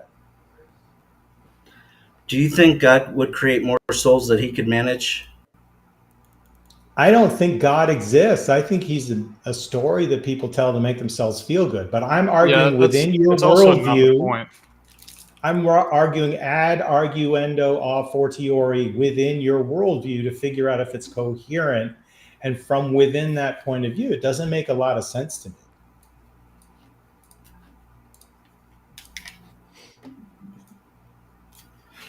I mean, I guess as much as you're not believing in something that an incoherent, whatever that word was that you used to describe, the scenario of assumption of my worldview, as much as that is incoherent, I guess what you think is incoherent is just as incoherent. So it's all kind of incoherent to you. No. See, I can tell you something you have is broken, and I don't have to replace it, right? Why would you say it's broken? You've already shown that you will try to pin down God on a mutually unexclusive prophecy, not regarding any other part of the Scripture. Okay, so you like to paint God into a corner of these scenarios that don't exist anywhere. Did I add anything to what you agreed to? In your hypothetical speculations, no. No, none of that was my hypothetical. I asked you what the rules were. Speculation. All you're doing is throwing out hypothetical speculation scenarios, and you don't even understand your own hypothetical speculations. What am I supposed? How am I supposed to interpret them? I am detecting a bit of projection on the part of the freak. How am I supposed to understand your hypothetical speculations? What speculations are you talking about? He gave you hard data. Hard data, like what? Giving you numbers and population numbers. Are you like how many children have, or supposedly in heaven? So wait a second. You're telling me you know how many people are in heaven and how many are in hell and how many God is no, I don't believe are underage? You're telling me you know that? This is by your own admission. I'm asking inside your worldview, how does it work? And you gave me the answers, and I plugged in the numbers. I said, I guess in that scenario, whatever, sure. I mean, this is all hypothetical speculation. I don't know. We're talking about God is all about the law of God and applying it to the hypothetical. Then I guess so. That God taught hypothetical speculation. But what I'm asking is, you're concerned about the things that I said. Is your concern that there aren't enough adult humans who accepted the plan of salvation, or that there are children who didn't go to hell?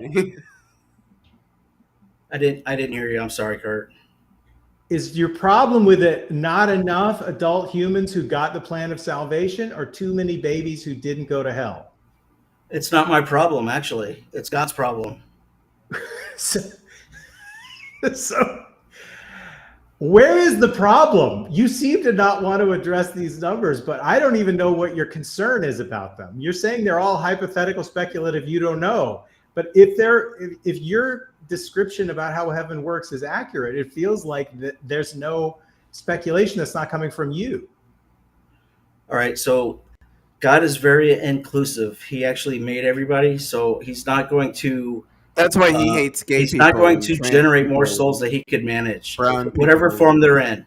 Everybody that isn't a white male Protestant, right? Again, I'm not talking about a quantity because I don't care about the quantity. I'm talking about a ratio here. And about the efficacy of the plan of salvation as it actually applies in reality. Kurt's point isn't that there are too many souls for God to handle. It's that apparently, according to the data, and by your own admission, that there should be more children who never got the opportunity to believe or repent in God or Jesus in heaven than actual believers. That's kind of the point there. Not just more. That's not what I believe. I said it's possible via scripture, kind of confirming, or not confirming, but making that a possibility. I don't know, and I don't care. I worry about me. You don't care about God or heaven because it's all hypothetical. I don't care about hypothetical I speculations. love that. I don't care about Okay. hypothetical speculations about what God is doing. I'll know when I get there. Then let's just try to Seriously. bring back then. About your Wait worldview. a second. Wait a and say, second. Hey, here's this inconsistency. Wait a second. You're sitting there making up these scenarios and What the fuck or are whatever. you talking about? Making up scenario. Do you know the freak what Kurt's So argument okay, was? wait. He's not. He's actually. Would He you actually steal man is. Kurt's He's argument actually. right now? He actually is counting the heads of these dead people that were born before Christ, right? And half of those are children. No, He's doing the all math. the kids who He's actually totaling up the math, coming up with these real scenarios that are hypothetical speculations, and None of asking this- me this about is- it. This is really bad. And asking These- me about it. wait, Like these real I can scenarios interpret that are his also hypothetical speculations. situations. This is How crazy. So you just said those real scenarios that are hypothetical situations. That is a literal contradiction in that statement. Those real his real, I guess, math when he looked it up with the head count is real to him, but it's all hypothetical speculation. How do I know? I don't even know if you're going to be judged righteous or not by God. How am I supposed to make a determination on 100 billion, like he said, 100 billion? Or That's whatever? a good question. I don't know. So you shouldn't be telling other people then, because you don't know. Well, then you shouldn't be coming up with the weird hypothetical speculations then. What No, the no, fuck no, do you mean by hypothetical speculation? Jesus, What dude. what does that mean? In your worldview, accepting your terms and just interrogating the numbers. Okay, so based on your worldview and those numbers, there's somewhere out there, there's a mass grave of a bunch of people that we haven't found yet, and that is going to affect the Earth. How? That's what you're asking me. Go ahead. Let me hear the answer. Let me hear the answer. That's a valid question based on what you asked me. So when they find this pit of human debris, what are we going to do with it? How do we handle that? Oh, dude, you really don't see what I'm discussing. So that's fine. I am discussing that you believe there's a heaven where dead people go to after they die if they follow the plan of salvation or if they meet the criteria that they were too young to get the plan of salvation. Do you not believe that? I would agree with that part. Okay, so we're going to run the numbers. Do you believe that children who don't get a chance to be moral or follow the plan of salvation and die before that go to heaven? According to the Mosaic law, that's most likely the case. Okay, so that's all that it takes. I didn't add anything to the things you said. No, not until the end. It's some weird question that you expect me to know the answer of. Numbers are maximum total number of Christians in human history is probably between 6 and 6.5 billion people. And the total number of children who've died before the age of accountability is somewhere between 40 and 50 billion. So the ratio is at best 8 to 1 or 9 to 1 of children who had nothing to do with Christianity or plan of salvation to actual plan of salvation entry members. You were roboting on me there, maybe. Sorry. The ratio is there is way more kids than there are believers who use the plan of salvation. Okay, you don't like kids. I don't. Oh my God. The freak. The whole point is, if you're saying that God's intention, his goal of morality, or this plan of salvation is to get to heaven, and most people who are children did not need that goal or that plan as a prerequisite to get to heaven, then there was no need for the plan to begin with.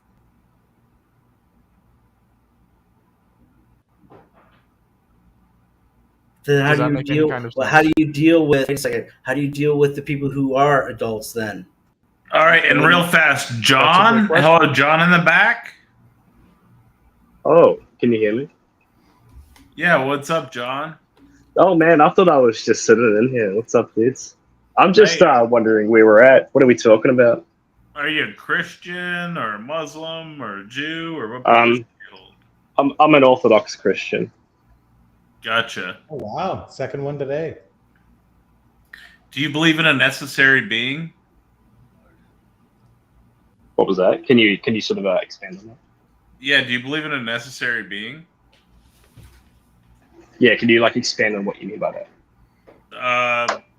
The metaphysical grounding of reality, is it something that has a deity and would have to exist in all possible worlds?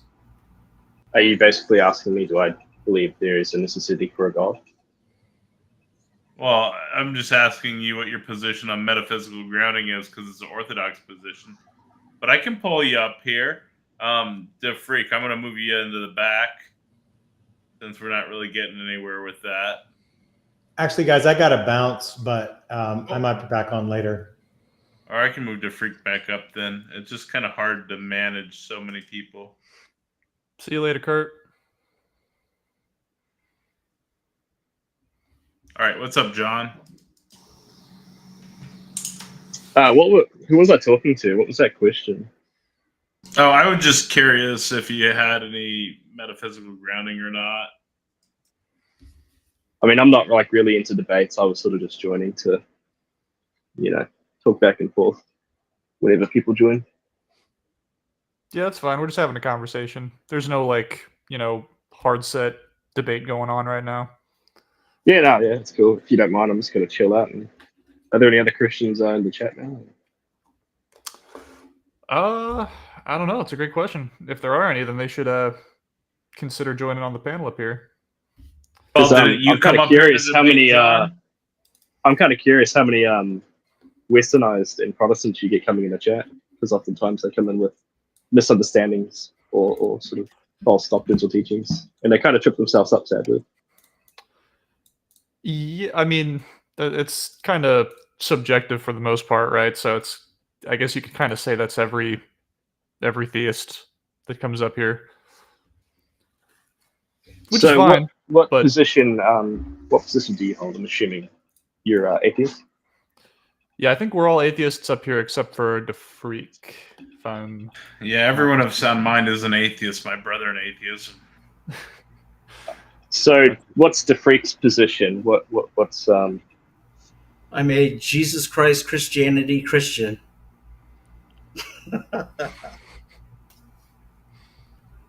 There you have it. Now, so what's the topic you guys were talking about before? About children going to heaven. That's what I joined. It started with morality. So it started with the Euthyphro dilemma. So we asked the freak if he thinks that goodness comes from God, or that God appeals to goodness in terms of moral judgment.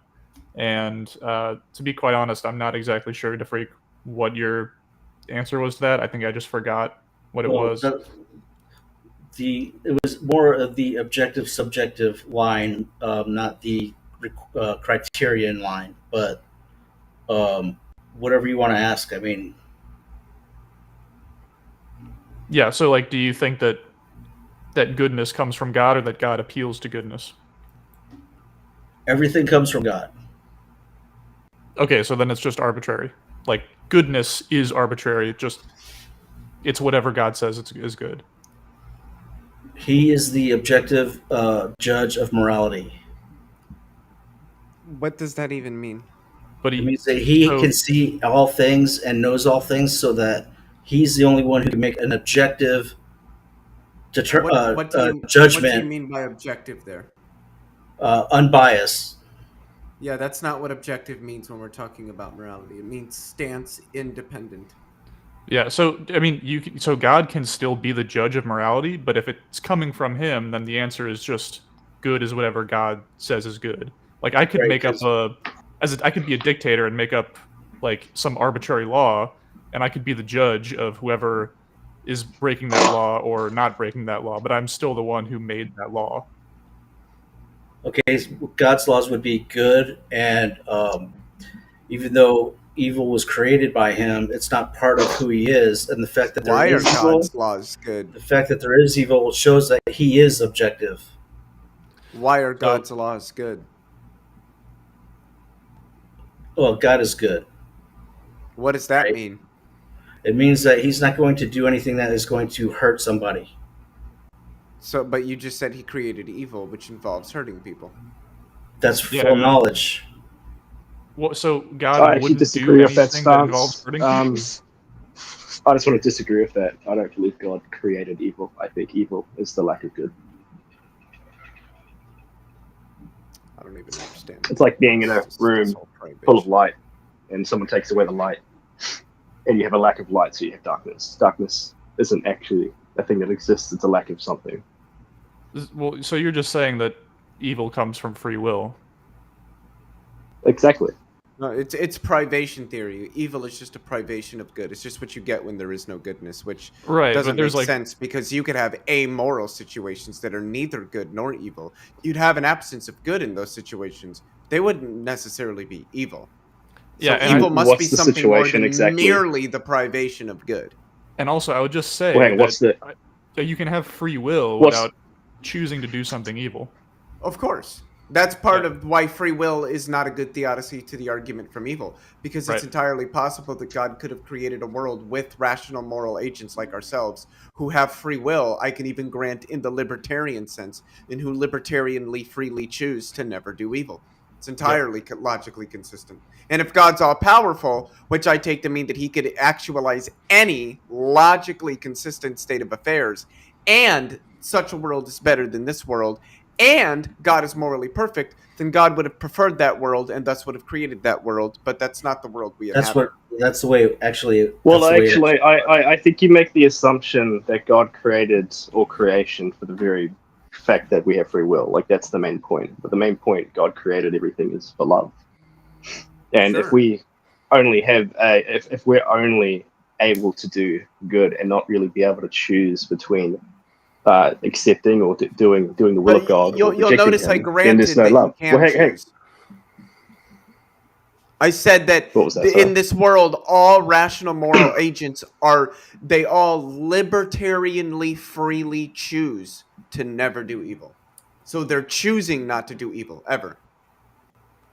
They're not being forced into it. Choice. Well, hang on. Because the choice is there. They're choosing it. It's a choice because they're choosing. I thought. Hang on. Do we all agree that evil is the lack of good, though? No. So, what is evil from your point of view? Evil are those things that ought not to occur or ought not be permitted. All things considered. Based on who? Well, in the Christian worldview, based on God. Yep. Okay. But what about you? What is it? It doesn't matter what I think. What matters is what God thinks. Why does God permit the occurrence of things he thinks shouldn't be occurring? Yeah, we're just trying to evaluate your position on this. I mean, I think we'll be more than happy to get into our perspective of it too, but that's going to be kind of a different topic. So, yeah, but the argument from evil is an internal critique on the Christian worldview. That's fine. That's totally fine. I just like to reflect back on you guys too, just to give a bit of context and a bit of back and forth, you know. Sure. But I do want to say, because I think this is important, when you say that, and correct me if I'm wrong, it sounded like what you said was when we asked you what the end result of goodness was, or what the ultimate good was, and you said it was like love, like that was the reason that God has this idea of good and bad to begin with, or good and evil, is for this ultimate purpose of love, right? Well, I'll flesh out my point a bit more. I believe all of creation was created for the experience of love, and okay. So what does that? In order for love, well, hang on. And I believe in order for love to be true love, there needs to be a choice. You need to be able to choose that, and to choose that would mean to do the will of the person who has deemed it to be good. If you lack doing that, then inherently that means evil. So it's the lack of good. That's so then why love? What do you mean, why love? I'm just saying, so like if God's idea of like the perfect, of us being moral creatures so that we can be with God and love God, what does that love get us? Why ought we love God? Well, love is the ultimate expression of intimacy. And if God is our creator, the most intimate way we could ever communicate and be with him is through love. not through a tap on the back, hey buddy, but it's through sacrificial love. So then why doesn't he just create all people in heaven with him so that he can just love them? Well, he could, right? But inherently, you would be taking away the free will, right? People would become robots. They would be sort of forced to love them by default, and so then there would be the lack of free people will. in heaven could still choose not to love God, right? Okay, yeah, didn't Satan right. do that? Isn't that why he's kind of, Satan? And that's where we are today, right? Yeah. Yeah, but in that scenario, everyone would know that God exists. We don't live in a world where everyone knows that God exists because there's no evidence to demonstrate that he exists. So hang on, what? I'm just trying to understand the point you're making, because it sounds like you're actually agreeing with my stance.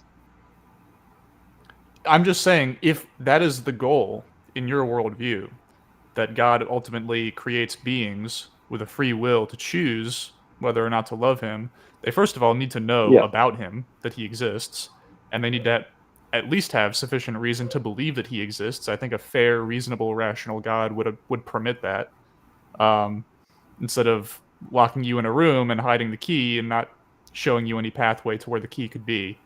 I think that's kind of deceitful and, dare I say, evil. Especially if he's going to eternally torment you for not finding the key and opening the door, the proverbial door, to access that. That's probably a that position. love. That's probably a position I don't hold, though. I believe if someone in your lifetime doesn't come across the truth out of perhaps ignorance or ill events, I believe God is merciful in his love. I don't believe that necessarily excludes them. So then, but I would say that there's actually a lot of proof. I believe the very fact we even exist, the very fact we're alive, should raise questions in our mind of why we're here. I think it does everyone, right? I'm sure you ask why you're here. And, I think we can look at creation itself.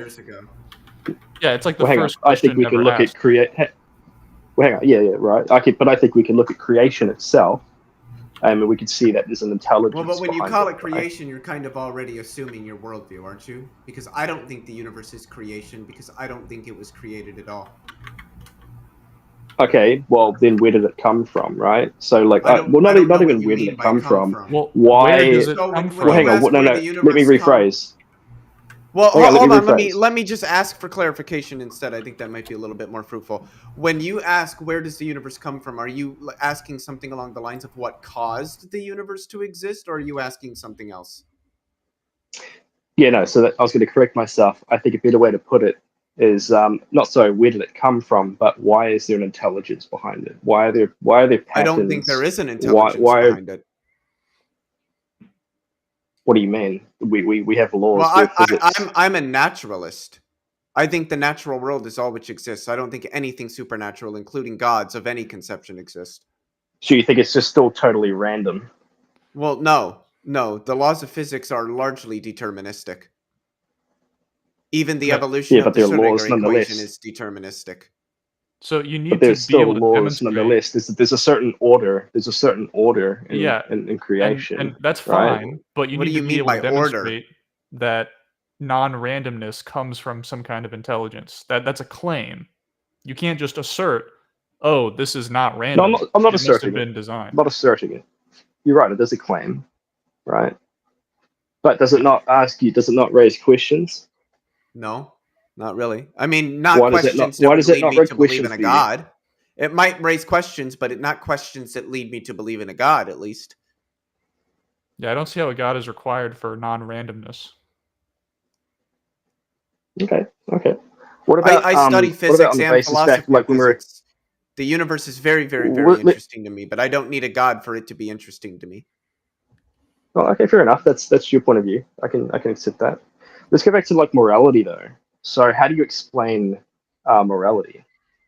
Or your own your conscience? Like if you do something bad, how do you explain that knowing you've done something bad? I'm sure as a kid, you've done things that you didn't inherently know it was good or bad, but your conscience definitely asked. Well, I mean, there's plenty of ways to. So you could explain it like in an emotional kind of way, like how it makes you feel, but you could also explain it just from a scientific evolutionary standpoint that it's beneficial for intelligent beings, apparently, to feel empathy and to act and behave in the self-interest of their own kind to preserve the well-being of that kind so they can live and flourish. Also, I don't like this framing of, well, how do you explain your conscience, whatever that's supposed to be? How do you explain that when you do something bad, you feel deep down that it was bad? I don't think that's true. I think that if you think what somebody did is really bad, that doesn't mean that they deep down think that it was also really bad, but they did it anyway. They probably don't think it was bad at all, and probably have reasons why they think it's good that they did it. So I don't hold to this framework that we all deep down know when we do something wrong. I think that we can feel guilt. We can be like, I was kind of an ass to that guy on stream the other night. I shouldn't have been quite as mean to him. I don't think he deserved that. But then that's just guilt. And like William has already said, we can explain that through psychology and aspects of cognitive science and what is it? Evolutionary cognitive science or something like that. Evolutionary neurology. It's some weird thing like that. But we have ways of explaining what guilt is and why we feel guilty about things. Yeah. Right. So then what's your stance on morality then? I'm an anti-realist, or some people might know it as moral subjectivism. Yeah, and I have probably a looser model. I just would consider myself a humanist. I'm just interested in well-being. I think that to some degree is a factor in everyone's system of morality. I don't see how anyone could not have well-being as the root of their moral model. And so I just take that route and I start there and then I build up from that. Right. Okay. And you could then ask, like, well, why do I care about well-being? And that's a fair question. But my answer to that is that we intrinsically, the fact that we are able to feel pain and that our bodies, our anatomy is such that we are avoiding pain and suffering, unnecessary suffering, is to me intrinsic evidence that nature says that we should be concerned about our well-being. And so I again start there. You could say it's an assumption for sure. I mean, you always have to, you go far enough back, you're going to have to start at some kind of assumption. My assumption is we are here. This is how nature has constructed us, or we have been constructed in nature. And so we can start with what we have and then we build up from there. That's the way that I see it. Yeah, no, fair enough. I'm not here to convince you guys of anything. I'm just here to talk. But no, that's You're cool. fine. Yeah, I mean, like, you seem like a pretty awesome dude. Like, it can get pretty heated up here, but I'm just happy to have the conversation. I mean, they're interesting questions, right? Like, I don't think that people that who believe in God are ever wrong for asking these kinds of questions. I just think that we have different ways of. What did he ask? I think we got back to morality, which is where right does up your morality alley. come from? So how do you determine what's good or bad in your orthodox view? Say that again, sorry. Yeah, so it seems like you have incoherent definitions of good and bad. So you define good as being God, and you define evil as being absence of God. You're using privation theory. That seems to be a definition of good and evil that doesn't allow you to build any form of coherent a coherent moral system around that, right? So, like, let's say that somebody is let's say that there's like a guy and there's this girl and he takes advantage of her and then he pays her father 50 shekels. How would you determine if that's a good or bad action? So hang on. There's a guy and he takes advantage of a girl. Like, what do you mean by that? I mean exactly what you think I mean by that. And then he pays her father 50 shekels and he marries her. How do you determine if that's a good or bad moral action? Well, so in my faith, right, Orthodox faith, I would go back to the scriptures and basically what God tells us. I'd also base it off sort of the saints and the fathers of the church. So how would you determine? So that's not how you make a moral decision, but how would you determine then if that was a good or bad? Well, no, that is So how you go I back would to make the a moral decision. scriptures. I think it's in Leviticus where the scripture says that if a man takes advantage of a young woman, he can pay her father 50 shekels and marry the girl. So you would say that's a morally good action? I'm not really sure. I'd have to look at the context of the scriptures you're talking about. I think it's Leviticus, if I'm not mistaken. Might be wrong on that. Or is it Deuteronomy? It's one of the two. But it's in the text. It says that. Like I could just tell you that would be a bad action because the man would be imposing on the woman's will, right? And potentially damaging her body. Like I could just say that, right? So like, what would be the reason that would be bad in your worldview? So I just want to understand correctly. So is this person taking advantage of the woman and then pays her father? Is this like a compensation payment, or is this to continue? Yeah. 50 shekels so that he can marry her for life.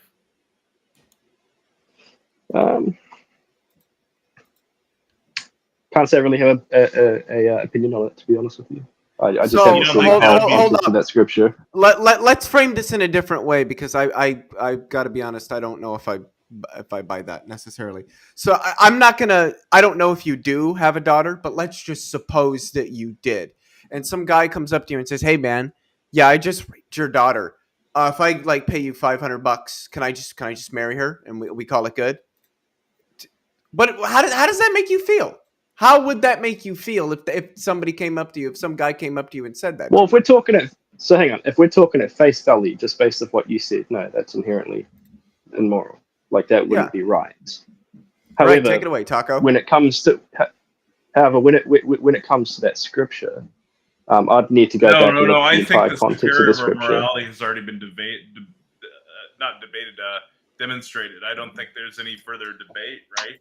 Like he couldn't say that action was bad. I feel like that sufficiently shows how useless his moral system is.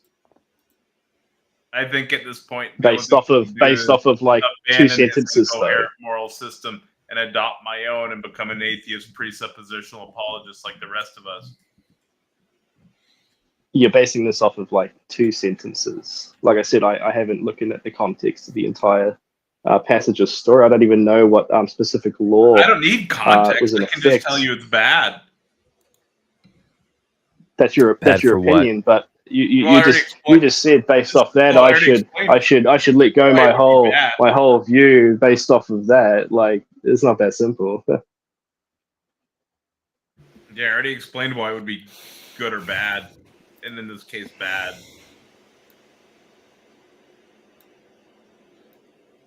You're just morally bankrupt. You follow a religion of nihilism, and you've lost all sense of humanity and any sense of morality, trying to define your God into existence.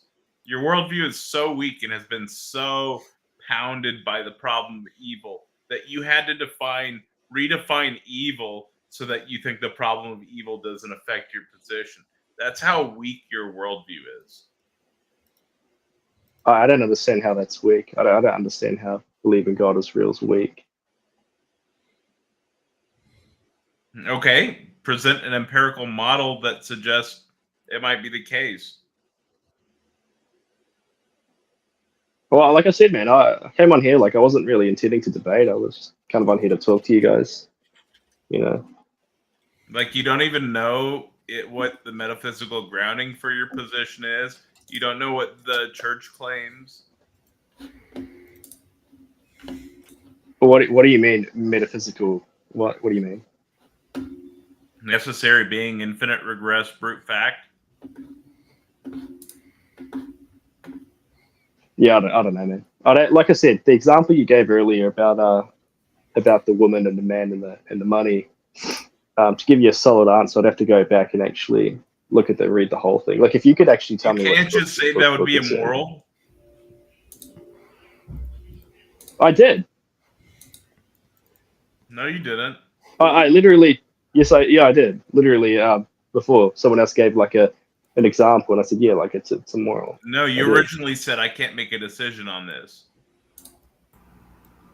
Yeah, because I don't know the context of that specific scripture, but when he rephrased it in sort of a different understanding, well, not the same understanding, right? Yeah, sure, at face value, I can say it's immoral. At face value. I would say that it actually is moral because... Okay, so why is that immoral? Well, I would say it's moral because at that time, if that happened to a girl, her...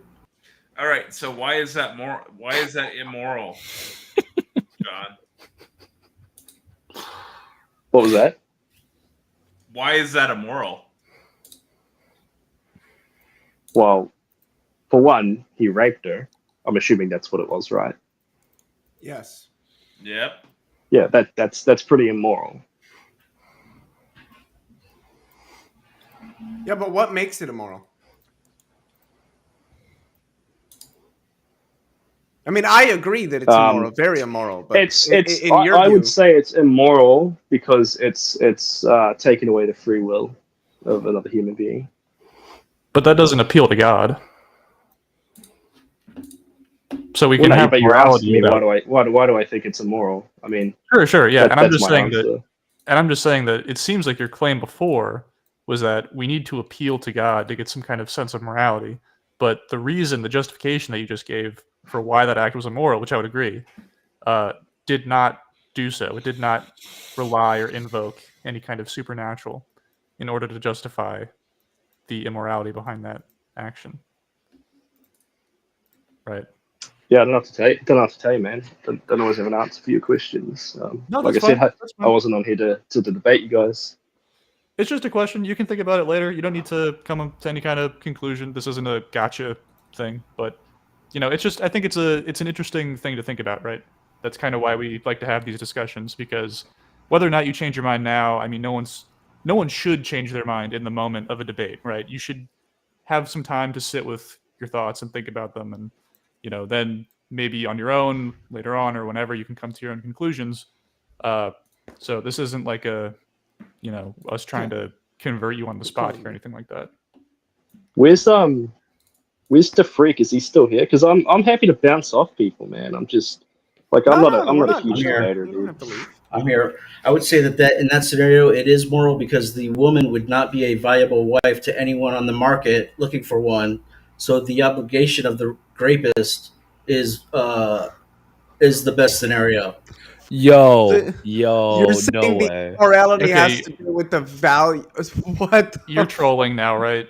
I'm serious. It's immoral because it's like property that's been used up, and so it's not going to be as good. It's like it's used goods. Car is are you calling it used than a new car? Is that what you're saying? It's a used. So you would want that girl to be condemned to a life of loneliness and no one and no kids instead of actually having a husband. Why would her being raped entail that?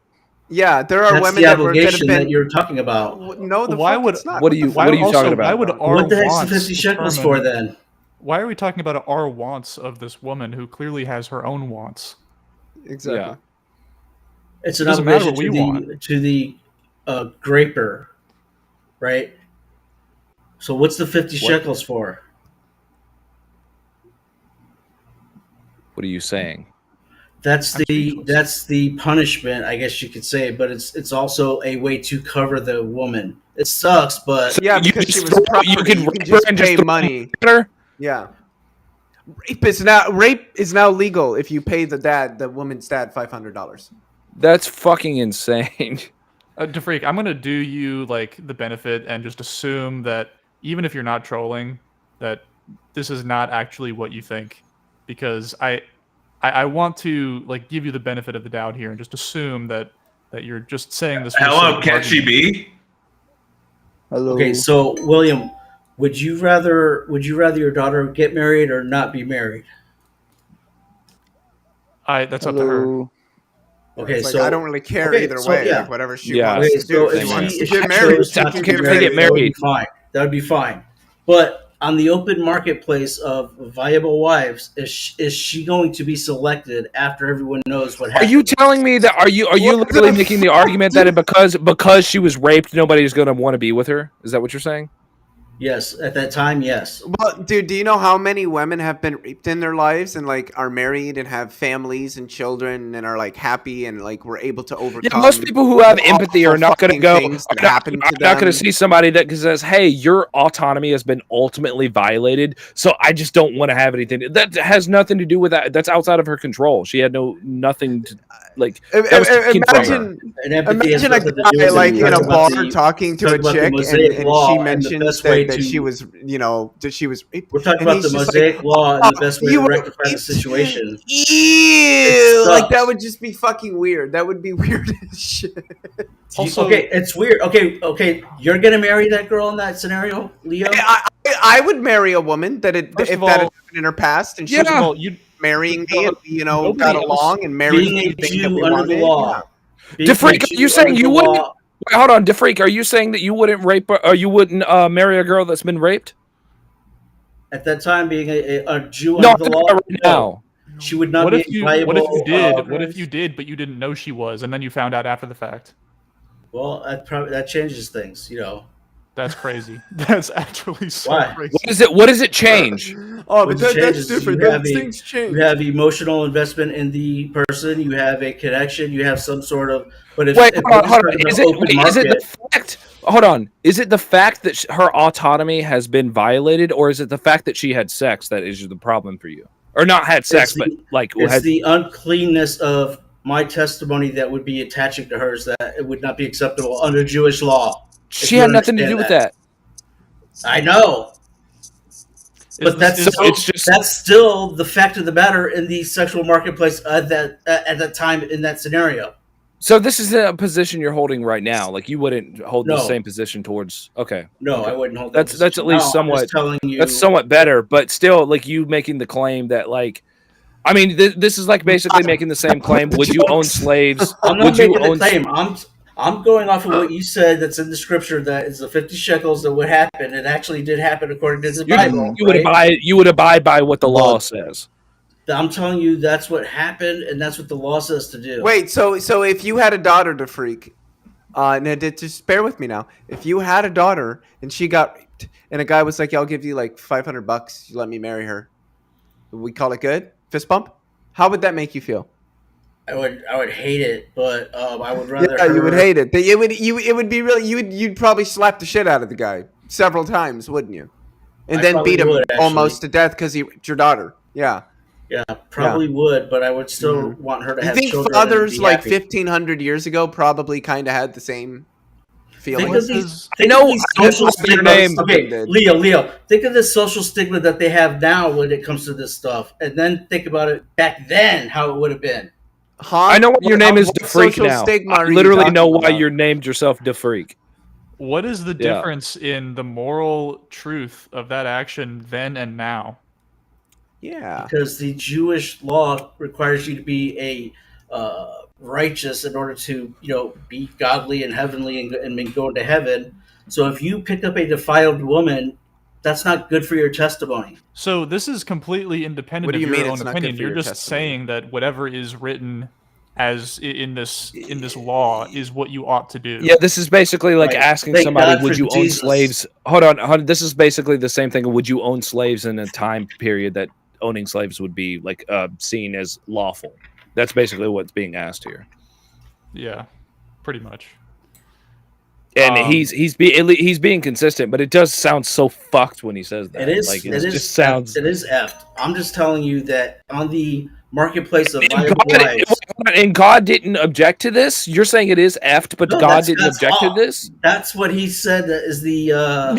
Why? Wait, if you're saying it's after, why would you believe it? Why would you follow this? Yeah, you're disagreeing with God. Why are you disagreeing No, with God? I'm telling you that's what God is prescribing for the situation. Yes, and you Why don't would God like it. prescribe that to the situation? Why would he just go, hey, Yeah, don't you have can these girls laws? just pay their fathers and marry them. And Yeah, he could make the problem. He said not to wear two of the same fabrics. He said not to kill, not to lie. He said not to do anything. So Why you're would he say, keeping her hey, joined. this law that says that you should If be with the you- person if that you raped eat you, lobster, you I'm gonna probably get shouldn't so be with mad. that. Yeah. Hey, why wouldn't he just abolish the law and say, hey guys, yeah, let's not have this law because this is probably a bad idea. What I don't understand. That's the beauty of Why Jesus wouldn't Christ. God have just made something wasn't the like beauty. jumping to the moon, where like you physically you can't do it, like it's not a thing that we have.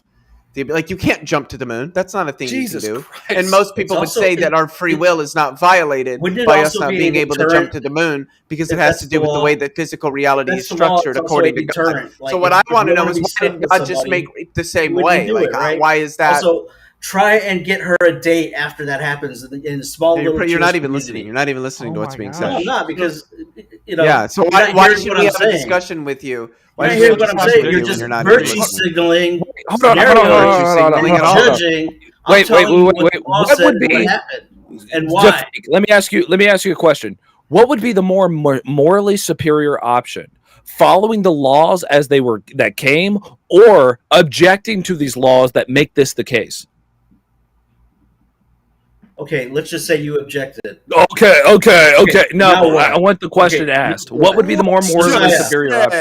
Okay, Josiah, now what? Now what? How's she gonna get a husband now? No, that's not what I'm asking you. I'm asking you which would be the more morally superior option. Even if you objected, how do you get her a husband now? You know what the more morally superior option is, but God did not choose that option.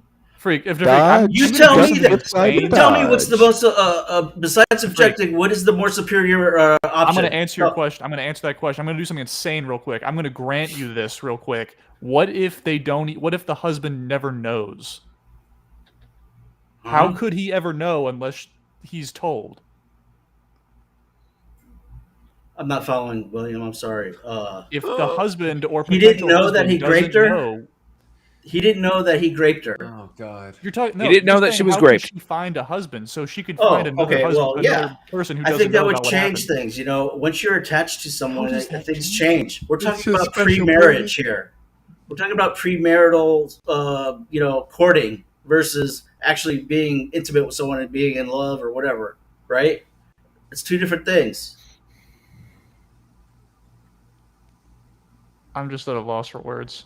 How would you remedy the situation? Tell me how great remedy you are. what situation? What needs to be remedied?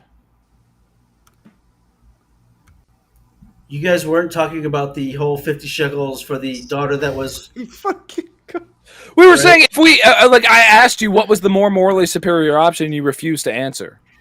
What are you talking about? What is the more? I'm going to ask you this one more time. What is the more morally superior option? Following the laws as they were stated, or objecting to the laws that make this the case? I answered your question right earlier. How? Okay, so answer it again. What was the answer? Forgot. Even if you objected, what now? That does not answer my question. Okay, I would object. Now what? Okay, you are saying the more morally, in your opinion, the way you see it, the more morally superior option would be to object to these laws. Okay, and now my daughter is unmarried for the rest of her life. No, that is not what I'm saying. I'm saying the more morally superior, like you're saying now my daughter is like this for the rest of her life. I'm saying if you object to these laws and that gets followed through, then what you just said would not be the case, because then your daughter would not be unmarried for the rest of her life. So That would again, have to apply to everyone.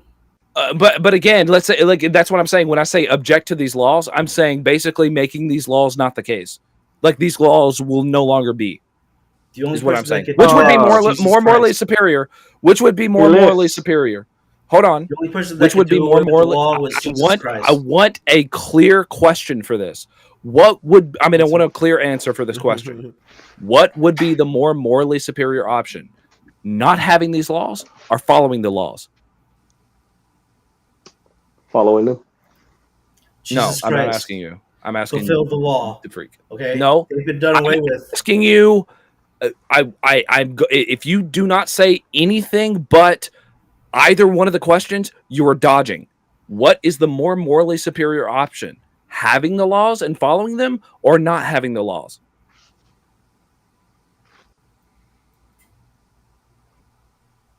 You understand that the law's been fulfilled. No, you are dodging. Oh, you are dodging. God. No, it's a dodge. I'm not dodging. I'm telling you. The You are freak, dodging. You're dodging. I'm telling you that the law dodgeball team, doesn't I want you apply to be on it. anymore. And so You're dodging. I have no reason to engage with you any further. Virtue signaling is justified in Jesus Christ. Dodging. So let's Dodge. just assume. Let's just go back in time. You like- right? Let's just go back in time, and now we are in this time period where these are the laws that are put in front of us, and we're told that we need to follow these laws. Do you think that it is more moral to follow those laws? Remember, this is the time period that we're in now. Or do you think it's more moral to not follow those laws? Josiah, go ahead. Answer. He's asking you the question. Yeah, I'm asking. I think everyone should answer. You know what I would say? I know. Okay. Well, okay. Oh wait. So we do know what you would say. It is more morally superior to follow these laws. If I was in that position in the scenario William just laid out, not me, I would want to follow the law and have my daughter get married.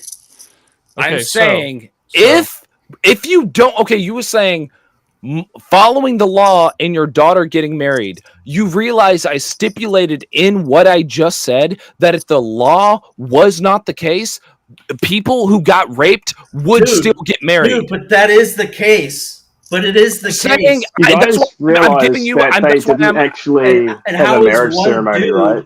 Hold on, John, 1 second. To get rid of the law so that your daughter is a viable wife. You are failing to engage in the hypothetical. No, what I'm saying is I'm stipulating. You're failing to understand I'm the stipulating ramifications of what you're saying. You're failing to understand the ramifications of what you're saying, because what you're saying is that what we should do is follow laws that stipulate that people who got raped, you shouldn't marry them because they're defiled. But I'm not saying they should. I'm saying they wouldn't. That's what you just said. If you were back then. Okay, they wouldn't what? They wouldn't follow If you them? looked out of the meat market right now and there's a bad piece of meat, are you going to buy it versus the nice ham sandwich that is right there as an alternative? Wait, hold on. So you're saying that it's a bad... You can't compare.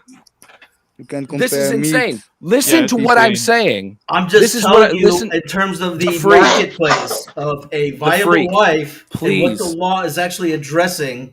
Okay, that's what I'm saying. Get away with the law. Do away with the law, and then there's nothing to be addressed. Thank God for Jesus. Wait, here's the thing. but without the law, you have the Wild West. The whole point of the law is to have some kind of order within human nature. No, stop virtue signaling, dude. I'm not trying to be rude, but I'm just saying knock it off. Knock it off. What we were talking about. You are virtue signaling. The fact that you are unable to realize the scenario means you're just fucking virtue signaling. Listen, okay, how am I virtue signaling? Because you won't accept the scenario as it was. I'm just saying, do away with the scenario how it was. You're virtue signaling. Scenario A is that there is a law that stipulates that okay, you're a great guy. You're empathetic. You're the morally superior. You are virtue signaling. Okay, appealing that's to emotion. That's not the reality of what it was. He's not engaging. He's not engaging. Yes, William, please. He's not engaging. So we can entertain this hypothetical. Okay, again, this is crazy, but we can entertain it. So nobody will marry your daughter now that she's been raped.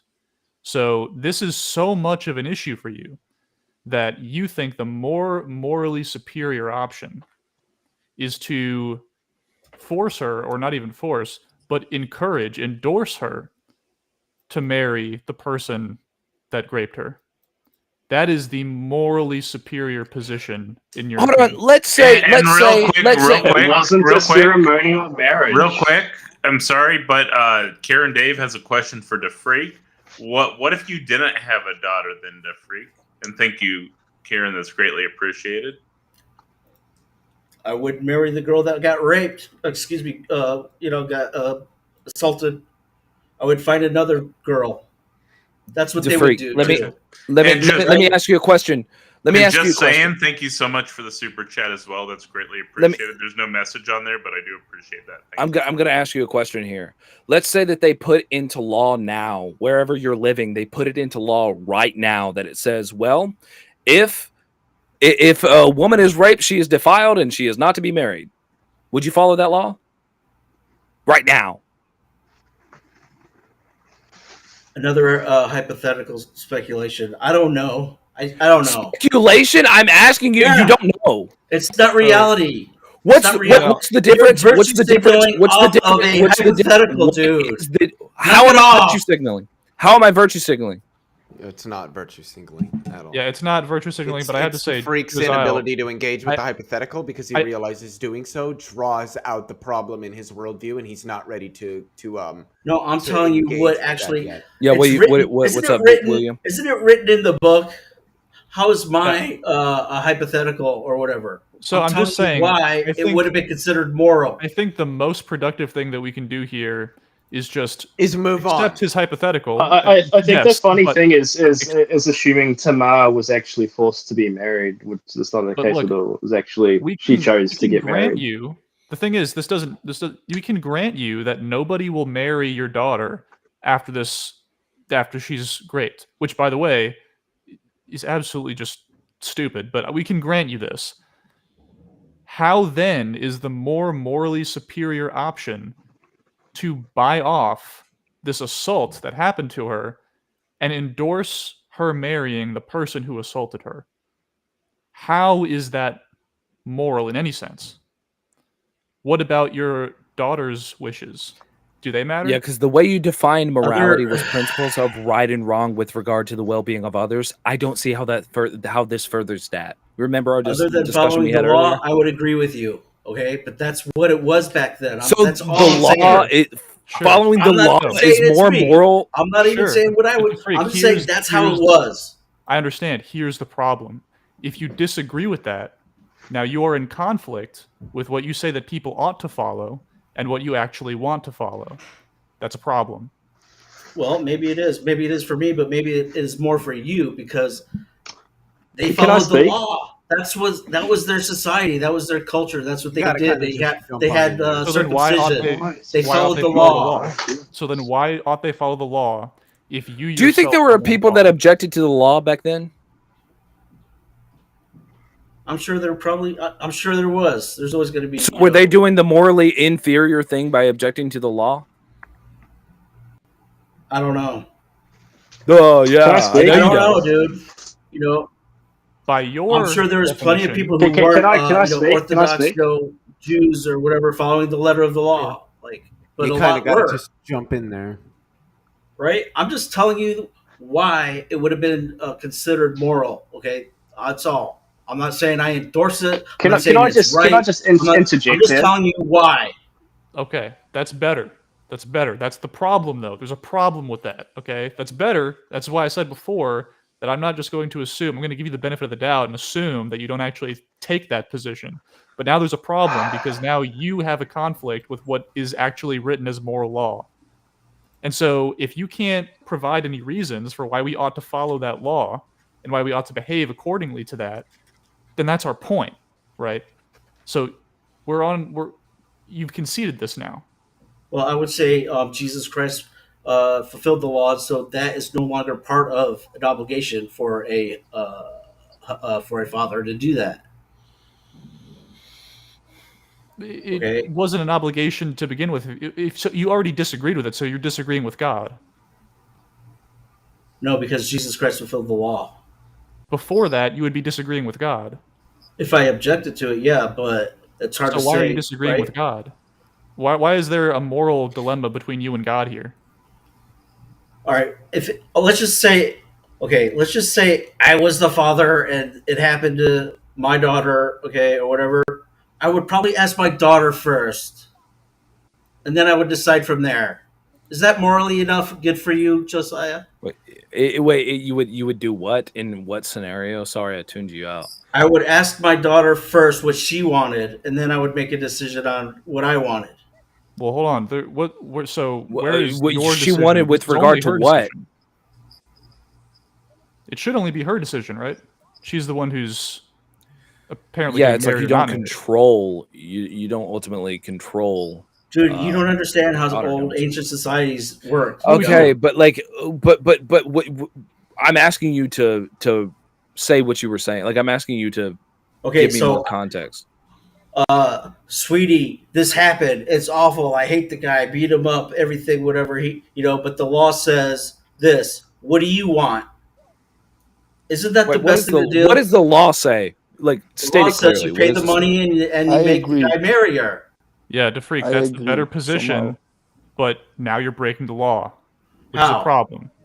Because the law says that, that she should be married. And real fast, you can buy that off. There's a question from an audience member on a super chat that I missed. They were asking, would the panel marry an only model? Huh? Would a panelist marry a an OnlyFans model? Only if she made an extreme amount of money that I could just get out of her and then divorce her and get all of it. Or at least half of it. I mean, if it's somebody that I like and I'm interested in, and can I interject here? I feel like if there was someone that I could just benefit off of, I would just do that. Then yeah. And can I just say one thing? Making a lot of money, so like, what the fuck do I have? Like, what? Yeah, you're making a lot of money.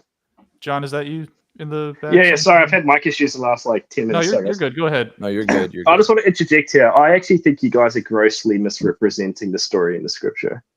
You're making the assumption she got married against her own will, but actually, if you go and read the entire context of the actual scriptures, she actually did this by her own free will to secure herself financially. Okay, well, she chose to get married. I'm just rephrasing the whole picture because you guys are actually, I don't know if it's purposeful, but you're rephrasing it in a way where it seems like she's being forced to marry, and that's not the case at all. Sure. So I think it needs to be actually put like that. The viability of her marketplace value as a wife. Well, according to the law, right, and this is obviously what people followed in those days, and that's the context. I think, I think morally, the end result was the absolute correct one. Yeah. What other option was there? Think about it. She was with child. Like, yeah, what happened to her was terrible. But realistically, what other option did she have? Sure, even if that is what it was saying. Yeah, I was going to say, even if that's what it was saying, that's not what DeFreak was saying. That's what we were arguing against. We're not saying this is what the Bible said. DeFreak said this is what the Bible said. The position kind of evolved as we were having the conversation, which is fine. No, I understand that, but I just felt like I needed to address, I don't know who actually brought up that scenario originally, but yeah, we weren't making any claim about what the scripture was saying. We were deriving this scenario from the scripture. Well, whoever made the scenario to begin with painted it in a light which made it seem like the marriage itself was forced. Okay. It still doesn't make it any better. I have a question. Well, I would argue it does, because when you start to frame it as if the marriage was forced, you start to actually paint the law in a really bad light. This is the problem. How did anybody in that discussion frame the marriage as forced? I don't think that anything about the previous discussion turns on that fact, or turns on. Yeah, I think about 15 minutes ago when it was being brought up, it was actually presented like that. Dafrik, what makes you believe in how do you call it? Heaven. What makes you believe in heaven? Well, for me personally, again, I've testified again that I had a vision from God, and so I know that the place is real, and I've seen it with my own eyes and heard music and heavenly things that are described in Scripture with my own ears, and I had the experience. So that's anecdotal. It doesn't mean anything to anyone else. I realize that, but besides that, we have Jesus Christ, and we also have Scripture. That's fine. So was this revealed to you in a way that you could be absolutely certain about it? That there's no reasonable doubt that you could be wrong about that experience being true?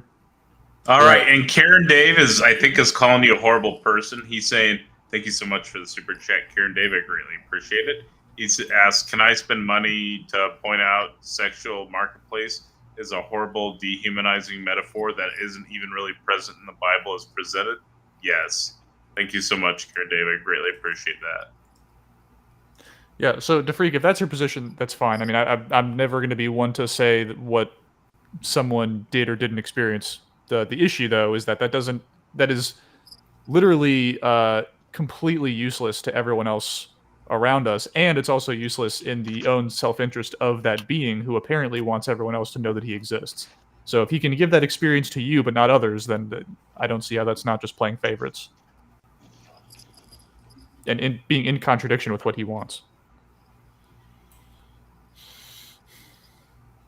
I already said that it's totally worthless for anyone else, and I understand that. That's why I kind of make that disclaimer. But that's the reason he asked me why I believed. That's why I asked. Jaws why he always picks morality.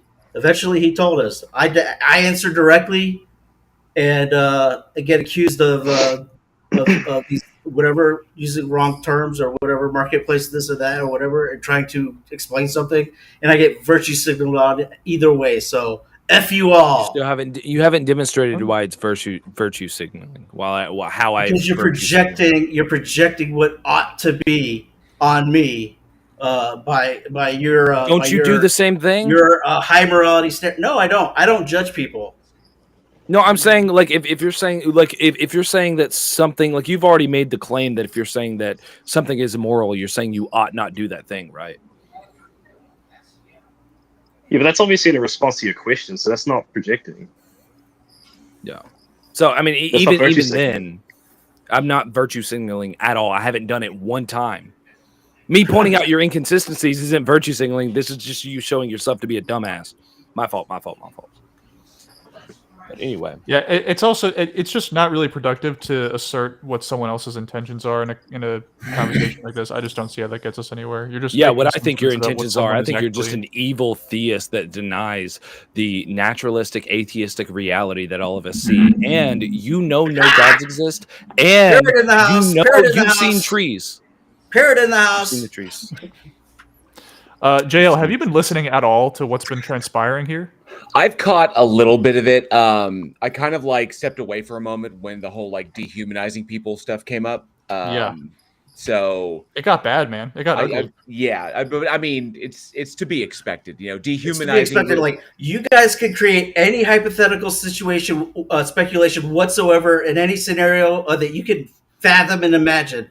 But I tell you the truth of what was going on in the Bible, written in there. And I'm the fucking asshole, huh?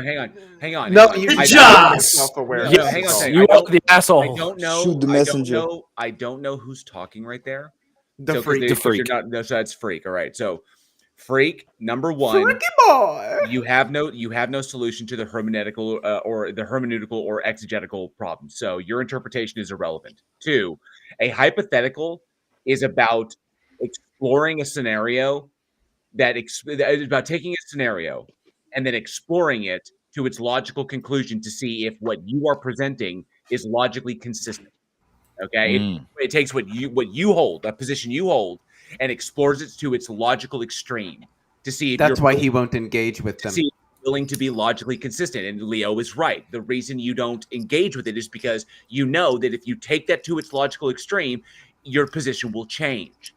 And that's why he's just like, "Oh, you're grandstanding. You're grandstanding." No, guys, signaling. You have to believe me. You have to believe me. Look, Josiah is actually the big bad one when he's actually the more morally consistent person here. Right. And Hank, thank you so much for the super chat. He says, "Buying another brainwashing, not clean up theism yet." Thank you so much, Hank. I appreciate the super chat. I wouldn't and make the argument that atheism. I wouldn't make the argument that Judah was the morally correct one. I would just the stance I would take is the end result was the morally correct outcome. So, on the table, like what's on the table right now? Are we literally still talking about morality, like moral distinctions? I literally was listening to this with my girlfriend, and I heard William say well-being, and I said, "Fuck, I gotta get back in here because I gotta see what they're talking about." This is all my fault. Yeah, so it's basically what I came into was DeFreak would not concede Like he would. I could not get him to demonstrate to me like which one is the more morally superior option. Following the laws that would make it the case that a woman being raped would not be on the sexual marketplace, as he put it. I said, would that be more morally superior than trying to abolish or do away with the laws that make that the case? I asked him 5 separate times. He wouldn't answer. I even said, if you do not answer this question with either one or two of these things, you were dodging, and he dodged. So he just won't answer it. Hypothetical speculation. It's okay. You keep saying that. Hypothetical speculation. Freak. You keep saying that it doesn't mean anything. So, but here's an interesting, let's put a little spin on this, because Freak, you've conceded multiple times. You believe that your God is omniscient. It knows all true propositions in the not God set, yada yada yada, and all that other stuff. If the goal of your God, the one thing that you're not considering, Freak, is that obviously the conversations that we're having over morality, okay, whatever they mean, it's subjectivity, objectivity, whatever, we're having these conversations. Obviously, it is true. Okay, I think it is quite apparent that we're having these conversations because there is some issue in coming down with any kind of any rational kind of conclusion as to what these things are. Now, the reason we argue the way we do is because of the system in which we live. Okay, the system in which we live, the parameters by which we interact with the system, and that's the result of the system that we are in. Now, you have to ask yourself, if your God exists and its goal is for all humans to know it and want to be in a relationship with it or whatever like this, but if it wants all humans to know this, then ostensibly it would also know the true proposition that the manner in which it made the system that we exist in would result in these conversations being had. And it would also know that the existence of these conversations would present an insurmountable roadblock to believing this thing exists as you claim it exists. So why would it then create a system that would result in this kind of confusion if its goal is for all of us to believe that it exists? Yeah, because it will eventually coalesce into that, JL. Didn't you know this? This is the same empty room analogy that I gave before. Why would God throw us in a room, lock the door, and hide the key if he wants us to leave the room? Exactly. It's why create the unnecessary obstacle to the goal that it itself wants? Because nothing dictates to the God that an obstacle must exist. Remember, all the parameters of the not God set are dictated by the God itself. The not God set doesn't have to be any one particular way, so long as it's logically consistent.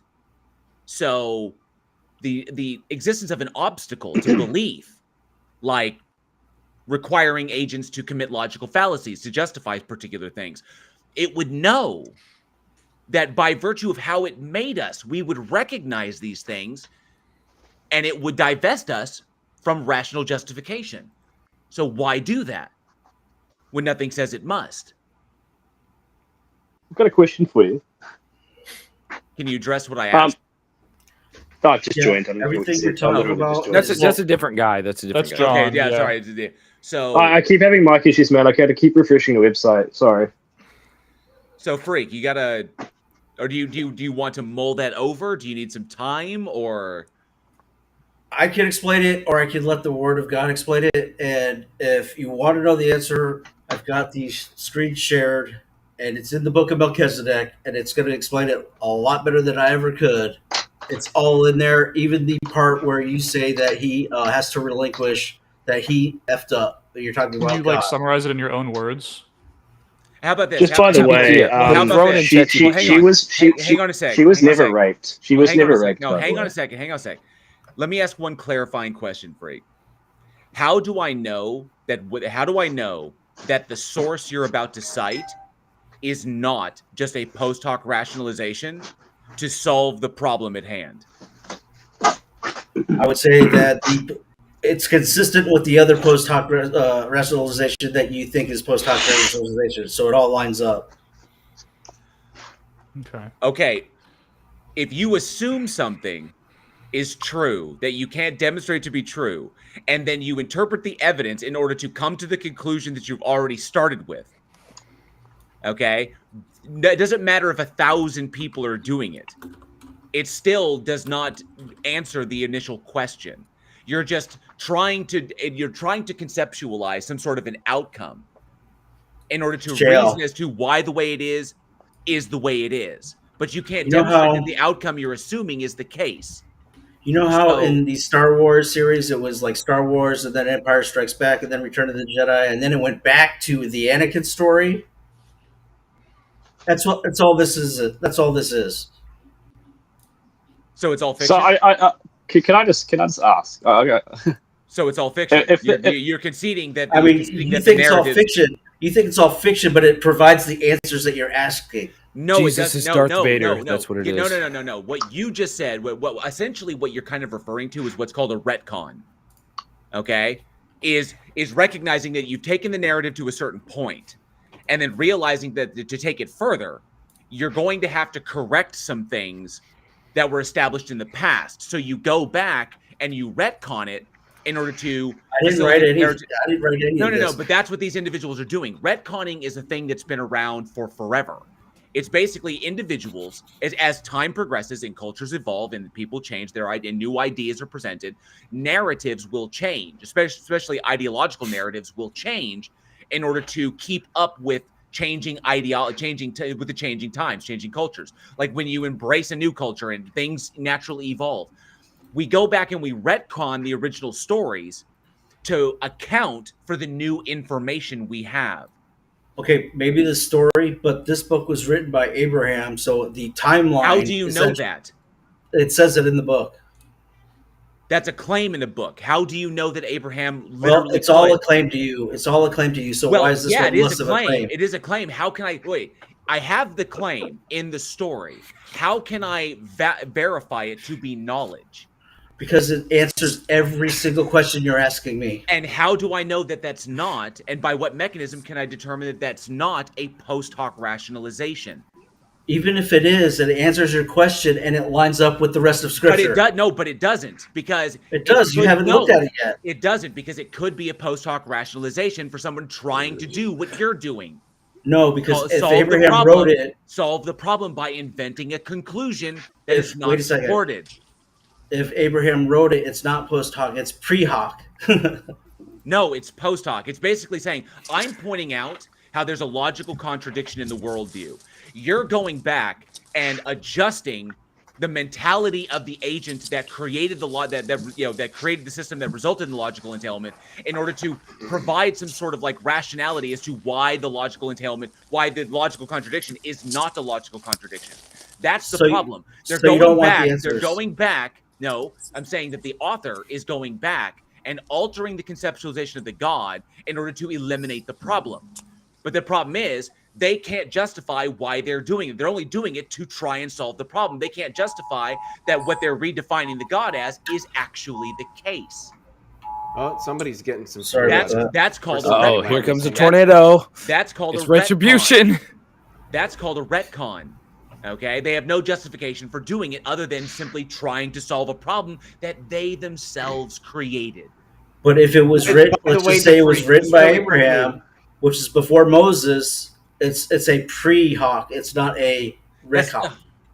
No, hold on here, because this is what I was going to say. DeFreak, there's no such thing as pre-hoc. I know, I'm just making these things up to try and relate to him. Sounds like a One Piece character. There's already a term for that. It's so he doesn't want the answers. I could explain it in a weird way and you wouldn't accept it, or you could actually hear it from the... Freak, it is not that I don't care about what your answers are. You don't want the answers. I'm asking, no, it's not. That's not even the case. I want to know how, before you give whatever the answer is, how did you eliminate the possibility that it was a post hoc rationalization? Because it's a certified Dead Sea Scroll. It doesn't matter. That doesn't matter as to when it happened. Because it could still be a post hoc rationalization. But it lines up with the rest of the fantasy, so it's valid. The fake fantasy is... The fake fantasy, whatever that is, whatever, right? It still lines up with the rest of it. Okay? So if it's all fake... Then why is it canon? I don't know. Because it doesn't line up. I don't know. They found it in the Dead Sea Scrolls. Because it's not canon, but it's not canon. So therefore, it's not considered a part of the narrative, which means it's like the Book of Enoch, okay, or the Gospel of Judas. These are not considered. These are apocryphal. The reason they're apocryphal is because the church authority has determined that they do not support the narrative. Okay, but how many times have you argued That's for actually those not other scriptures? How many times have you argued for those other scriptures not being a part of it as your reason for denying God? Now? I don't argue for the validity of any of the scriptures. I hold it exactly. So this is just as valid. Freak, exactly. No, freak. It's not, because I don't hold to the proposition that your God so you exists. Don't want because the answers. I don't hold to the proposition that your God exists because I know it doesn't exist. Okay, but the questions that you're asking me about the whole evil and the whole why didn't he and the whole ought by God, I'm telling you, this is where you're going to find those answers. You won't even look at it. That's the thing. You don't want. No, because I can tell you right now, by the lights of your own worldview, you define your God as a thing that exists for which nothing external of it exists to act as a referent or something to appeal to for the manner in which it must or must not do anything or what it must or must not do. Because you define your God as such, you going back and saying that there is some sort of framework that your God must appeal to in order to facilitate a particular outcome violates how you've initially defined your God. That's what makes what you're about to cite a post hoc rationalization. You're basically saying, no, the prior definition of the God was incorrect. There is a framework that it must abide by, or that it wants to abide by, even though nothing in the original the original claim dictates that, in order to justify why, in order to say that there's no actual logical contradiction. So you violate the definition of the prior definition of your God in order to try and solve the problem. That's the issue, because you can't justify redefining your God just to solve it. JL, was there a timeline prior to man's existence? I mean, are you asking from my worldview or from yours? Yours. Like according to the evidence shows us, yes, the Earth has been around for about 4.6 billion years. Modern anatomical humans have been around about 300,000. Okay, and like the fall of the angels and Satan and the Lucifer and the evil. It's all mythology. Okay, but it's all you asked me from my worldview. It's all mythology. Just like Ra pulling the chariot across the sun is mythology. Zeus throwing lightning bolts is mythology. The 12 labors of Hercules is mythology. There was a history prior to mankind being created. Yes. According to my mythology. No. There is prior time, but history is the recording of the events. So is there a past? Yes, there's a past of like what? 4.6 billion years, and then like 300,000 of that is just occupied by human beings. JL, don't be like this, dude. What do you mean don't be like this? You asked me from my worldview. Well, but what are we talking about though? Okay. I have no idea. I meant for mine. Okay, it's my fault. God, okay? you can't even. We had another super chat. Man, this is all over the place. Hang on, we had another super chat while I was having the sound problems. I'm sorry, guys. I had to reboot there for a second. Just saying, I greatly appreciate the super chat. It says, "Can I try to answer your questions?" I think that's to you, JL. What's up? JL, so there was the fall of the 1/3 of the angels in heaven and all that. How do you know that? Based on the fantasy that you don't believe in, but you're knowledgeable of. So you can see the case. I'm knowledgeable of it because I know how to do an internal critique. But just because I can do an internal critique doesn't mean that I accept it as being true. Myth or not? Is it part of the myth or not? It's a part of some. Okay, some individuals hold it as part of your myth. Not all of them. What are y'all talking about? Okay, not all Christians hold. Not all Christians hold to that particular story and framework. Okay, the freak. Can I ask you what is God? What is God for you? For who? God is good. The freak. For the freak, yeah. What is God? For the freak. freak. The source of all things. But do you see that it is the man, or is I don't know. I don't believe in God, but I'm just wondering what is God for you? God is the living deity. God So is the so source of God all is the things. father of Jesus, right? In But his mind, the in his Father of mind, Jesus Christ. in his mind, God is the ontological source for everything that is not itself. so God made everything, right? Yes. That's what he's saying basically. But okay, if God made everything, what made God? No, Irrelevant. nothing. That's impossible. I can answer that. Nothing. My bad. That would Why is be, it I think impossible? that's impossible, right? How can nothing make God? I Because don't he's understand. God. Well, You're assuming God was made. they just But he hold. wasn't God before he made God. Catch. They just hold God as a brute fact that God exists eternally, has always existed, and will always exist as like a fundamental thing. And so there's no explanation Well, for its classical existence. theists think God is necessary, It's metaphysical yeah. necessary, which doesn't mean Very, anything. yeah. It's They just just hold that it's there, so they hold it as a brute fact. yeah, okay, I got you. Yeah. Okay, You thank think you. that you can appeal to God's boss? So to freak, I mean, where we at with that? I mean, Okay, you told me my worldview. My Okay, worldview you is based agree on that- evidence. My worldview is based on evidence. I understand that, but novel what are testable we predictions talking and about, ontological parsimony. So Okay, what are you so- talking about on yours? Don't be so disingenuous, JL. Because do you want to know the problems of the questions that you're asking with the evil and the good How and is he being the reasons why? How am I being disingenuous? Because you're telling me tell your me what it means to be worldview is based in disingenuous. science and What does facts, it mean to but then you're be being That ain't evil. nothing to you, though. Huh? What does it mean to be disingenuous, DeFreak? What does that mean? Peachy bean. It means Yeah, that you he's have not. no fear of He God at doesn't all, want the answers right? to what he's asking. That's He's not just what playing, disingenuous he's just means. playing around. I'm sorry, Being I don't hear you. disingenuous I means don't that hear you're you. being You don't hear me? Okay. ungenuine. You're Ridiculous. not being That's genuine what's up. in your It's approach not in a being One genuine. moment, He one asks me moment. questions. disingenuous. I show him how he can get the answers, and then he goes back to, oh well, my worldview is based on this. You didn't So he show him doesn't how he want to could get know. the He answers. asks All And what you how he you did is doesn't want pronounce to your appeal name? know. to Is the it same That's book of disingenuous. stories that you're appealing to begin with. No, Who was hang on a calling sec. me? Hang on a sec. There's kind of I'ma a go misrepresentation. Joe. There's kind of a misrepresentation of Joe? what I've said here. Okay. DeFreak, it's not that I don't want to know. It's that your answer, whatever it might be, is irrelevant if you cannot show the mechanism by which you determine it to not be a post hoc rationalization. Because if it is You're a post hoc speculating. rationalization, there's no point in me accepting it as justification for your claims. So you're not even going to look at the evidence. Can you show me how it's not a post hoc rationalization? It lines up with. That doesn't show me how. How You do you have know to it's? look at it How do first. you know it? How You do have you to know look it's not at a it. post? That doesn't tell me. Just reading it doesn't tell me. If I would read it and it was like this is a post hoc rationalization because you just listen to it. Okay, you can let the guy read it. You don't have to read it. It's like 7 minutes. I'm asking you, why do you accept it if you can't eliminate the logical possibility that it's nothing but a post hoc rationalization? Because it lines You up can say with the rest same of it. about the existence of Earth. If eliminate the possibility. What was after the Return of the Jedi? What was the next movie called? Oh, anyway, so what was that one called? See what I've been dealing with? What?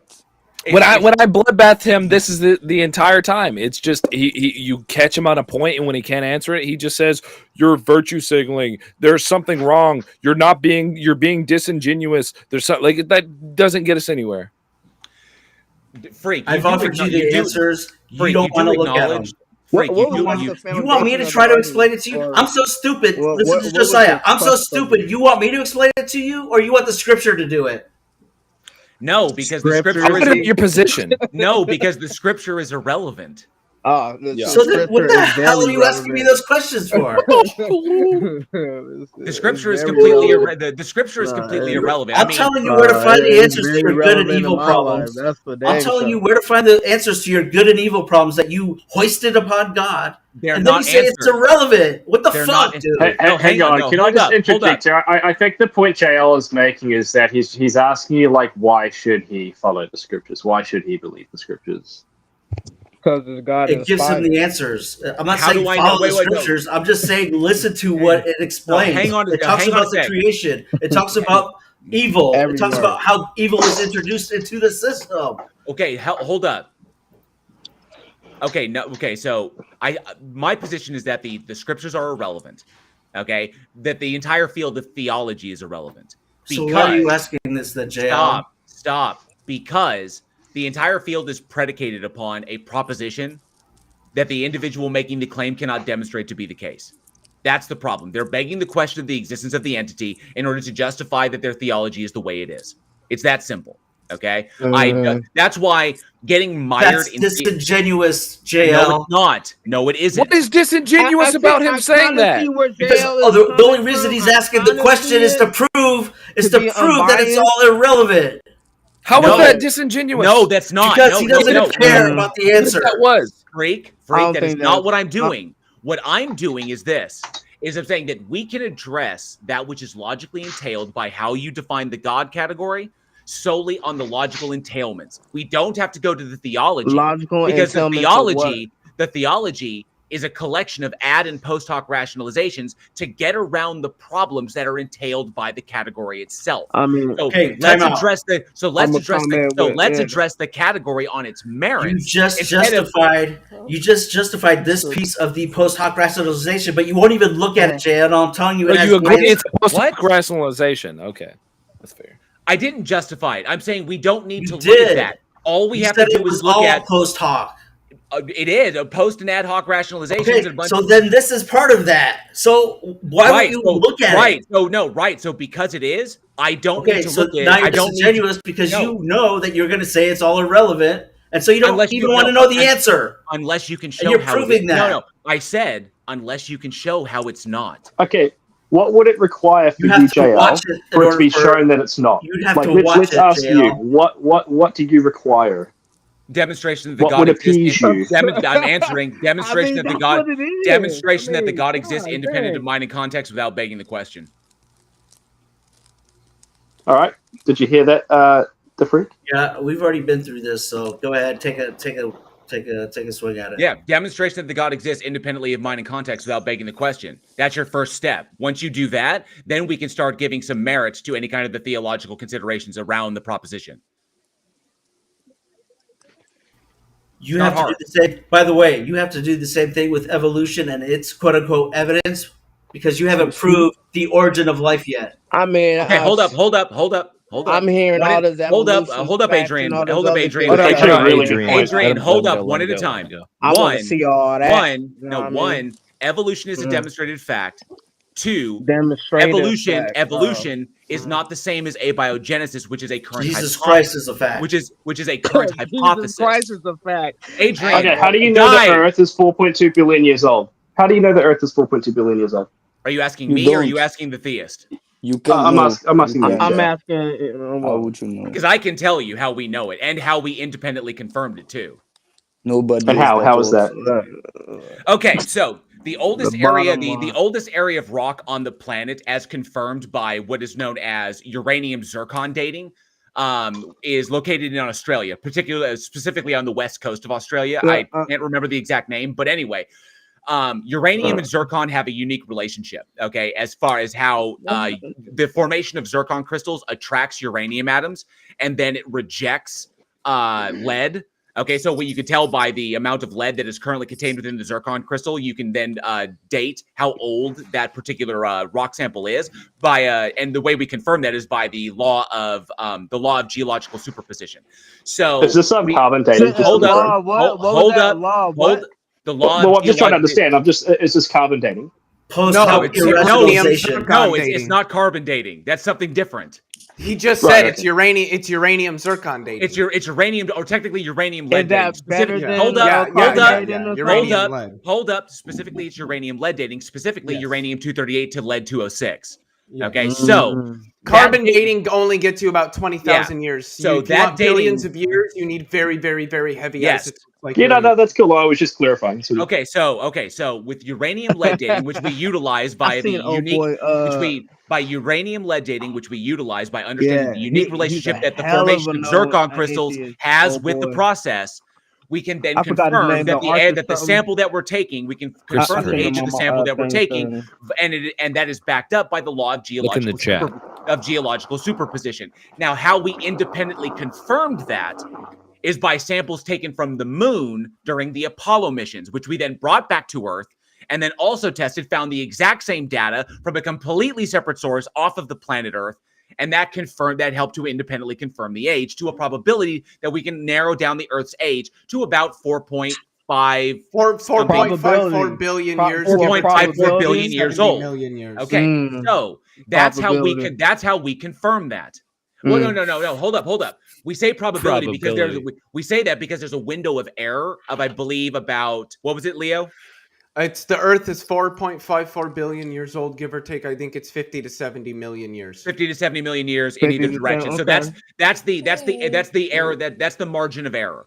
Okay, because there's always going to be a margin of error, and that margin of error will always get larger the further back you go. But we are developing techniques that allow us to reduce that margin of error to get as close 50 to 70 million years is already an extremely small margin of error. If you look at 50 to 70 million years seems like a lot, but when you're dealing with billions of years, hang on, Adrian. We're talking an extremely small, like saying like 4 billion years, give or take 50 million years would be like saying, oh, he's 43 years old, give or take like 7 days.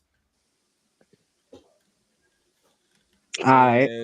So, like, if you're looking at it as percentages, when we say that the Earth is 4.5 billion years old with a plus or minus margin of error of like 50 million years, that literally is 1.1%. Yep. So within 1.1% accuracy, we know that the Earth is 4.5 billion, around 4.5 billion years old. 4.5 billion years old. There's 4.5 billion years old. There's no issue with this. Okay. And the moon is roughly the same age, and asteroids in the inner solar system are roughly the same age because they've hit the Earth and we've analyzed the sediments from them. Yes. So we know that the whole solar system is about 4.6 billion years old, and the Earth specifically is about 4.5 billion. I know that big numbers. I know that big numbers sometimes be very scary. But if we're looking at percentages alone, like ratios in here like this, of 4.5 billion years, we're talking about error, like margins of error that are around 1%. It's like 99% accurate. And as our technology gets better, it gets more, and that we reduce that 1% to virtually like negligible. So here you go. JL. What was first, the egg or the chicken? That margin of error. Technically by evolution. Now, my question. Technically, hold up. Oh. Technically, by evolution, it technically would have been the egg first, because egg formation occurred in species before chickens ever existed. I was going to say, I like the way Richard Dawkins answers this question, where he says something like, technically it would, what was it, that it would be, what he said, like the egg, but it was laid by something that wasn't a chicken. Right. So it was like first, because egg development, as an egg developed species, utilizing egg development for the reproduction, so that the reproduction takes place outside of the body instead of inside the body. That form of reproduction had been around longer than chickens ever existed. So technically, it would be the chicken. Okay. Do y'all watch football, by the way? Just asking. Or it'd be the egg. Technically, it'd be the egg. So the egg, and then it was laid by something that wasn't. The testimony of an entire peoples is that not enough? That's an argument. That would be an argument. That would be an argument to ad populum. Just because a trillion people are convinced of a thing does not mean that thing is true. But on top of that, a lot of it is going to depend on the nature of the claim being made. If 700 people all testified to seeing, I don't know, an airplane with a banner flying overhead that said, I like big butts or something like that. That's probably something that happened because we know that airplanes exist. We know that humans fly airplanes. We know that humans use airplanes to carry big signs behind them. And so I don't know why the fuck I keep getting under-talked here. And we also fly signs in the air, and sometimes people put goofy messages on them. So if 700 people said, yeah, I saw some guy, he was flying his plane, and the sign on it said, I like big butts. That's probably something that happened, because there's an empirical basis for all of the associated concepts that we have there. Now, if 700 people said, I saw a dragon take out this city, they're all probably fucking lying, because nobody's ever seen a dragon. Dragons aren't real. Dragons don't exist. So it depends But on the the Leo, operative word is nature. witnesses. It Can depends. I? I'm not done yet. It depends Witnesses. on the nature of the experience that these people are talking about and whether or not there is an empirical basis for it. All right. I was going to say, I know Adrian has been trying to get in here. Well, did he just leave as I was trying to get him to? I was trying to give him a chance, but I think he left. I was going to say I wanted to hear what Adrian had to say, just to be polite, you know. Is he still here? It's like he dropped out. I gotta say, Big Nick. I did say a lot of stuff, but I defended my position. I haven't been asked to provide an argument for anything. So it's not like theists often ask like me for argument, like what's my argument for this or what's my argument for that. If you want my argument for how I justify being an atheist, I'll be happy to give it. It's literally the argument from divine. It's literally the argument from divine hiddenness. That's not that hard. So I haven't been asked for an argument. When someone asks me for one, I'll be happy to fucking give it. The argument from hiddenness is so fucking underrated. People do not realize how strong of an argument it is. Yeah. It's at least against classical Christian theism. Yeah, so long as they hold that their God is all loving, then it's not a problem. But I've met some Christians who've been like, "No, I reject premise 1." And I'm like, "What?" He's like, "You hold that your God is not all loving?" He's like, "Yeah." So yeah, God does what it wants. God's a prick about everything. I'm like, "Hi." No, I'm like, okay, then I have no. Then Imagine, okay. imagine a God. Imagine like a God outside of the regular theist God, where it's actually like an all evil God or a God. Hey that's like guys, maximally evil. 60-something% of people voted to move to horizontal appreciate you, format. You guys Austin. mind if I swap the format? I'm real just fast? being me. Oh, Big Yeah, Nick, you cringing about the meta because you can't defeat my worldview. Oh, it's so sad. You guys mind if I swap to horizontal real quick? It just takes 2 seconds. Something.